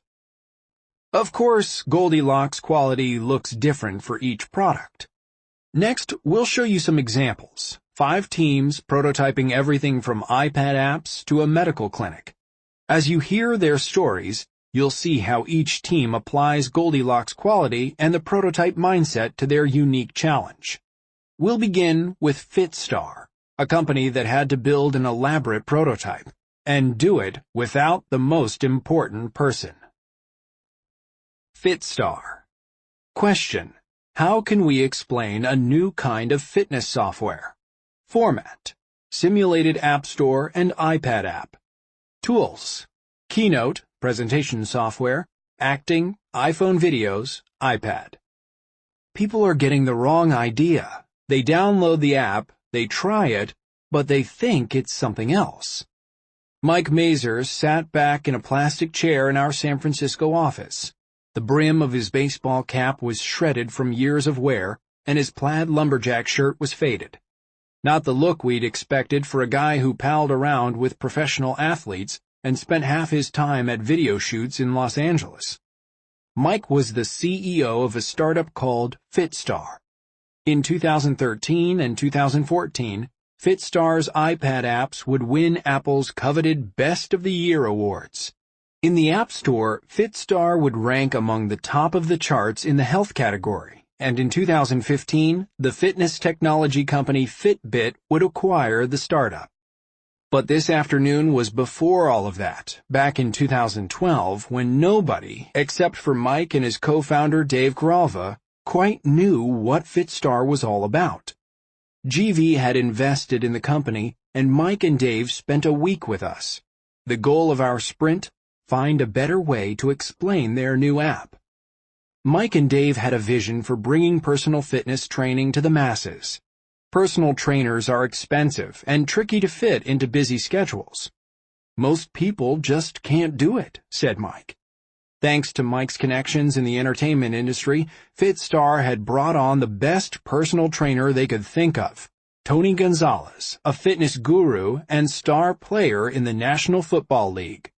They'd filmed hundreds of hours of Tony giving instruction for different exercises at all kinds of ability levels. And Dave, a programmer with a background building video games, had created algorithms that stitched together video clips of Tony into custom workout sessions. They had created an automated personal trainer. It could tailor each workout so it was suited to the customer's fitness level and goals. As he or she progressed, the workouts would adapt and get more difficult. The app had just launched, but FitStar was waiting to promote it until they knew customers could understand how it worked. So far, people were confused. The message about customization and personalized training wasn't getting through. Most of their early customers thought it was just a workout video, like the old VHS tapes and DVDs hawked on television. Once you have that mental model, it's tough to break, said Dave. By Wednesday afternoon of their sprint, Mike and Dave had a slate of promising ideas for improving the initial experience of the iPad app. Everything from better descriptions in the App Store to new animations between exercises. Unfortunately, Mike's favorite idea appeared impossible to prototype. He wanted to record videos of Tony Gonzalez asking the customer questions as he or she set up the app. In real life, when you start working with a personal trainer, the trainer is right there talking with you. Mike was betting that a back-and-forth conversation would give FitStar the opportunity to explain, in Tony's own words, how customized the software could be. But Tony wasn't in the sprint with us. He was on the other side of the country, playing football for the Atlanta Falcons. Plus, it would be impossible to build a new version of the iPad app in just one day. And even if we could, we would never be able to get it launched to the App Store in time for Friday's test. We only had one day before the customers came in, and a seemingly impossible prototype to build. But all we had to do was fake it. On Thursday morning, we divvied up the prototyping tasks. Dave grabbed his laptop and started writing the script for Tony's video introduction. Mike volunteered to stand in for Tony as the on-screen talent. He put on some workout clothes, set up an iPhone to record video, and read lines from the script. What about the software? FitStar couldn't reprogram and re-release their iPad app in time for the test. But we didn't need a real app. We just needed something that looked like a real app. We remembered that you can run Keynote, Apple's presentation software like PowerPoint, on an iPad. A slideshow running full screen would look just like an app. It could even play videos. We divided the storyboard into sections, one for each of us to work on. Then, using both the storyboard and the solution sketches as our blueprint, we built the prototype screen by screen. We found a template kit online with realistic iPad buttons and icons that we could copy over. We added photos and illustrations from the actual FitStar app to make it more realistic. We dropped the videos from Mike and Dave into the slides. To complete the illusion, we added screenshots from the iPad App Store to the beginning of the slideshow. These screenshots showed FitStar's app in the health category and even showed the installation process. When we'd finished making all the slides, John took on the job of stitcher, going through the whole deck, making sure everything looked consistent from slide to slide. By the end of the day, it looked just like real software, even though there was no software at all. FitStar's prototype was just like one of those Old West facades. The illusion only worked for a few minutes from a certain angle, but that was enough to answer Mike and Dave's big question for the sprint. Can we better explain our app to new customers? After Thursday, FitStar was ready for their test. Some solutions worked. The videos of Mike explaining the software were effective. Right away, customers could explain the app in their own words. Kind of an automated personal trainer. And they were willing to pay for it. Can I sign up right now? Other solutions failed. After the introductory conversation, there was a clip of Dave wearing a lab coat. He introduced himself as Dr. Algorithm and went on to explain how the software was programmed. But by that point, customers understood. I get it. And they were ready to exercise. They found Dr. Algo unnecessary and even obnoxious. No knock to Dave's acting. For FitStar, success in the market depended on quality. But in their sprint, success depended only on being real enough to answer their key questions. They got the information they needed to identify the right solutions and shut down the wrong ones with a prototype that only took 7 hours to build. Slack. Question. What's the best way to explain Slack to non-tech customers? Format. 2 competing websites with interactive software. Tools. Keynote, InVision, professional design software, the real Slack software, and some acting. Slack had 2 competing ideas to prototype. First was the Tenacious Tour, a step-by-step explanation of the software. Just as with Blue Bottle Coffee, this idea could be faked with a series of slides that looked like a website. No sweat. But the other idea, Bot Team, was tricky. It involved a team of computer-controlled bots who would send messages back and forth to one another and even respond to messages typed by the user. To be realistic, the bots should respond to a variety of questions and comments from the customer, an experience impossible to fake with slides. Mercy had the solution. We could pretend to be computer-controlled characters ourselves. During the test, we'd send messages to the user and, like bots, reply in a not-too-intelligent way. Of course, if the idea proved successful, Slack would have to write computer software to control the bots. They could never have teams of people sending messages to every customer who visited their website. They'd need a staff of thousands or millions. But for our test, for just 5 customers, it would work. Foundation Medicine. Question. What essential information do oncologists need to make treatment decisions? Format. Paper medical report with first page only. Tools. Keynote, realistic test data, printer. Earlier you met Flatiron Health, a company dealing with the complexities of getting cancer patients into clinical trials. Boston-based Foundation Medicine, another GV investment, was working on a different problem in cancer care, using DNA analysis to suggest possible treatments for patients. In 2012, Foundation Medicine had developed a test called Foundation 1. The company's lab could analyze a single tissue sample and give doctors a report on every known genomic alteration associated with cancer, along with a list of potential treatments. The test was groundbreaking. Foundation 1's diagnostics provided a wealth of information, often leading to surprising treatment options. But all that information presented a challenge. It could be overwhelming, even to expert oncologists. In those early days, the Foundation 1 results were delivered on paper, and the team at Foundation Medicine was determined to make those sheets of paper as easy to understand as possible. So they ran a sprint with us to try out some new ideas. The team decided to focus on the front page of the paper report. It was, of course, the first thing a doctor would see when she reviewed the test results. But if the doctor was in a hurry, and oncologists usually are, it might be the only page she had time to process. Foundation Medicine wanted to deliver as much information as possible on the top sheet. In our sprint with Foundation Medicine, we had 3 competing ideas for the test report. To implement these ideas would require months of work in the lab and a serious quality assurance effort.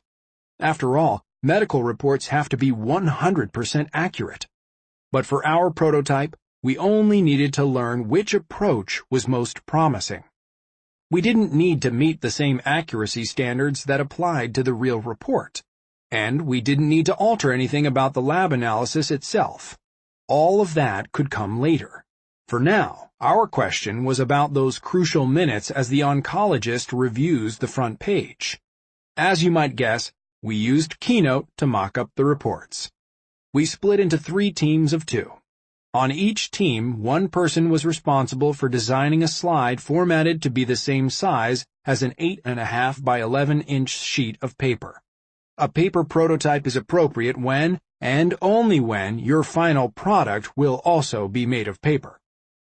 The other person was responsible for making the information, the genomic data, the recommended therapies, and the rest of the oncology details, realistic and accurate.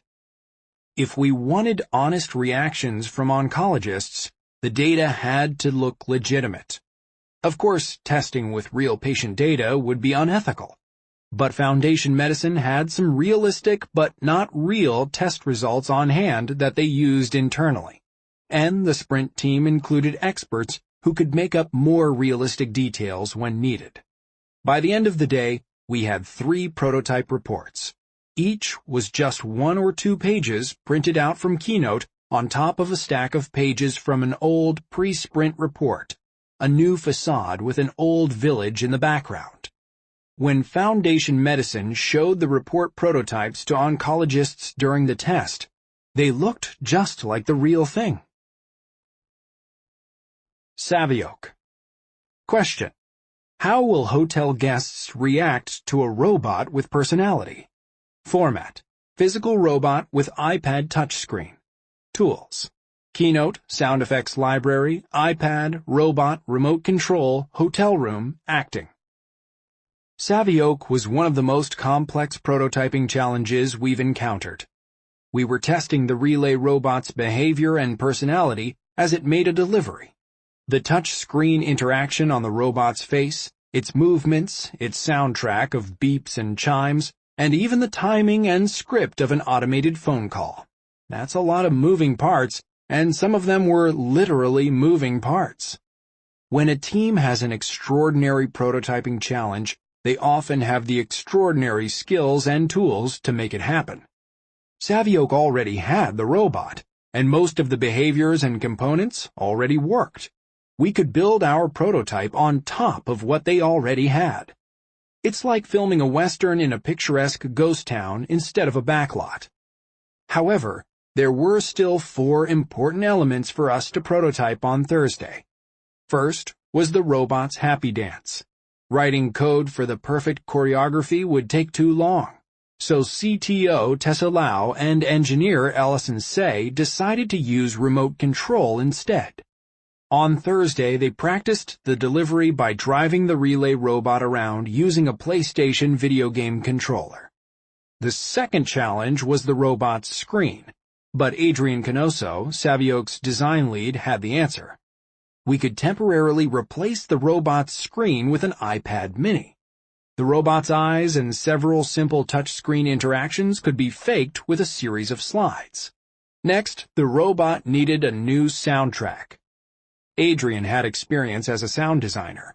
He put on a pair of giant headphones and went to work, using a library of free sound effects.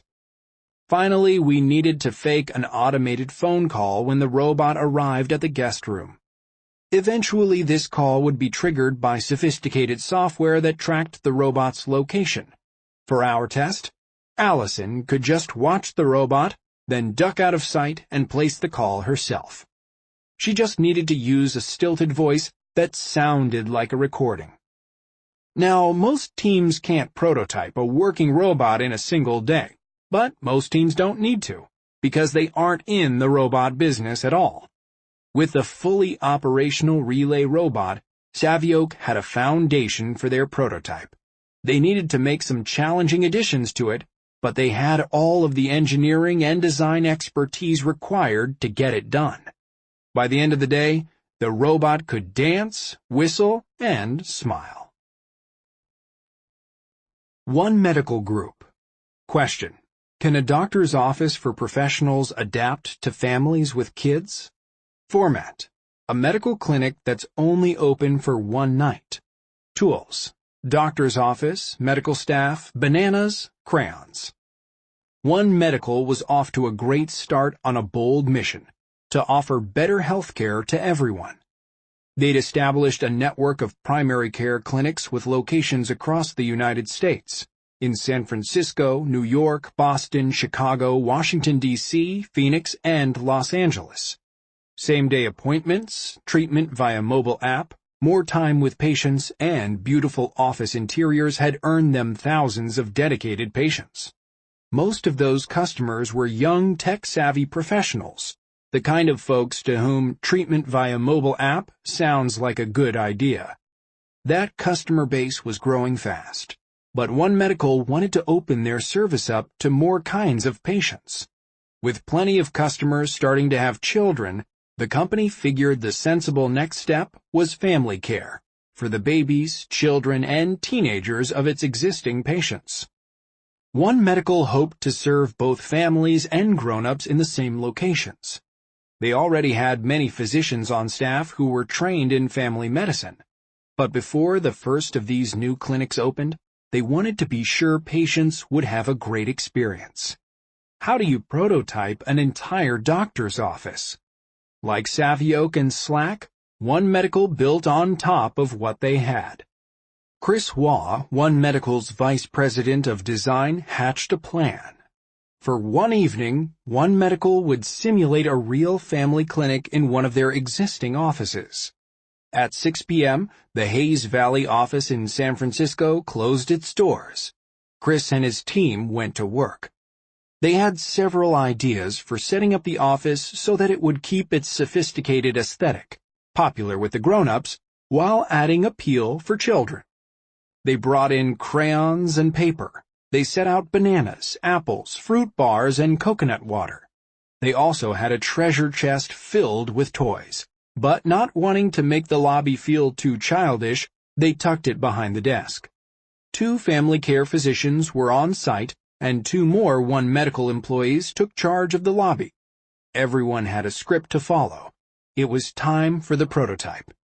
Then the children started to arrive. Chris had recruited 5 families to come in for visits. Right away, the test ran into a bump, literally. The doorway at the Hayes Valley Clinic had a small ledge that was navigable by wheelchairs, but tricky for strollers. Kids were nearly bouncing out of their seats, Chris said. The next surprise was how much was in those strollers. Families come prepared. They've got toys, they've got extra clothes, they've got snacks. They bring siblings, grandparents, nannies. The lobby, optimized for individual adults, became crowded.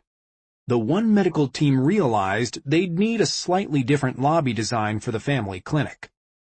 The One Medical team had also underestimated the importance of the front desk staff. Kids were nervous as they came in. The clinic was a new place, and young children associate the doctor's office with painful vaccination shots. We lucked out with our prototype staff. Talene and Rachel, 2 of One Medical's office managers, switched into this super welcoming mode, greeting kids, putting them at ease. It wasn't in the script, but it saved the day. The exam rooms provided their own challenges. One Medical has their doctors sit behind a desk, encouraging a more natural conversation with the patient than the usual exam bed and rolling chair. But with kids in the room, the desk became an obstacle. Everything the kids could touch, they touched. Every drawer was opened. Still, the kids were having fun, so the desks didn't seem like a huge problem. Then Chris and his team interviewed the families. It turned out it was the parents, more than the kids, who were bothered by the exam room setup. The parents themselves needed reassurance from the doctor, but the exam room chaos made communication difficult. It was a subtle point, but crucial for putting parents at ease. Luckily, it was easy to fix. When One Medical opened their first family clinic a few months later, they could see both adults and kids in the same location, and they could staff the office with family medicine doctors from the One Medical team. But there was more room in the lobby, no awkward desks in the exam rooms, and no ledge in the doorway. Chapter 14. Prototype. Thursday is a bit different from other parts of the sprint. Every prototype is different, so there's no exact step-by-step process we can share. But after making hundreds of our own prototypes, we've come up with 4 exercises that always set us on the right path. 1. Pick the right tools. 2. Divide and conquer. 3. Stitch it together. 4. Do a trial run. We'll explain why each exercise is important and show you how we do each one. First, we need to talk about your tools, the objects and devices your team uses every day, the software and processes and methods they use to create high-quality experiences for your customers. Here's the challenge. You probably can't use them for your prototype. Sorry. It doesn't matter whether you work with designers, engineers, architects, marketers, or other creative professionals, or whether you run a store, provide client services, or build physical products. There's a good chance that your team's regular tools are not the right tools for prototyping. The trouble with your team's regular tools is that they're too perfect and too slow. Remember, your prototype isn't a real product. It just needs to appear real. You don't need to worry about supply chains, brand guidelines, or sales training. You don't need to make every pixel perfect. The good news is that we were in this same situation not long ago. As designers of software such as apps and websites, we were comfortable with tools like Photoshop and programming languages like HTML and JavaScript. And then we discovered Keynote. Originally intended for making presentation slides, Keynote is a perfect prototyping tool. It has easy-to-use layout tools so you can quickly make things look pretty nice. It's organized around slides, which are a lot like frames in a storyboard. You can put in text, lines, and shapes, paste in photos and other images, then add clickable hotspots, animation, and other interactivity. You can even drop video and audio into Keynote when necessary. We know it sounds crazy, but we're 90% sure you should use Keynote to make your prototype. How can we suggest that when we don't even know what you're prototyping? Good question. Of course, we can't be completely sure, but in our 100-plus sprints, Keynote has only come up short a handful of times. And yes, if you're on Windows, PowerPoint also makes a fine prototyping tool. It's not quite as nice as Keynote, but a quick web search will yield a number of template libraries you can use to make realistic prototypes in PowerPoint. Granted, most of the time we're prototyping software products such as apps or websites. For these prototypes, we use Keynote to create the individual screens. Sometimes we run those slideshows full screen, and that's good enough. Sometimes we use specialized prototyping software. Yes, there is such a thing, to string the screens together and load them in a web browser or on a mobile phone. Footnote: software changes fast, so check out thesprintbook.com for links to the latest and greatest prototyping tools. But it's not all software. Earlier you heard about Foundation Medicine, a cancer diagnostics company whose product is a paper medical report. We designed their report in Keynote, then printed it out and showed it to oncologists, Again, this kind of paper prototype actually makes sense. For physical products, Keynote will be less useful. You may need to use 3D printing or make modifications to your existing product. But then again, many hardware devices have a software interface. Recall the story of Savioke, where part of our prototype involved attaching an iPad to their robot. And what, you may ask, was on that iPad? Keynote.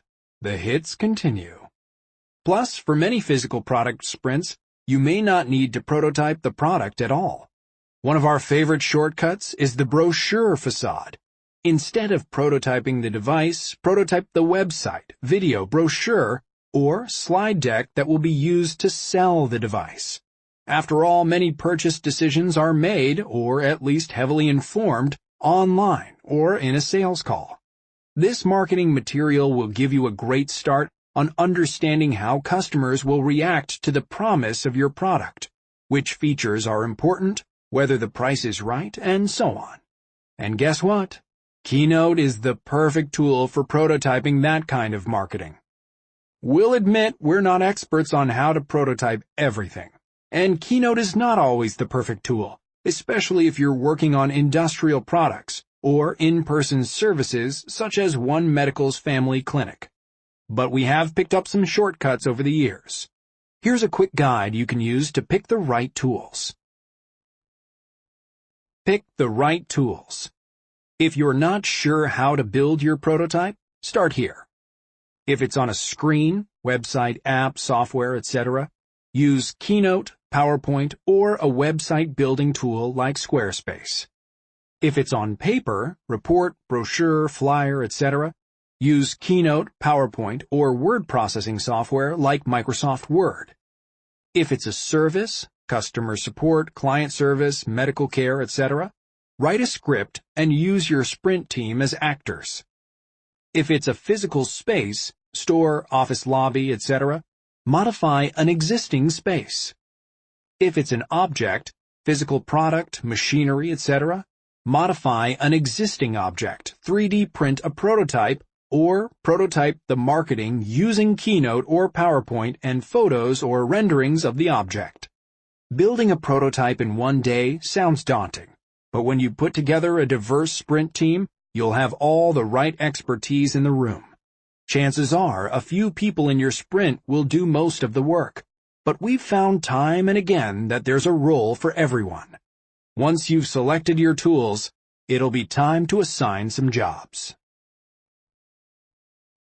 Divide and conquer. The facilitator should help the sprint team divvy up these jobs. Makers, 2 or more. Stitcher, 1. Writer, 1. Asset collector, 1 or more. Interviewer, 1. Makers create the individual components, screens, pages, pieces, and so on, of your prototype. These are typically designers or engineers, but they could include anyone on your sprint team who likes to feel the force of creation flow through his or her fingers. You'll want at least 2 makers on Thursday.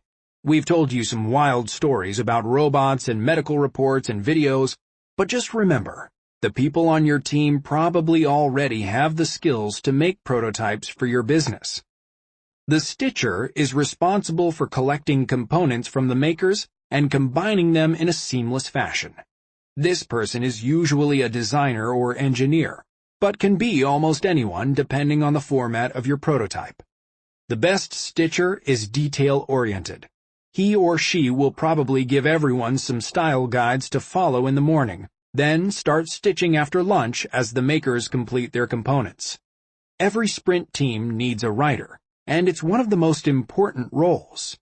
In Chapter 9, we talked about the importance of words in your sketches, and earlier in this chapter, we told you that your prototype must appear real. It's impossible to make a realistic prototype with unrealistic text. A dedicated writer becomes extra important if you work in a scientific, technical, or other specialized industry.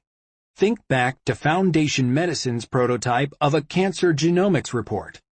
It would have been tough for just anyone to write medically realistic text, so we relied on a product manager with domain expertise to act as writer during the sprint. you'll want at least one asset collector on Thursday.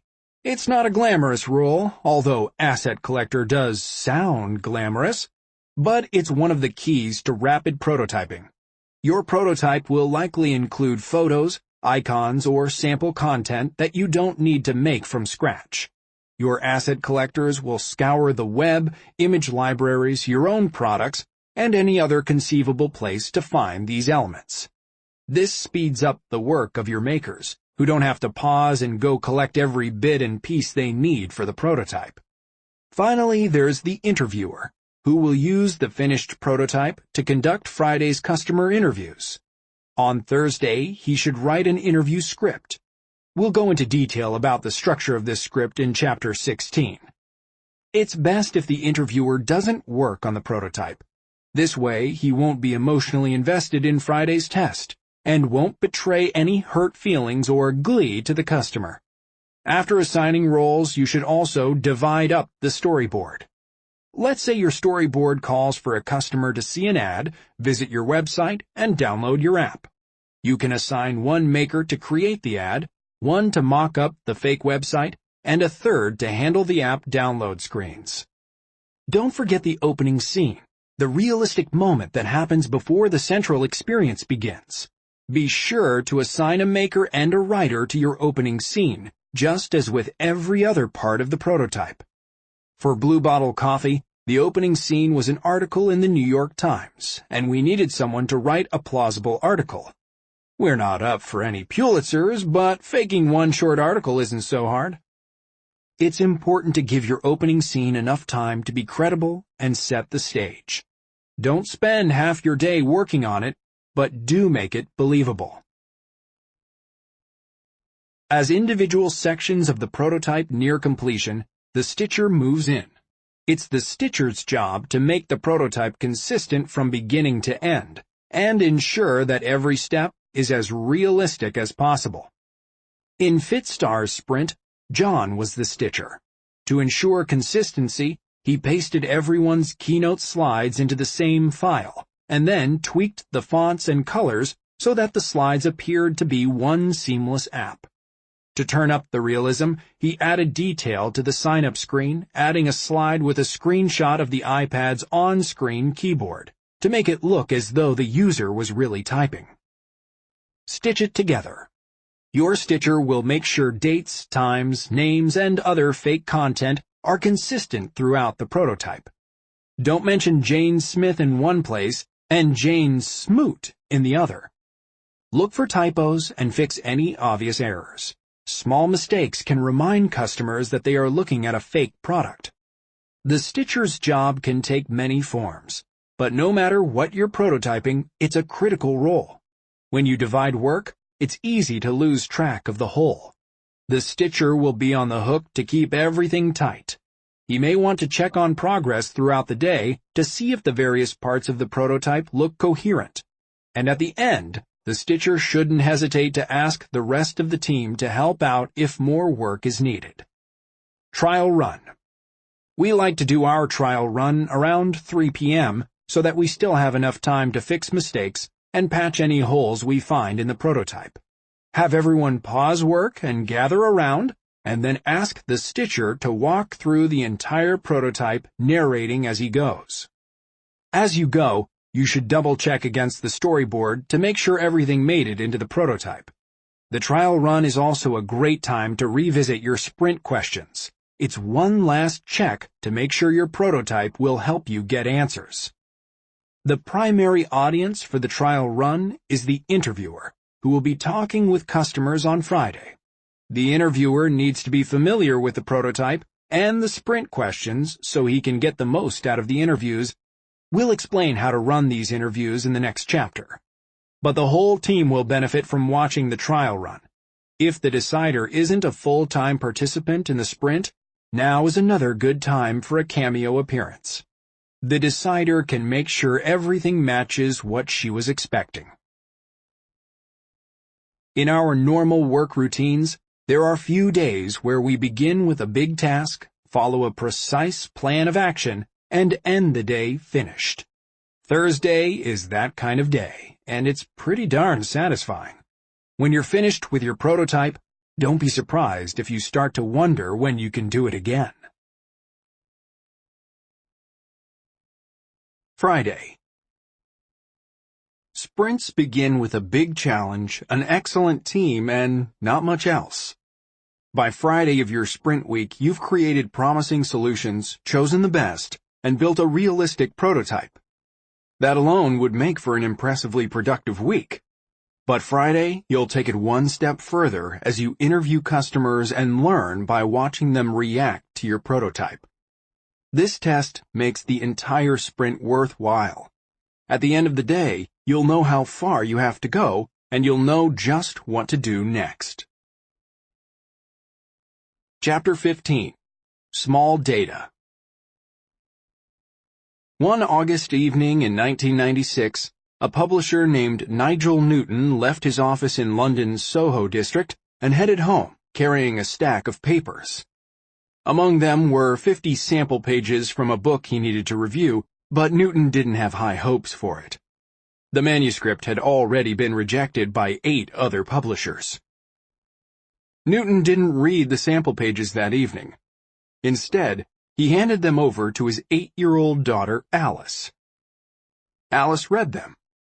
About an hour later, she returned from her room, her face glowing with excitement. "Dad," she said, "this is so much better than anything else." She wouldn't stop talking about the book. She wanted to finish reading it, and she pestered her father for months until he tracked down the rest. Eventually spurred by his daughter's insistence, Newton signed the author to a modest contract and printed 500 copies. That book, which barely made it to the public, was Harry Potter and the Philosopher's Stone. Footnote: in the United States, the book was called Harry Potter and the Sorcerer's Stone due to the fact that philosophers are super dorky. You know the rest of the story. Today, there are hundreds of millions of Harry Potter books in print worldwide. How did publishers get it so wrong? 8 experts in children's publishing turned Harry Potter down, and the 9th, Newton, only printed 500 copies. But Alice, an 8-year-old, knew right away that it was so much better than anything else. Alice didn't analyze Harry Potter's potential.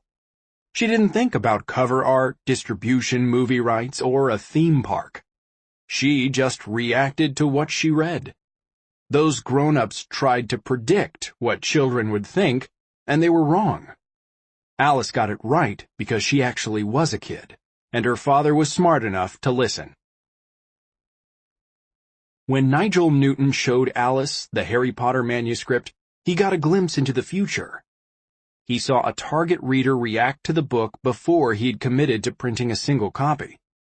On Friday of your sprint, you and your team will experience that same kind of time warp. You'll watch target customers react to your new ideas before you've made the expensive commitment to launch them. Here's how Friday works. One person from your team acts as interviewer. He'll interview 5 of your target customers, one at a time. He'll let each of them try to complete a task with the prototype and ask a few questions to understand what they're thinking as they interact with it. Meanwhile, in another room, the rest of the team will watch a video stream of the interview and make note of the customer's reactions. These interviews are an emotional roller coaster. When customers get confused by your prototype, you'll be frustrated. If they don't care about your new ideas, you'll be disappointed. But when they complete a difficult task, understand something you've been trying to explain for months, or if they pick your solution over the competition, you will be elated. After 5 interviews, the patterns will be easy to spot. Now, we know that the idea of testing with such a small sample is unsettling to some folks. Is talking to just 5 customers worthwhile? Will the findings be meaningful? Earlier in the week, you recruited and carefully selected participants for your test who matched the profile of your target customer. Because you'll be talking to the right people, we're convinced you can trust what they say. And we're also convinced that you can learn plenty from just 5 of them. 5 is the magic number. Jacob Nielsen is a user research expert. Back in the 1990s, he pioneered the field of website usability, the study of how to design websites that make sense to people. Over the course of his career, Nielsen has overseen thousands of customer interviews, and at some point he wondered, how many interviews does it take to spot the most important patterns? So Nielsen analyzed 83 of his own product studies. He plotted how many problems were discovered after 10 interviews, 20 interviews, and so on. The results were both consistent and surprising. 85% of the problems were observed after just 5 people. Testing with more people didn't lead to many more insights, just a lot more work. The number of findings quickly reaches the point of diminishing returns, Nielsen concluded. There's little additional benefit to running more than 5 people through the same study. ROI drops like a stone. Instead of investing a great deal more time to find the last 15%, Nielsen realized he could just fix the 85% and test again. We've seen the same phenomenon in our own tests. By the time we observe the 5th customer, we're just confirming patterns that showed up in the first 4 interviews. We tried testing with more customers, but, as Nielsen says, it just wasn't worth it. Remember the door frame in One Medical's prototype family clinic? After seeing 2 children nearly bounce out of their strollers as they rolled into the office, the problem was obvious. The team didn't need to gather 1,000 data points before they fixed it. The same thing with crowding in the lobby and desks in the exam room. When 2 or 3 people out of 5 have the same strong reaction, positive or negative, you should pay attention. The number 5 also happens to be very convenient. You can fit 5 one-hour interviews into a single day with time for a short break between each one and a team debrief at the end. 9 a.m. interview number 1. 10 o'clock, break. 10:30, interview number 2. 11:30, early lunch. 12:30 p.m., interview number 3. 1:30, break. 2 o'clock, interview number 4. 3 o'clock, break. 3:30, interview number 5. 4:30, debrief. This condensed schedule allows the whole team to watch the interviews together and analyze them firsthand. This means no waiting for results, and no second-guessing the interpretation. One-on-one interviews are a remarkable shortcut. They allow you to test a facade of your product long before you've built the real thing and fallen in love with it. They deliver meaningful results in a single day, but they also offer an important insight that's nearly impossible to get with large-scale quantitative data: why things work or don't work. That why is critical. If you don't know why a product or service isn't working, it's hard to fix. If One Medical had put desks in their family exam rooms, parents would have been frustrated, but it would have been difficult to pinpoint the problem. By showing families a prototype clinic and interviewing them about the experience, One Medical found out the why behind the problem. Parents needed reassurance from the doctor, and even a tiny bit of distraction was too much. When all you have is statistics, you have to guess what your customers are thinking. When you're doing an interview, you can just ask. These interviews are easy to do. They don't require special expertise or equipment. You won't need a behavioral psychologist or a laser eye tracker, just a friendly demeanor, a sense of curiosity, and a willingness to have your assumptions proven wrong. In the next chapter, we'll show you how to do it. Chapter 16. Interview. Michael Margolis is an excellent conversationalist.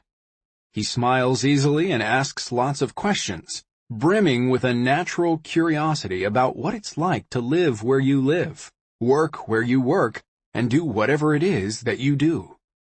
It's only afterward that you realize you were talking the whole time and learned little about him. Michael's friendliness and curiosity are genuine, but his conversational skills aren't just a natural gift. Michael is a research partner at GV, and when you watch him interviewing customers, which we've seen him do hundreds of times, you realize it's a practiced art. Everything from the structure of his questions to his body language helps people think aloud and express themselves honestly. For more than 25 years, Michael has conducted research for all kinds of companies: Electronic Arts, Alcoa, Sun Microsystems, Maytag, Unilever, Walmart.com, and Google. Since 2010, he's been at GV working with the startups in our portfolio. Over the years, Michael has adapted his research methods to be fast enough for startups and learnable for the people who work there. Michael has trained product managers, engineers, designers, salespeople, and countless others in how to conduct these interviews. Anyone can do it, even a CEO. In this chapter, we'll let you in on some of Michael's secrets. Back on Tuesday, you learned his shortcuts for recruiting the perfect target customers. In this chapter, you'll learn how to interview. These interviews can teach you about the people who use your product, reveal hidden problems with your solutions, and uncover the why behind it all. No matter what kind of customer he's talking to or what kind of prototype he's testing, Michael uses the same basic structure: the 5-act interview. The 5-act interview. This structured conversation helps the customer get comfortable, establishes some background, and ensures that the entire prototype is reviewed. Here's how it goes. 1. A friendly welcome to start the interview. 2. A series of general open-ended context questions about the customer. 3. Introduction to the prototype or prototypes. 4. Detailed tasks to get the customer reacting to the prototype. 5. A quick debrief to capture the customer's overarching thoughts and impressions. Friday's action takes place in 2 rooms. In the sprint room, the team watches the interviews over live video. Nothing sneaky here. You'll get the customer's permission to record and play the video. The interview itself takes place in another smaller room, which we cleverly call the interview room. There's no special tech setup required. We use a regular laptop with a webcam and simple video meeting software to share the video and audio. This arrangement works for websites, but it also works for mobile devices, robots, and other hardware. Just point the webcams at what you want to see. Sometimes the interviewer or the customer are in another building, another city, or out in the field. Michael has conducted interviews at hospitals, hotels, and truck stops. But since the sprint team is watching over video, that doesn't matter. What does matter is that the interviewer and the customer are sitting side by side, talking comfortably. The interview is not a group exercise. It's a conversation between 2 people. One person from your team can be the interviewer for the entire day, or 2 people can alternate. Since you're looking for big, obvious patterns, you don't have to worry about tainting the data with this kind of small change. Act 1. Friendly welcome. People need to feel comfortable to be open, honest, and critical. So the first job of the interviewer is to welcome the customer and put her at ease. That means a warm greeting and friendly small talk about the weather. It also means smiling a lot. If you're not in the mood to smile, prepare for the interview by listening to Keep a Knockin' by Little Richard. Once the customer is comfortably seated in the interview room, the interviewer should say something like, "Thanks for coming in today. We're always trying to improve our product, and getting your honest feedback is a really important part of that. This interview will be pretty informal. I'll ask a lot of questions, but I'm not testing you. I'm actually testing this product. If you get stuck or confused, it's not your fault. In fact, it helps us find problems we need to fix. I'll start by asking some background questions, then I'll show you some things we're working on. Do you have any questions before we begin?" The interviewer should also ask the customer if it's okay to record and watch the video of the interview, and he or she should make sure the customer signs any legal paperwork insisted on by your lawyers. We use a simple one-page form for non-disclosure, permission to record, and invention assignment. These forms can also be signed electronically before the interview. Act 2. Context questions. After the introduction, you'll be eager to bring out the prototype. Not so fast. Instead, start slow by asking some questions about the customer's life, interests, and activities. These questions help build rapport, but they also give you context for understanding and interpreting your customer's reactions and responses. A great series of context questions starts with small talk and transitions into personal questions relevant to the sprint.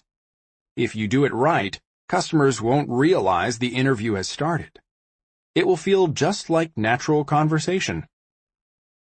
In our sprint with FitStar, we knew it would be helpful to understand more about each customer's approach to exercise. Michael's context questions went something like this. What kind of work do you do? For how long have you been doing that? What do you do when you're not working?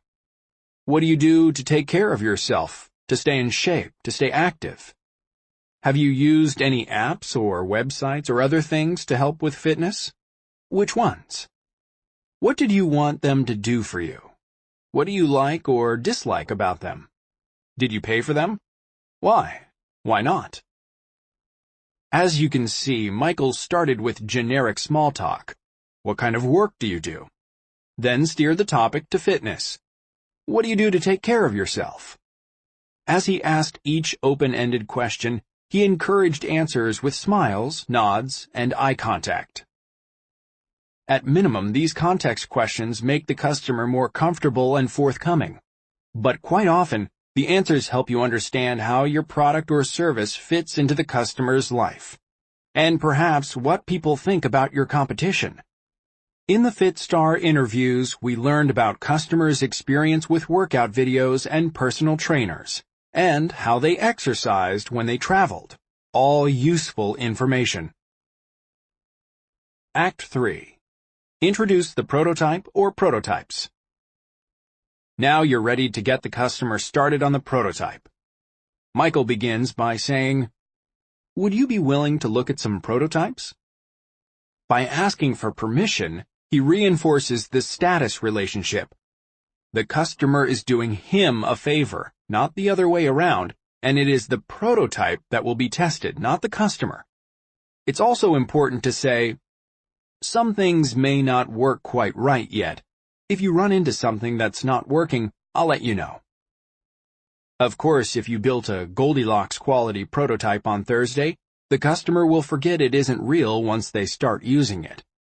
However, introducing it this way encourages them to give blunt feedback. Explaining that it's a prototype also makes the interviewer's job easier in case something breaks or the customer encounters a dead end, both of which are likely to happen. Remind the customer that you're testing the prototype, not her. There are no right or wrong answers. Since I didn't design this, you won't hurt my feelings or flatter me. In fact, frank, candid feedback is the most helpful. That "I didn't design this" line is important because it's easier for customers to be honest if they don't think the interviewer is emotionally invested in the ideas. Hopefully the interviewer avoided working on the prototype on Thursday, but he should probably say, "I didn't design this," even if he actually did.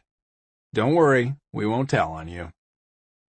The interviewer should also remind the customer to think aloud. As we go, please think aloud. Tell me what you're trying to do and how you think you can do it. If you get confused or don't understand something, please tell me. If you see things you like, tell me that too. Thinking aloud makes the interview format especially powerful. Seeing where customers struggle and where they succeed with your prototype is useful, but hearing their thoughts as they go is invaluable. Act 4. Tasks and nudges. In the real world, your product will stand alone. People will find it, evaluate it, and use it without you there to guide them. Asking target customers to do realistic tasks during an interview is the best way to simulate that real-world experience. Good task instructions are like clues for a treasure hunt. It's no fun and not useful if you're told where to go and what to do. You want to watch customers figure out the prototype on their own. As an example, here's the task from the FitStar test. Let's say you came across FitStar in the App Store. How would you decide if you wanted to try it? Starting from this simple nudge, the customer reads and evaluates the app description, installs the app, and tries it out.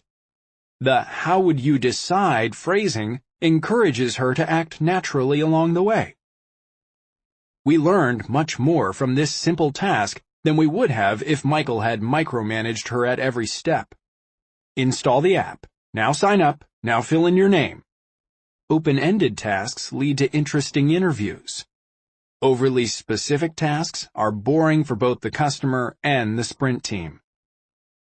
As the customer goes through the task, the interviewer should ask questions to help her think aloud. What is this? What is it for? What do you think of that? What do you expect that will do? So, what goes through your mind as you look at this? What are you looking for? What would you do next? Why? These questions should be easy to answer and not intimidating. The interviewer tries to keep the customer moving and thinking aloud, not anxious to find the right answer. Act 5. Quick debrief. To wrap up the interview, ask a few debrief questions. You'll see and hear a lot during each interview, and it can be tough to pick out the most important reactions, successes, and failures. When you ask debrief questions, your customers can help you sift through everything you heard. Here are some of Michael's debrief questions. How does this product compare to what you do now? What did you like about this product? What did you dislike? How would you describe this product to a friend? If you had 3 magic wishes to improve this product, what would they be? Don't worry, asking the magic wishes questions doesn't mean you're turning your product planning over to your customers. Instead, it helps customers articulate their reactions. It will still be up to you to decide how to interpret and apply what you learn.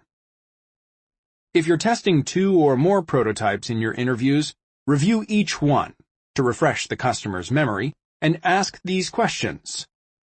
How would you compare those different products? What are the pros and cons? Which parts of each would you combine to create a new, better version? Which one worked better for you? Why? And that's it. When the interview is over, the interviewer thanks the customer, gives her a gift card, and shows her out. Throughout the session, the interviewer should remain engaged in the conversation. He should encourage the customer to talk while remaining neutral. Say things like, uh-huh, and mm-hmm, not great and good job. There's no need to take notes. The rest of the team in the sprint room will take care of that for you. Of course, we don't expect anyone to memorize every question and all 5 acts. On Thursday, the interviewer can start early by writing up a script while the rest of the team is prototyping. On Friday, he can make a printout to refer to as the interview goes along. Not only will the script make the interviewers easier to run, it will also make them consistent, which makes it easier to spot patterns throughout the day. One of our favorite stories about the power of interviews comes from our friend, a designer named Joe Gebbia. Back in 2008, Joe and a couple of friends founded a startup. They had what they thought was an amazing idea for a new online marketplace. They built and launched a website, then spent months improving it until they were pretty sure it was perfect. But despite their efforts, the new service wasn't catching on.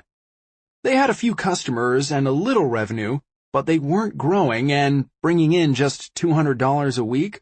They weren't even making enough to pay the rent.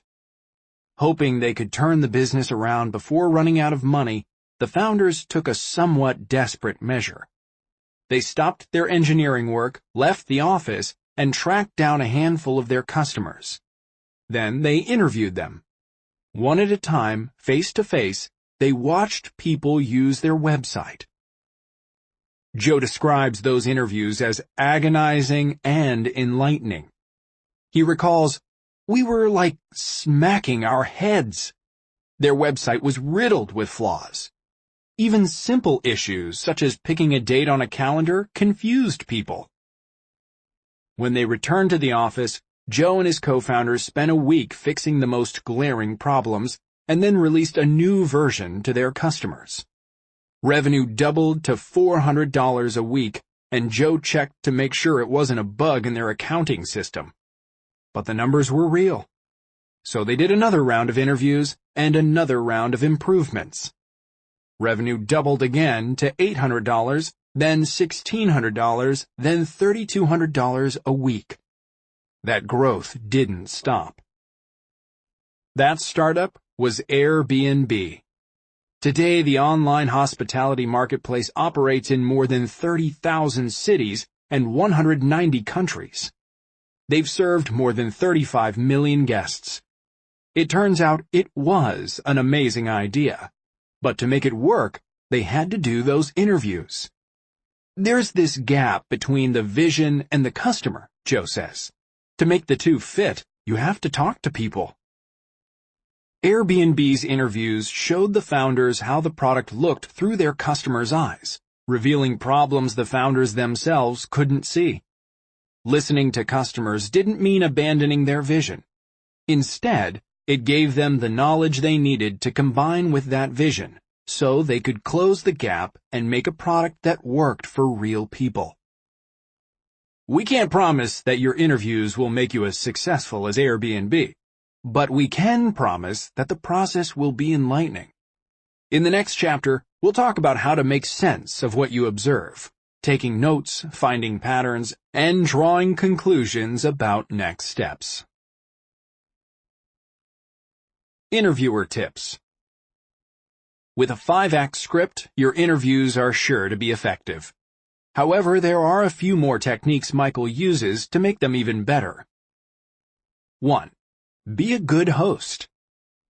For just a moment, imagine you are the target customer who comes in for an interview. You've shown up to try some new product, you're not quite sure what, in a building you've never been to before, and you'll be watched by some person you just met.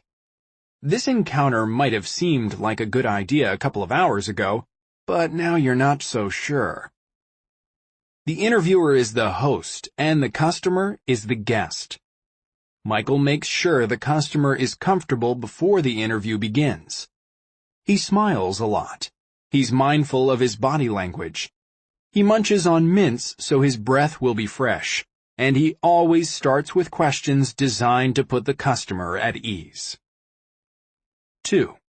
Ask open-ended questions. To understand what the customer thinks, you have to be careful not to ask leading questions. Some leading questions are obvious and easy to avoid. We're sure you won't say you like this, right? But sometimes you'll ask a leading question without meaning to do so. Let's say you're interviewing a customer who's looking at your website. You want to know what the customer thinks and whether she would be likely to sign up for a demo of your product. Interviewer. Now that you've seen the site, would you be ready to sign up now, or do you need more information? Customer. I guess I'd need more info. Oh, here's the frequently asked questions. I'll check it out. This exchange looks okay at a glance, but the multiple choice question, ready to sign up versus need more information, has influenced the customer's response. You're assuming that the customer wants to do one of those two options. It's tough to do, but you should avoid asking multiple choice questions. They're almost always leading questions in disguise. Now consider what would happen if you ask an open-ended question instead. Interviewer. Now that you've seen the site, what are you thinking? Customer. I don't know. I mean, I don't think it's right for my company. Interviewer: Why is that? Customer: Insert fascinating reason here. We just made this scenario up, but it's something we've seen play out dozens of times. When you ask an open-ended question, you're more likely to get an honest reaction and an explanation of why. All of this may sound a little complicated, but Michael's advice to avoid leading questions comes down to just 2 rules. Don't ask multiple choice or yes/no questions. Would you? Do you? Is it? Do ask 5 W's questions. Who, what, where, when, why, how. As with everything, asking questions like these gets easier with practice. One simple trick for the interviewer: write some sample 5 W's questions right into the script. 3. Ask broken questions. Michael Margolis is the master of broken questions. The idea behind a broken question is to start asking a question, but let your speech trail off before you say anything that could bias or influence the answer. Customer: Michael: So, what is... trails off into silence. Customer: Well, I was just surprised to see that the prices were so high. Michael got an honest, useful response out of the customer without even asking a real question. And because the question was so vague, she didn't feel pressure to tell Michael what she thought he wanted to hear. In this type of situation where the customer is reacting to something but not saying what, it's tempting to ask a leading question like, "Were you looking at the pricing there?" With a broken question, you can encourage people to think aloud without leading them in any direction. You can also learn a lot by just remaining quiet. Don't always feel compelled to fill the silence with conversation. Stop and watch and wait and listen. 4. Curiosity mindset. Our final bit of advice on how to be a great interviewer is not a technique, but a state of mind. On Thursday, the team has to be in a prototype mindset. On Friday, the team, and especially the interviewer, should work hard at adopting a curiosity mindset. Being in a curiosity mindset means being fascinated by your customers and their reactions. You can develop this mindset by focusing on the surprising details of what your customers say and do. Always ask why. Never assume or jump to conclusions. Before each interview, anticipate how interesting the information will be that you'll learn from the customer. Use your own body language to make yourself friendlier and more receptive. Smile, lean in, and don't cross your arms. Curiosity is an outlook that can be embodied and even learned. If you'd like to learn more about customer interviews and see a video of Michael conducting an interview, check out thesprintbook.com. Chapter 17. Learn. It was 8:30 a.m. on Friday morning in San Francisco, the final day of our sprint with Slack. Michael had scheduled our first customer interview for 9 a.m., and the sprint team was trickling in, coffee cups in hand. We rearranged the couches and chairs so everyone could face the video screen at the front of the room. Braden connected a laptop to the screen, opened a web browser, and joined a video conference that Michael had set up. Slack started the week with a big challenge. Their software was hard to explain to potential customers. Many of the benefits of using Slack, better communication, better teamwork, less stress about work, were only apparent once customers took a chance and tried it with their teams. Experimenting with a new piece of software is a lot of work, so Slack had to make the value clear from the beginning. By Friday of our sprint, we had 2 competing solutions. Mercy Grace, Slack's product manager, favored a step-by-step guide called The Tenacious Tour that would show customers how Slack worked. Stuart Butterfield, Slack's founder and CEO, had a hunch about an idea called Bot Team a way for customers to try out Slack by communicating with a team of computer-controlled characters. You know this story, but you don't know how it ends. That's what Friday is all about. Finding the end to your sprint story. It's your chance to put your prototypes in front of real customers, see how they react, answer your sprint questions, and make a plan for what to do next. On that Friday, everyone was excited and a bit nervous to see how the prototypes would do. A buzz of quiet chatter stopped when the screen flickered to life. Over the video stream, we heard a door close. Michael's voice began. "Thanks again for coming in today." Then we saw the first customer sit down, nervously look right into the camera, and relax as Michael asked a few warm-up questions. Michael introduced the customer to our first prototype. For a moment, the customer did nothing. And then she leaned forward, grabbed the computer mouse, and started talking. Friday feels like one long mystery. Throughout the day, you'll collect clues. Some of those clues help you crack the case, but some lead you in the wrong direction. It's only at the end, around 5 p.m., that everything ties together and the answers become clear. Just like the Slack team, your sprint team will spend Friday together. While the interviewer is testing the prototype with customers, your team will gather in the sprint room to watch and take notes. It's the end of an intense week, and your team might feel pressure to get back to normal work, emails, meetings, and mission-critical water cooler conversation. But the sprint only works if you stick together until the end. Watch together, learn together. Everybody has a superpower, a unique strength. For software engineers, it's writing code. For marketers, it might be designing campaigns. For us, it's putting sticky notes on whiteboards. There's one skill that you're especially good at, and you probably feel most productive when you're doing that one thing. It's tempting to disband the sprint group on Friday and let everyone return to his or her superpower. That way, the interviewer can use his interviewing superpower to test your prototype with customers. We've tried this approach, and here's how it goes. The interviewer talks to each customer. Good so far? Unfortunately, he can't talk and take detailed notes at the same time, so he records the conversations. The interviews are on Friday, so the soonest he can listen to those recordings is Monday. The interviews take all day, so it takes another full day to review the recordings and make sense of what he heard. Then he needs a few hours to put together a document or a presentation with his findings. Now it's Tuesday. We even know some researchers who edit together a video highlight reel of the most interesting moments from the interviews. Awesome, but time-consuming.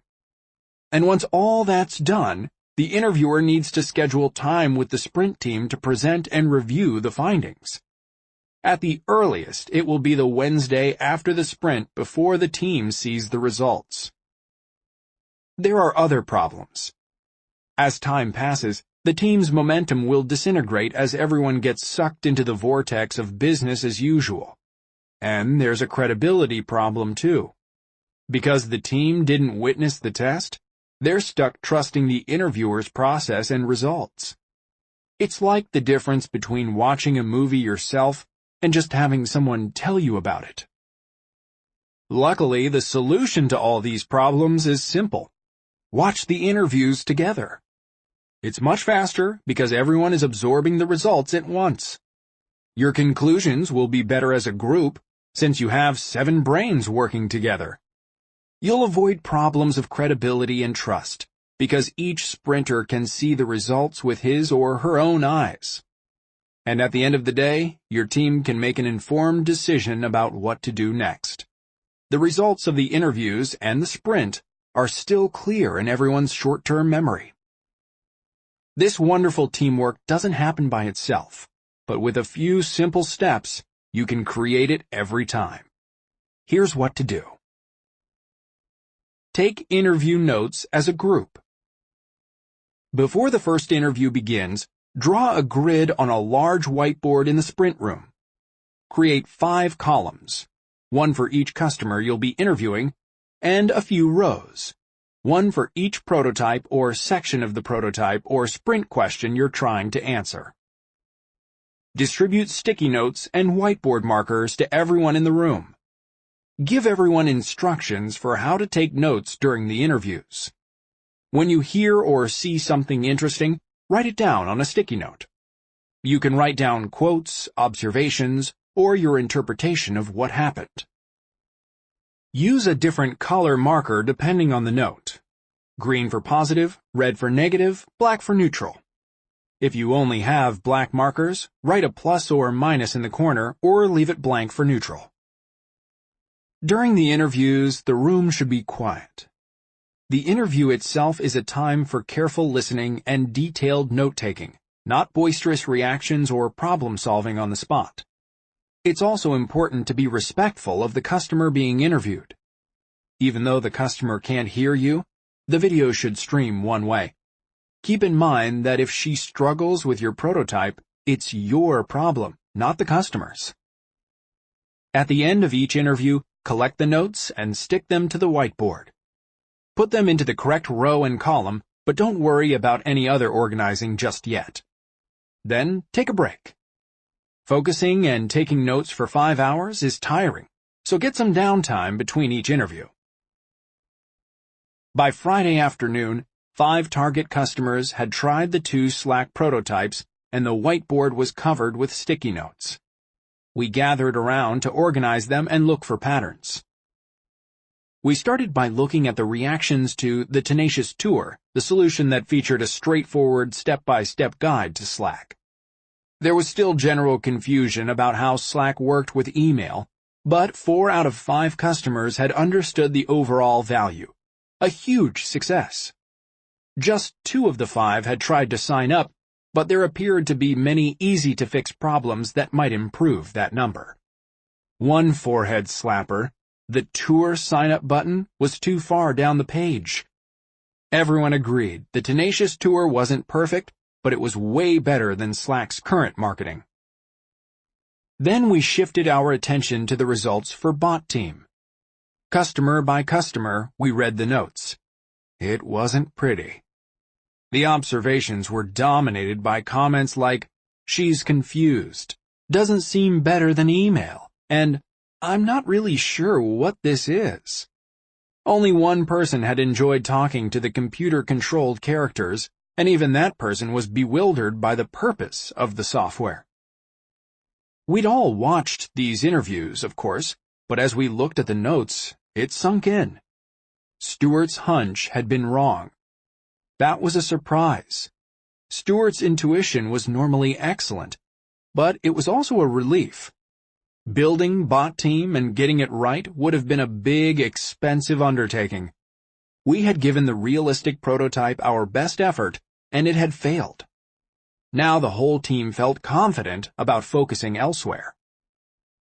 On the other hand, the Tenacious Tour looked promising. The pieces were there, and some of the problems would be easy to fix. The next step was obvious.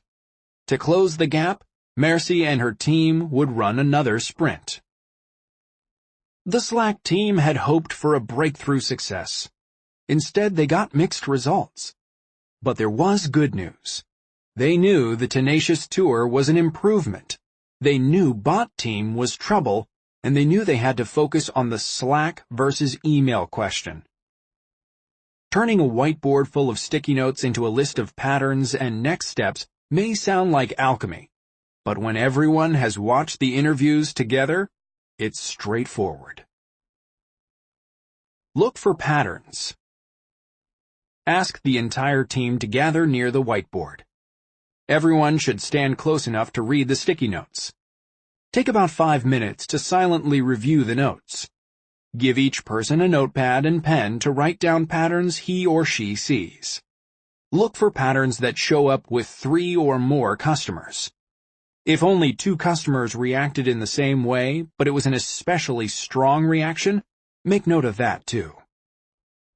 After 5 minutes looking for patterns individually, ask the team to share what they found and read the patterns aloud. On another whiteboard, list every pattern and label each one as positive, negative, or neutral. Once the patterns are listed, it's time to make sense of the results. Back to the future. On Monday, you came up with a list of sprint questions. These are the unknowns that stand between your team and your long-term goal.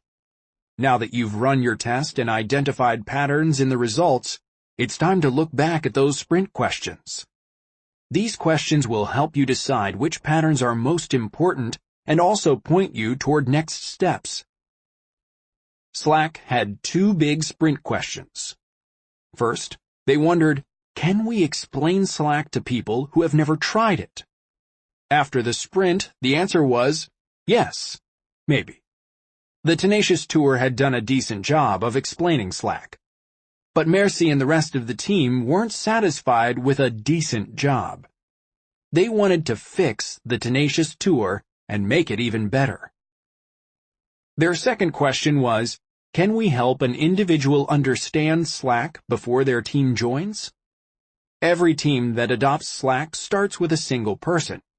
That person has to imagine what it will be like to use the software with a whole team before convincing his or her coworkers to join.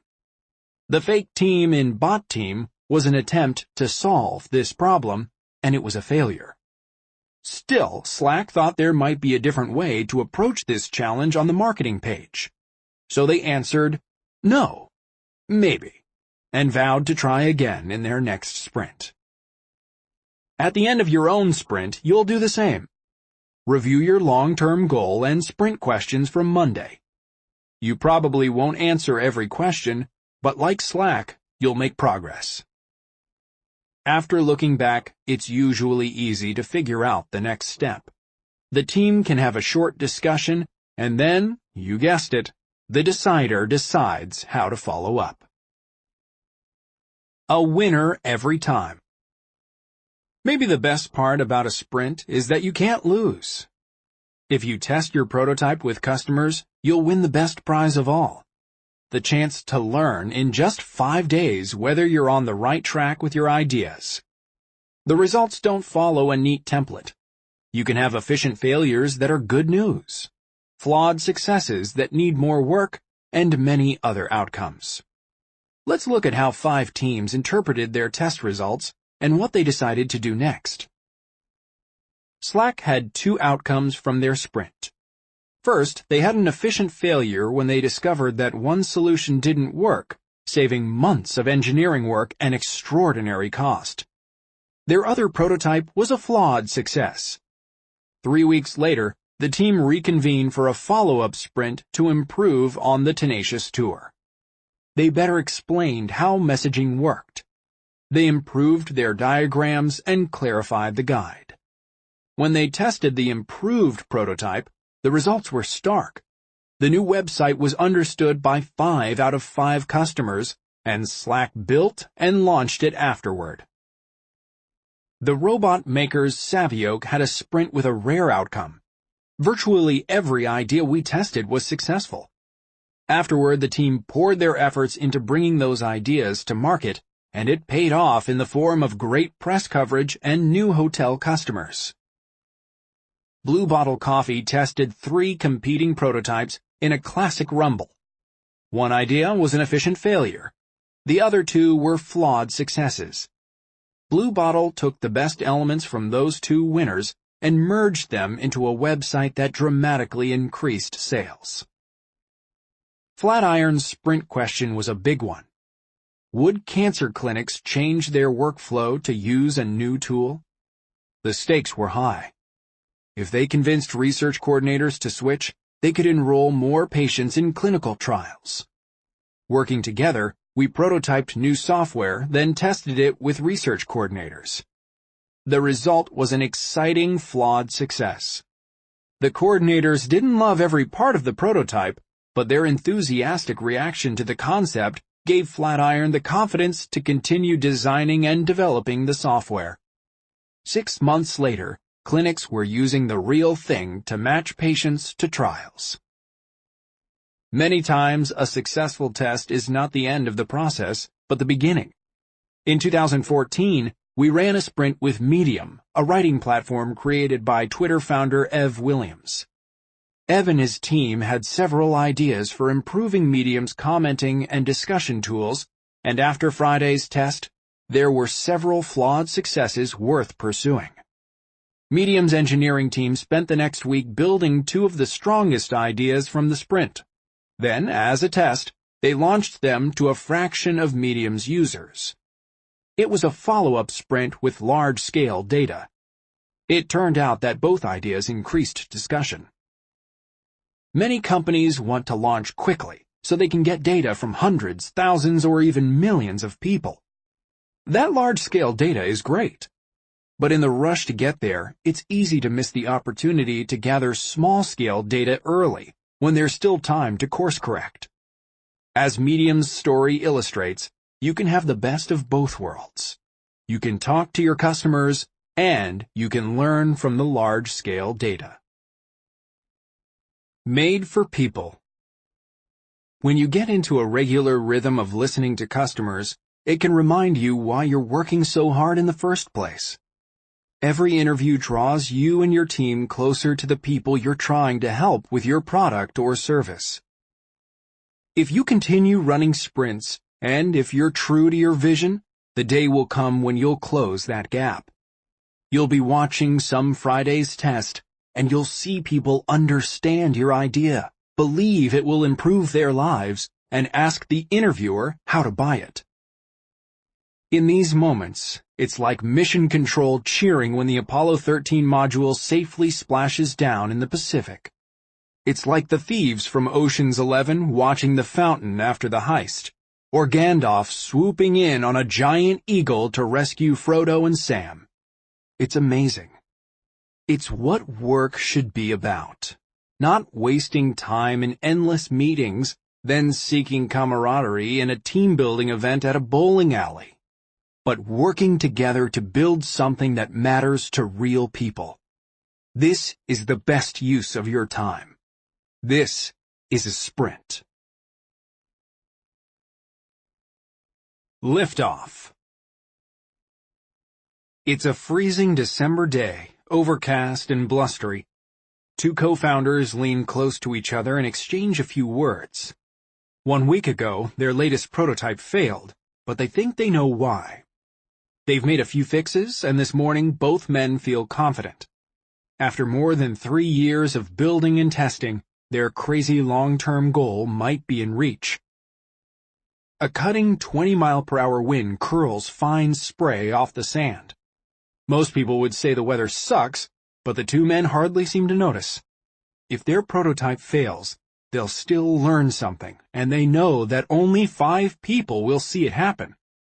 They make the final preparations and check in with the observers. It's time to begin. And it works. For 12 glorious seconds, everything goes right. Their second test is another success, and the third. Hours after they began, they run the fourth and final test of the day, and boom! 4 for 4. In the last test, the prototype works for a full 59 seconds, and the co-founders are elated.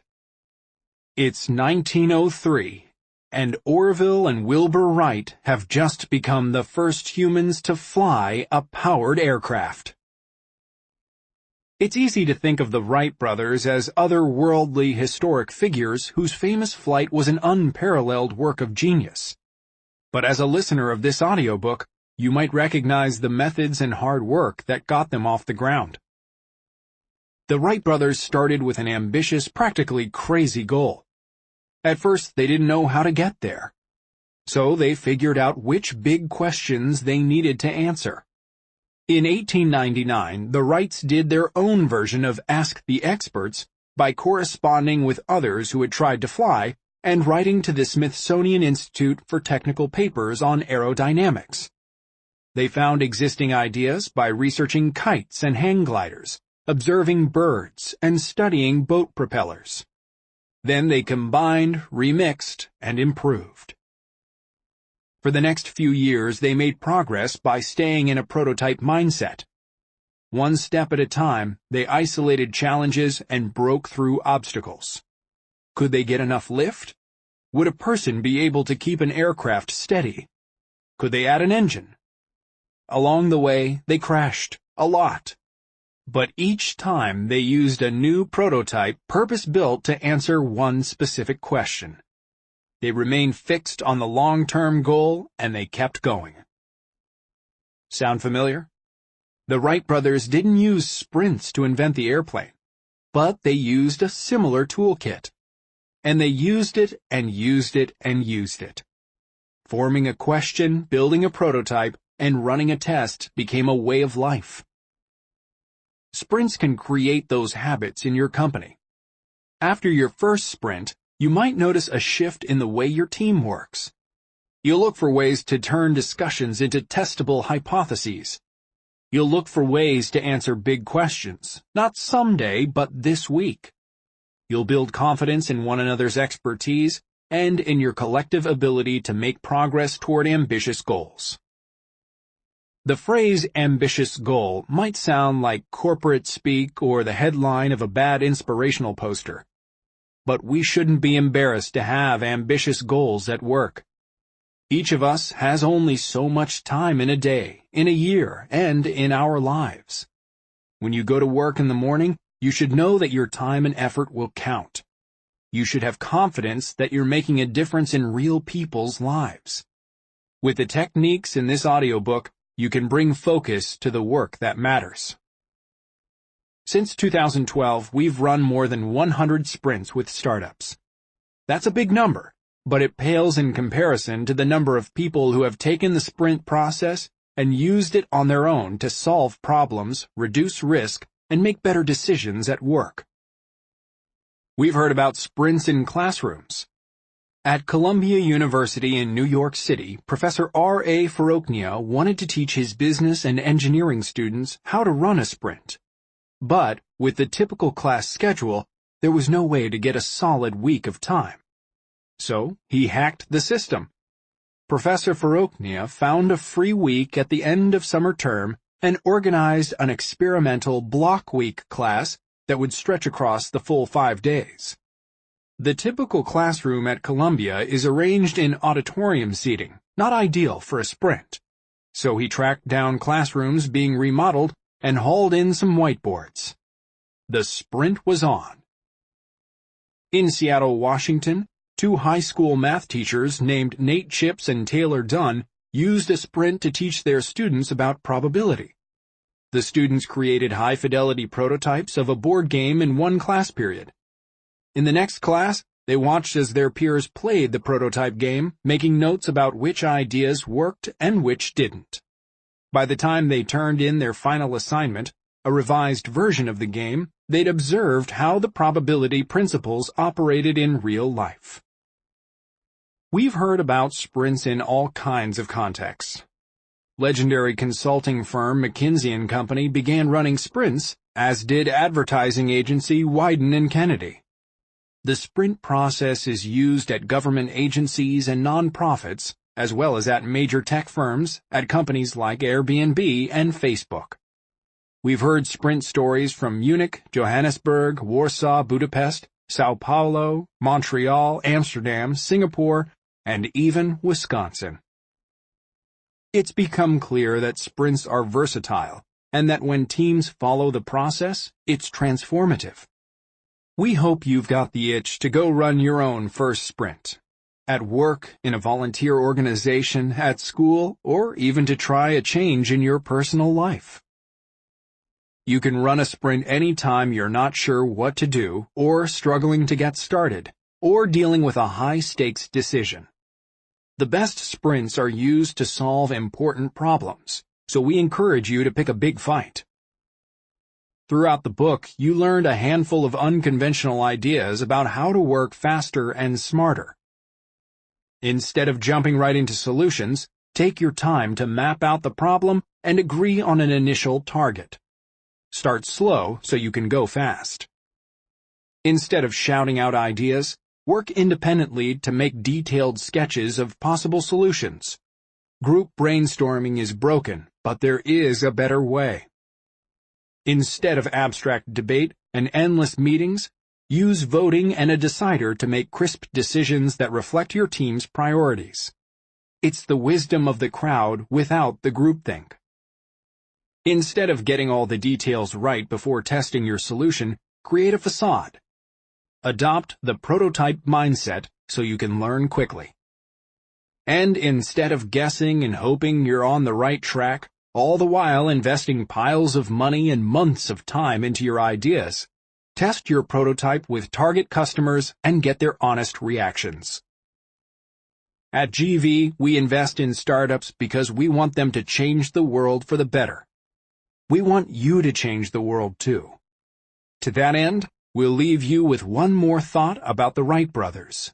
This one from their friend John T. Daniels, who was present at their famous flight on December 17, 1903.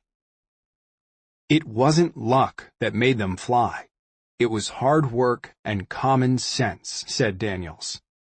He went on, "Good Lord, I'm a-wondering what all of us could do if we had faith in our ideas and put all our heart and mind and energy into them like those Wright boys did."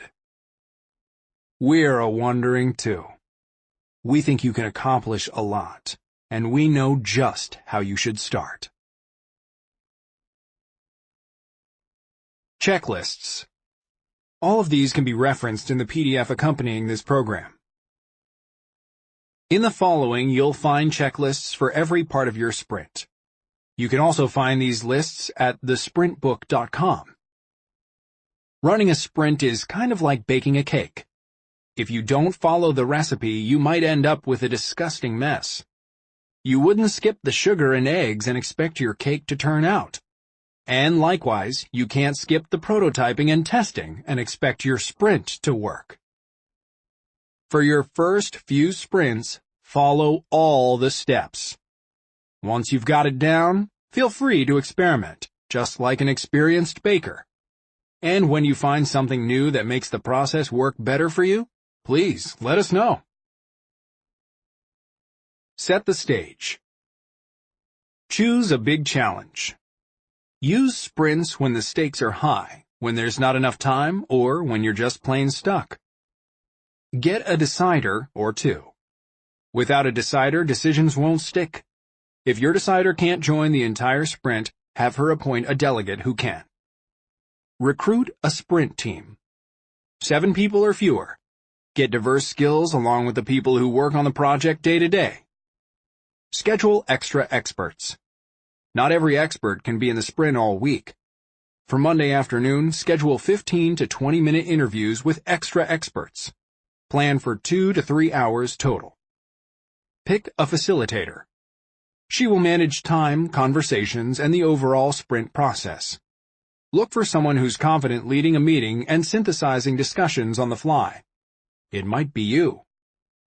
Block 5 full days on the calendar. Reserve time with your sprint team from 10 a.m. to 5 p.m. Monday through Thursday, and 9 a.m. to 5 p.m. Friday. Book a room with 2 whiteboards. Reserve a sprint room for the entire week. If it doesn't have 2 whiteboards in it already, buy some or improvise. Book a second room for Friday's interviews. Key ideas. No distractions. No laptops, phones, or iPads allowed. If you need your device, leave the room or wait for a break. Time box. A tight schedule builds confidence in the sprint process. Use a time timer to create focus and urgency.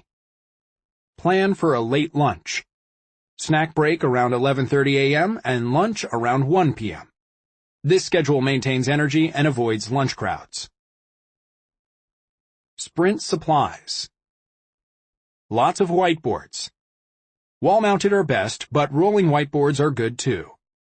Alternatives: idea paint, post-it easel pads, or butcher paper taped to the walls. Get 2 big whiteboards or equivalent surface area. Yellow 3x5 sticky notes. Stick with classic yellow because the multicolored notes cause unnecessary cognitive load. Get 15 pads. Black whiteboard markers. Using a thick marker will keep your ideas pithy and easy for others to read. We prefer whiteboard markers over Sharpies because they're more versatile, they smell less, and you don't have to worry about accidentally putting a permanent mark on your whiteboard. Get 10 markers. Green and red whiteboard markers. For Friday's observation notes, get 10 of each color. Black felt tip pens. For sketching on Tuesday, avoid super thin pens that encourage microscopic writing. We like the medium point Papermate flare. Get 10 pens. Printer paper. For sketching. Sadly, not everything fits on a sticky note. Get 100 sheets, letter size or A4. Masking tape. For posting solution sketches on the wall. Get 1 roll. Small dot stickers, 1/4 inch. For heat map votes, must be all the same color. We like blue. If you're searching online, these are often called round color coding labels. Get about 200 small dots. Large dot stickers, 3/4 inch. For how might we votes, straw poll, and super votes. Must be all the same color and a different color than the small dots. We like pink or orange. Get about 100 large dots. Time timers. For keeping time throughout the sprint. Get 2. 1 to keep the current activity on time, and 1 to remind you when to take a break. Healthy snacks. Good snacks will help keep your team's energy up throughout the day. Eat real food like apples, bananas, yogurt, cheese, and nuts. For a boost, have dark chocolate, coffee, and tea. Get more than enough for everybody. Monday. Note: schedules are approximate. Don't worry if you run behind. Remember to take breaks every 60 to 90 minutes, or around 11:30 a.m. and 3:30 p.m. each day. 10 a.m. Write this checklist on a whiteboard. When you're done, check off this first item. See how easy that was? Keep checking off items throughout the day. Introductions. If some people don't know one another, do a round of introductions. Point out the facilitator and the decider and describe their roles. Explain the sprint. Introduce the 5-day sprint process. You can use the slide deck on thesprintbook.com. Run through this checklist and briefly describe each activity. 10:15-ish. Set a long-term goal. Get optimistic. Ask, why are we doing this project? Where do we want to be in 6 months, a year, or even 5 years from now? Write the long-term goal on a whiteboard. List sprint questions. Get pessimistic. Ask, how could we fail? Turn these fears into questions you could answer this week. List them on a whiteboard. 11:30-ish. Make a map. List customers and key players on the left. Draw the ending with your completed goal on the right. Finally, make a flowchart in between showing how customers interact with your product. Keep it simple, 5 to 15 steps. 1 p.m. Lunch break. Eat together if you can. It's fun. Remind your team to choose a light lunch to maintain energy in the afternoon. There are snacks if you get hungry later. 2 p.m. Ask the experts. Interview experts on your sprint team and guests from the outside. Aim for 15 to 20 minutes each. Ask about the vision, customer research, how things work, and previous efforts. Pretend you're a reporter. Update long-term goal, questions, and map as you go. Explain how might we notes. Distribute whiteboard markers and sticky notes. Reframe problems as opportunities. Start with the letters HMW on the top left corner. Write one idea per sticky note. Make a stack as you go. 4-ish. Organize how might we notes. Stick all the how might we notes onto a wall in any order. Move similar ideas next to one another. Label themes as they emerge. Don't perfect it. Stop after about 10 minutes. Vote on how might we notes. Each person has 2 votes, can vote on his or her own notes, or even the same note twice. Move winners onto your map. 4:30ish. Pick a target. Circle your most important customer and one target moment on the map. The team can weigh in, but the decider makes the call. Key ideas. Start at the end. Start by imagining your end result and risks along the way. Then work backward to figure out the steps you'll need to get there. Nobody knows everything, not even the decider. All the knowledge on your sprint team is locked away in each person's brain. To solve your big problem, you'll need to unlock that knowledge and build a shared understanding. Reframe problems as opportunities. Listen carefully for problems and use "how might we" phrasing to turn them into opportunities. Facilitator tips. Ask for permission. Ask the group for permission to facilitate. Explain that you'll try to keep things moving, which will make the sprint more efficient for everyone. ABC. Always be capturing. Synthesize the team's discussion into notes on the whiteboard. Improvise when needed. Keep asking, "How should I capture that?" Ask obvious questions. Pretend to be naive. Ask why a lot. Take care of the humans. Keep your team energized. Take breaks every 60 to 90 minutes. Remind people to snack and to eat a light lunch. Decide and move on. Slow decisions sap energy and threaten the sprint timeline. If the group sinks into a long debate, ask the decider to make a call. Tuesday, 10 a.m. Lightning demos. Look at great solutions from a range of companies, including yours. 3 minutes per demo. Capture good ideas with a quick drawing on the whiteboard. 12:30ish. Divide or swarm. Decide who will sketch which part of the map.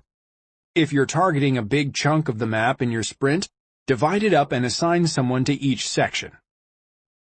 1 p.m. Lunch. 2 p.m. The 4-step sketch. Briefly explain the 4 steps. Everyone sketches.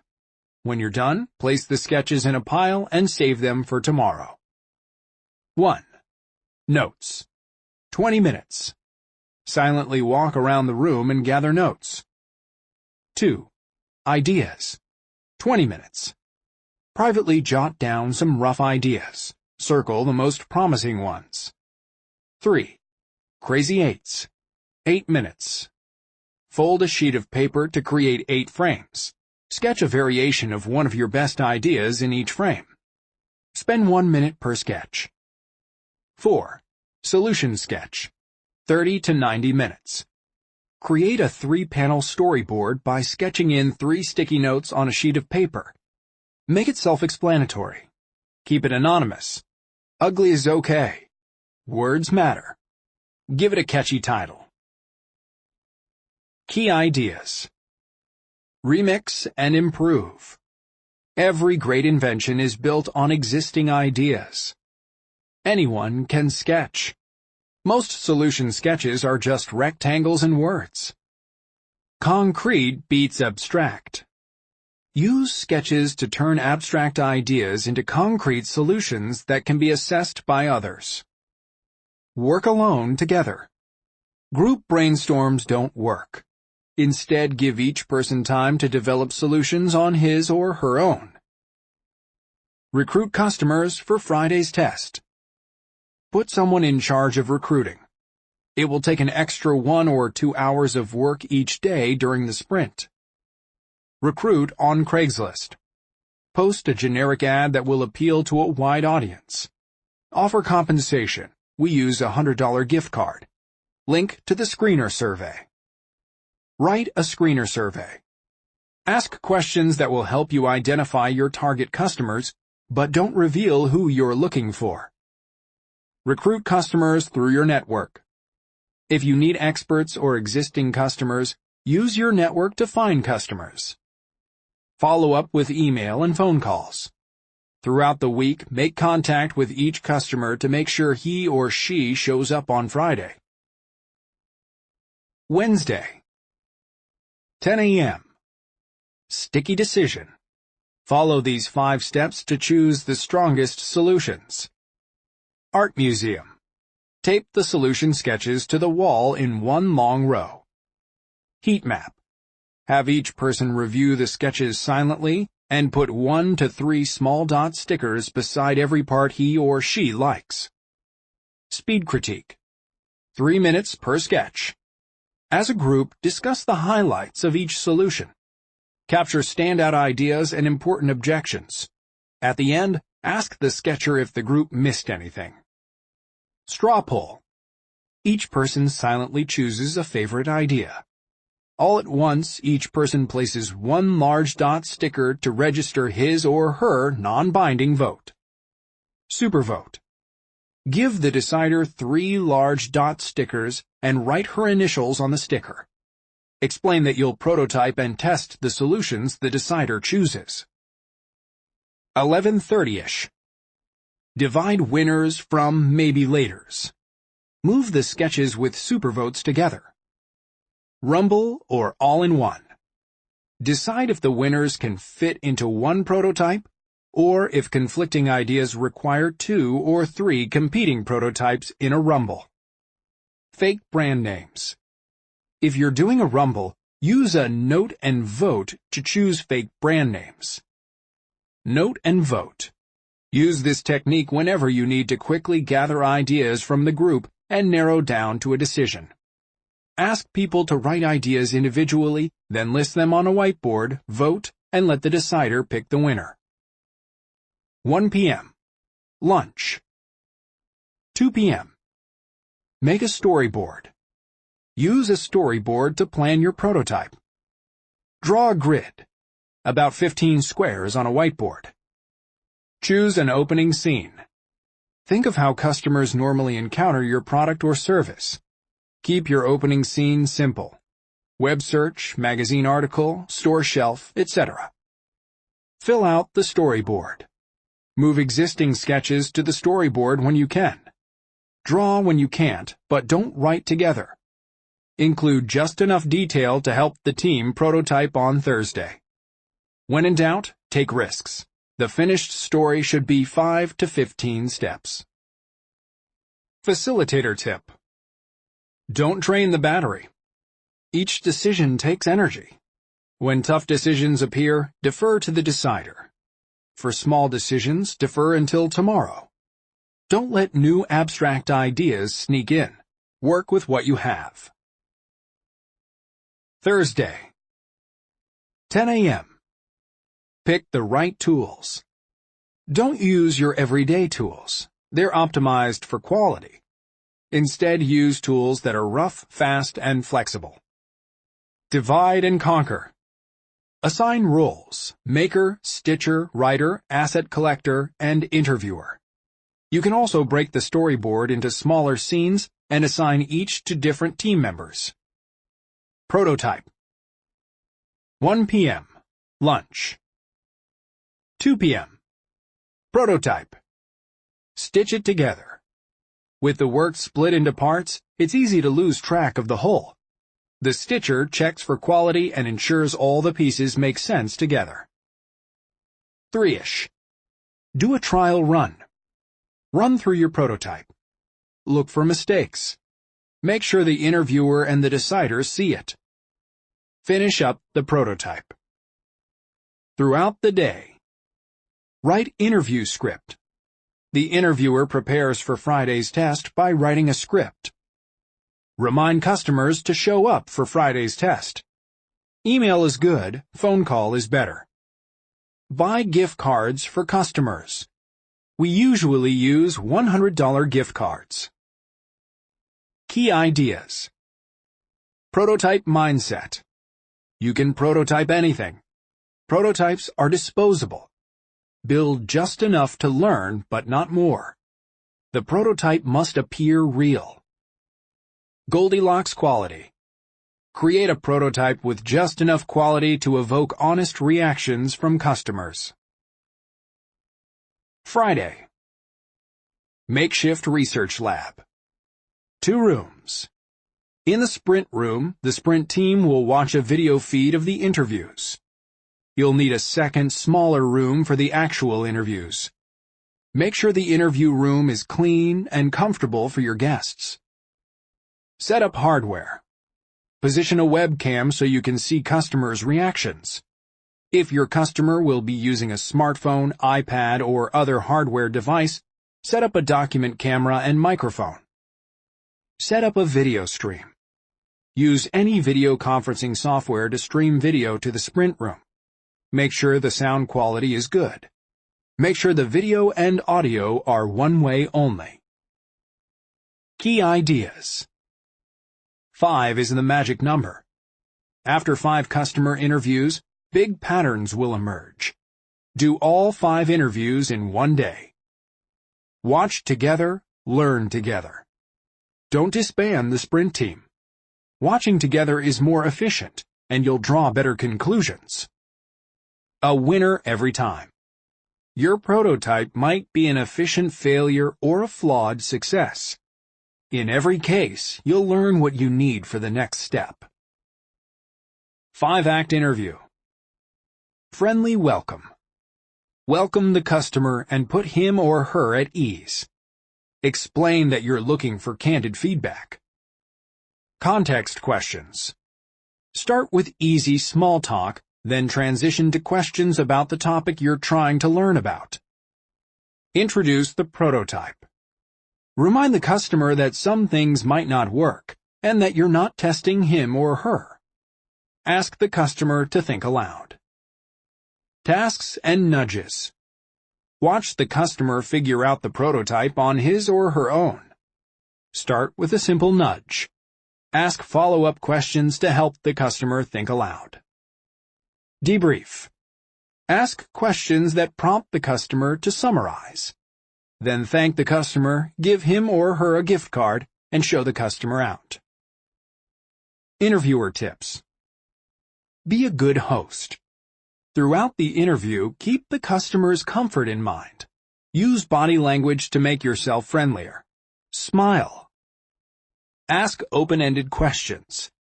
Ask who, what, where, when, why, how questions. Don't ask leading yes or no or multiple choice questions. Ask broken questions. Allow your speech to trail off before you finish a question. Silence encourages the customer to talk without creating any bias. Curiosity mindset. Be authentically fascinated by your customer's reactions and thoughts. Observing interviews. Before the first interview. Draw a grid on a whiteboard. Create a column for each customer. Then add a row for each prototype or section of prototype. During each interview. Take notes as you watch. Hand out sticky notes and markers. Write down direct quotes, observations, and interpretations. Indicate positive or negative. After each interview. Stick up notes. Stick your interview notes in the correct row and column on the whiteboard grid. Briefly discuss the interview, but wait to draw conclusions. Take a quick break. At the end of the day. Look for patterns. At the end of the day, read the board in silence and write down patterns. Make a list of all the patterns people noticed. Label each as positive, negative, or neutral. Wrap up. Review your long-term goal and your sprint questions. Compare with the patterns you saw in the interviews. Decide how to follow up after the sprint. Write it down. Frequently asked questions. Question. Can I facilitate a sprint without any experience? Answer. Yes. With this audiobook, you have everything you need. In fact, you're much better prepared than we were when we started out. Question. Do sprints require long hours? Answer. No. The sprint requires roughly 35 hours of work from each participant. We want the team to be rested so they stay sharp and do their best work. You'll be home for dinner. Question: will sprint participants miss a lot of other work? Answer: sort of. It's impossible to spend 35 hours in a sprint and do your normal job. But since the sprint only runs from 10 a.m. to 5 p.m. each day, participants have the option of spending time in the morning to keep up with other work. Question: do sprints work at big companies? Answer: yes. At big companies, it can be difficult to get time from the decider and other experts. Focus on scheduling cameo appearances for Monday, and be sure to have the decider delegate another decision-maker who can participate every day. Question: do sprints work for hardware products? Answer: yes. The biggest challenge for a hardware sprint will be prototyping. Here are 3 techniques for creating a hardware prototype in one day. Modify or build on top of an existing product, even if it's incomplete. Use 3D printing or other rapid fabrication techniques to prototype your product from scratch. Or create a brochure facade which allows customers to react to your product without seeing the actual product. Question: do sprints work for... insert super hard to prototype product or service here?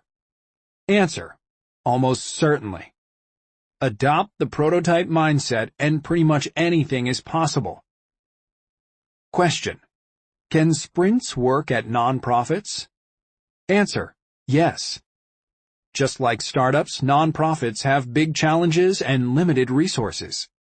The definition of target customer might be different, but questions about nonprofit concerns like fundraising, public relations, and community services can all be answered by prototyping and testing with real people. Question: can sprints work in classrooms? Answer: yes. The biggest challenge to running a sprint in a classroom is scheduling. If you can find a solid week, go for it. But if your class meets only once or twice a week for a few hours each session, you'll have to be creative. At Columbia and Stanford, professors have adapted the sprint process by having students do one day each class session, either in class or as homework with their team. Dividing the process will create a lack of continuity and a lot of boot-up time each session. Help students out by encouraging them to take lots of photos. If possible, let them keep their maps, sprint questions, and other notes on post-it easel pads or something similar. Question: can we run a sprint with team members in different places? Answer: maybe. Running a sprint with people who aren't physically in the room is tricky. If you want to include them for Monday's Ask the Experts exercise or as observers of Friday's tests, that's relatively easy to accomplish with a video conference.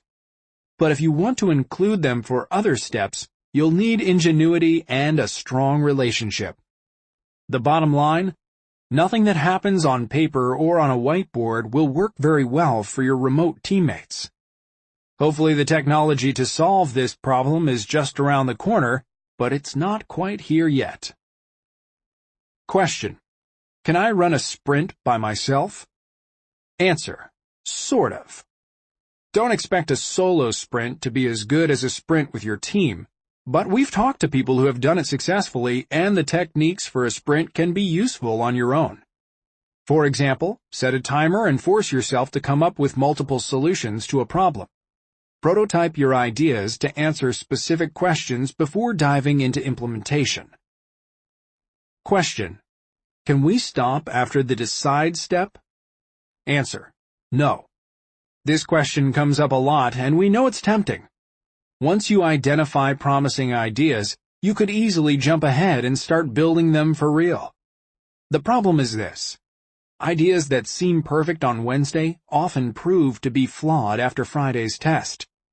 By continuing with the sprint and prototyping and testing, you and your team will learn whether those ideas are really as good as they appear.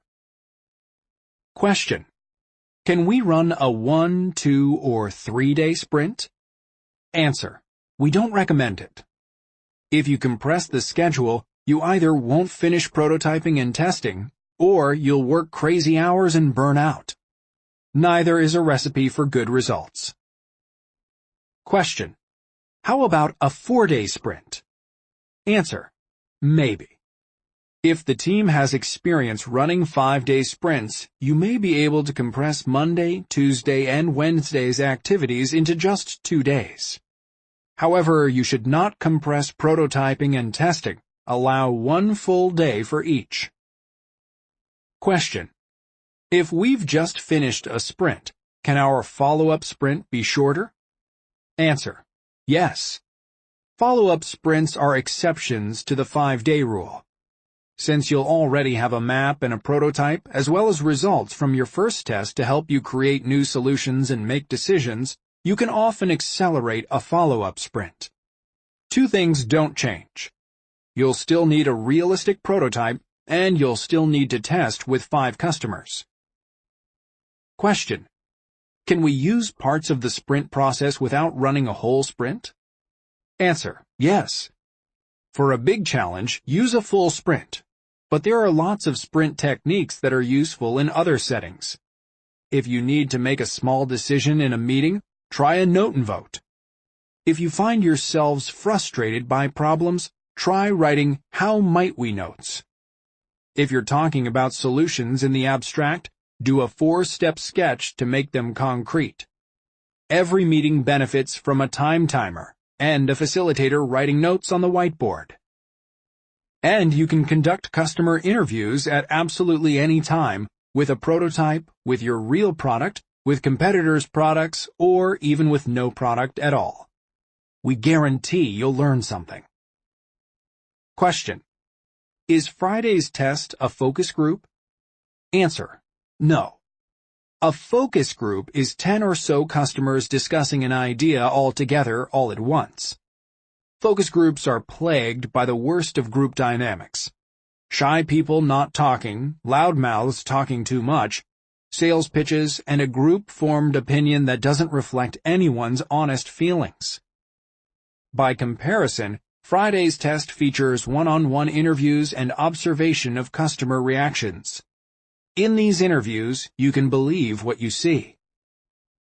Question: can we run Friday's test remotely over the phone or by video conference? Answer: yes, but extra care is required. Our partner Michael Margolis runs remote tests all the time, where he uses video conference software to share computer screens and interview customers. But this kind of interview is more difficult. You'll need to work extra hard to engage your customer, put her at ease, and encourage her to think aloud. And the technology presents another challenge. You don't want to waste valuable time getting your video conference software up and running, so practice ahead of time and send your customers a detailed how-to guide for connecting. Question: can we test our prototype with fewer than 5 people? Answer: no. After 4 customer interviews, it's usually difficult to see patterns. After 5, it's easy. If you schedule 5 people and only 4 show up, you might be okay. But don't schedule 4 or fewer. Question: can we test with friends and family? Answer: no. You can only trust the results when you interview customers who match your target profile. Even if your friends and family happen to fit the profile, there's another big problem.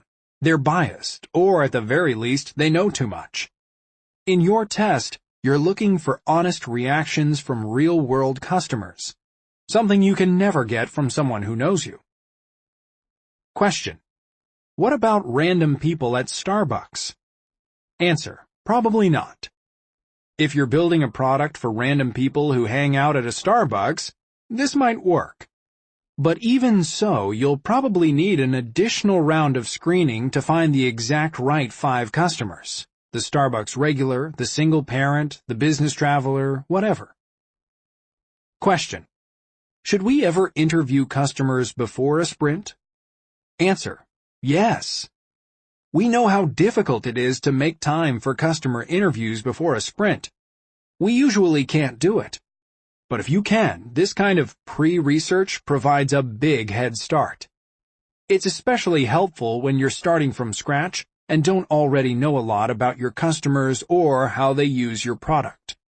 For example, Blue Bottle was new to selling coffee online, so we interviewed coffee lovers before the sprint to better understand how they shop for coffee.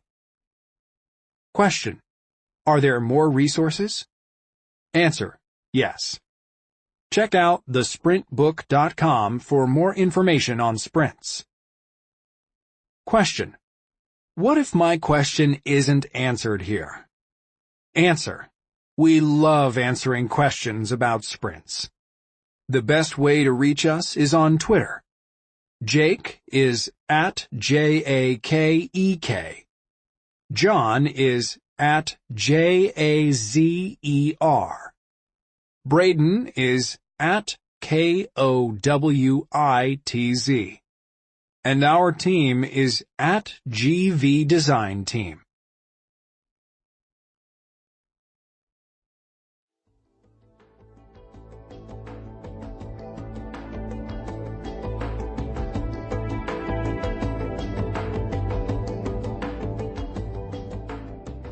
Sprint, How to Solve Big Problems and Test New Ideas in Just 5 Days, was written by Jake Knapp with John Zeratsky and Braden Kowitz from Google Ventures, and read by Dan Bittner. Recording, editing, and post-production by Kessler Media. Alex Reisdorf was the mix engineer. The associate producer was Ben Rimmelauer. Sprint, How to Solve Big Problems and Test New Ideas in Just 5 Days, was produced and directed by Robert Kessler. This has been a presentation of Simon & Schuster Audio.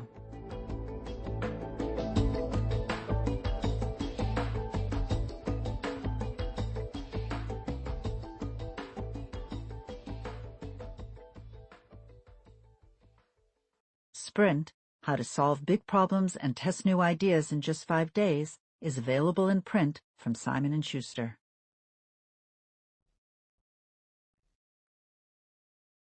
Audible hopes you have enjoyed this program.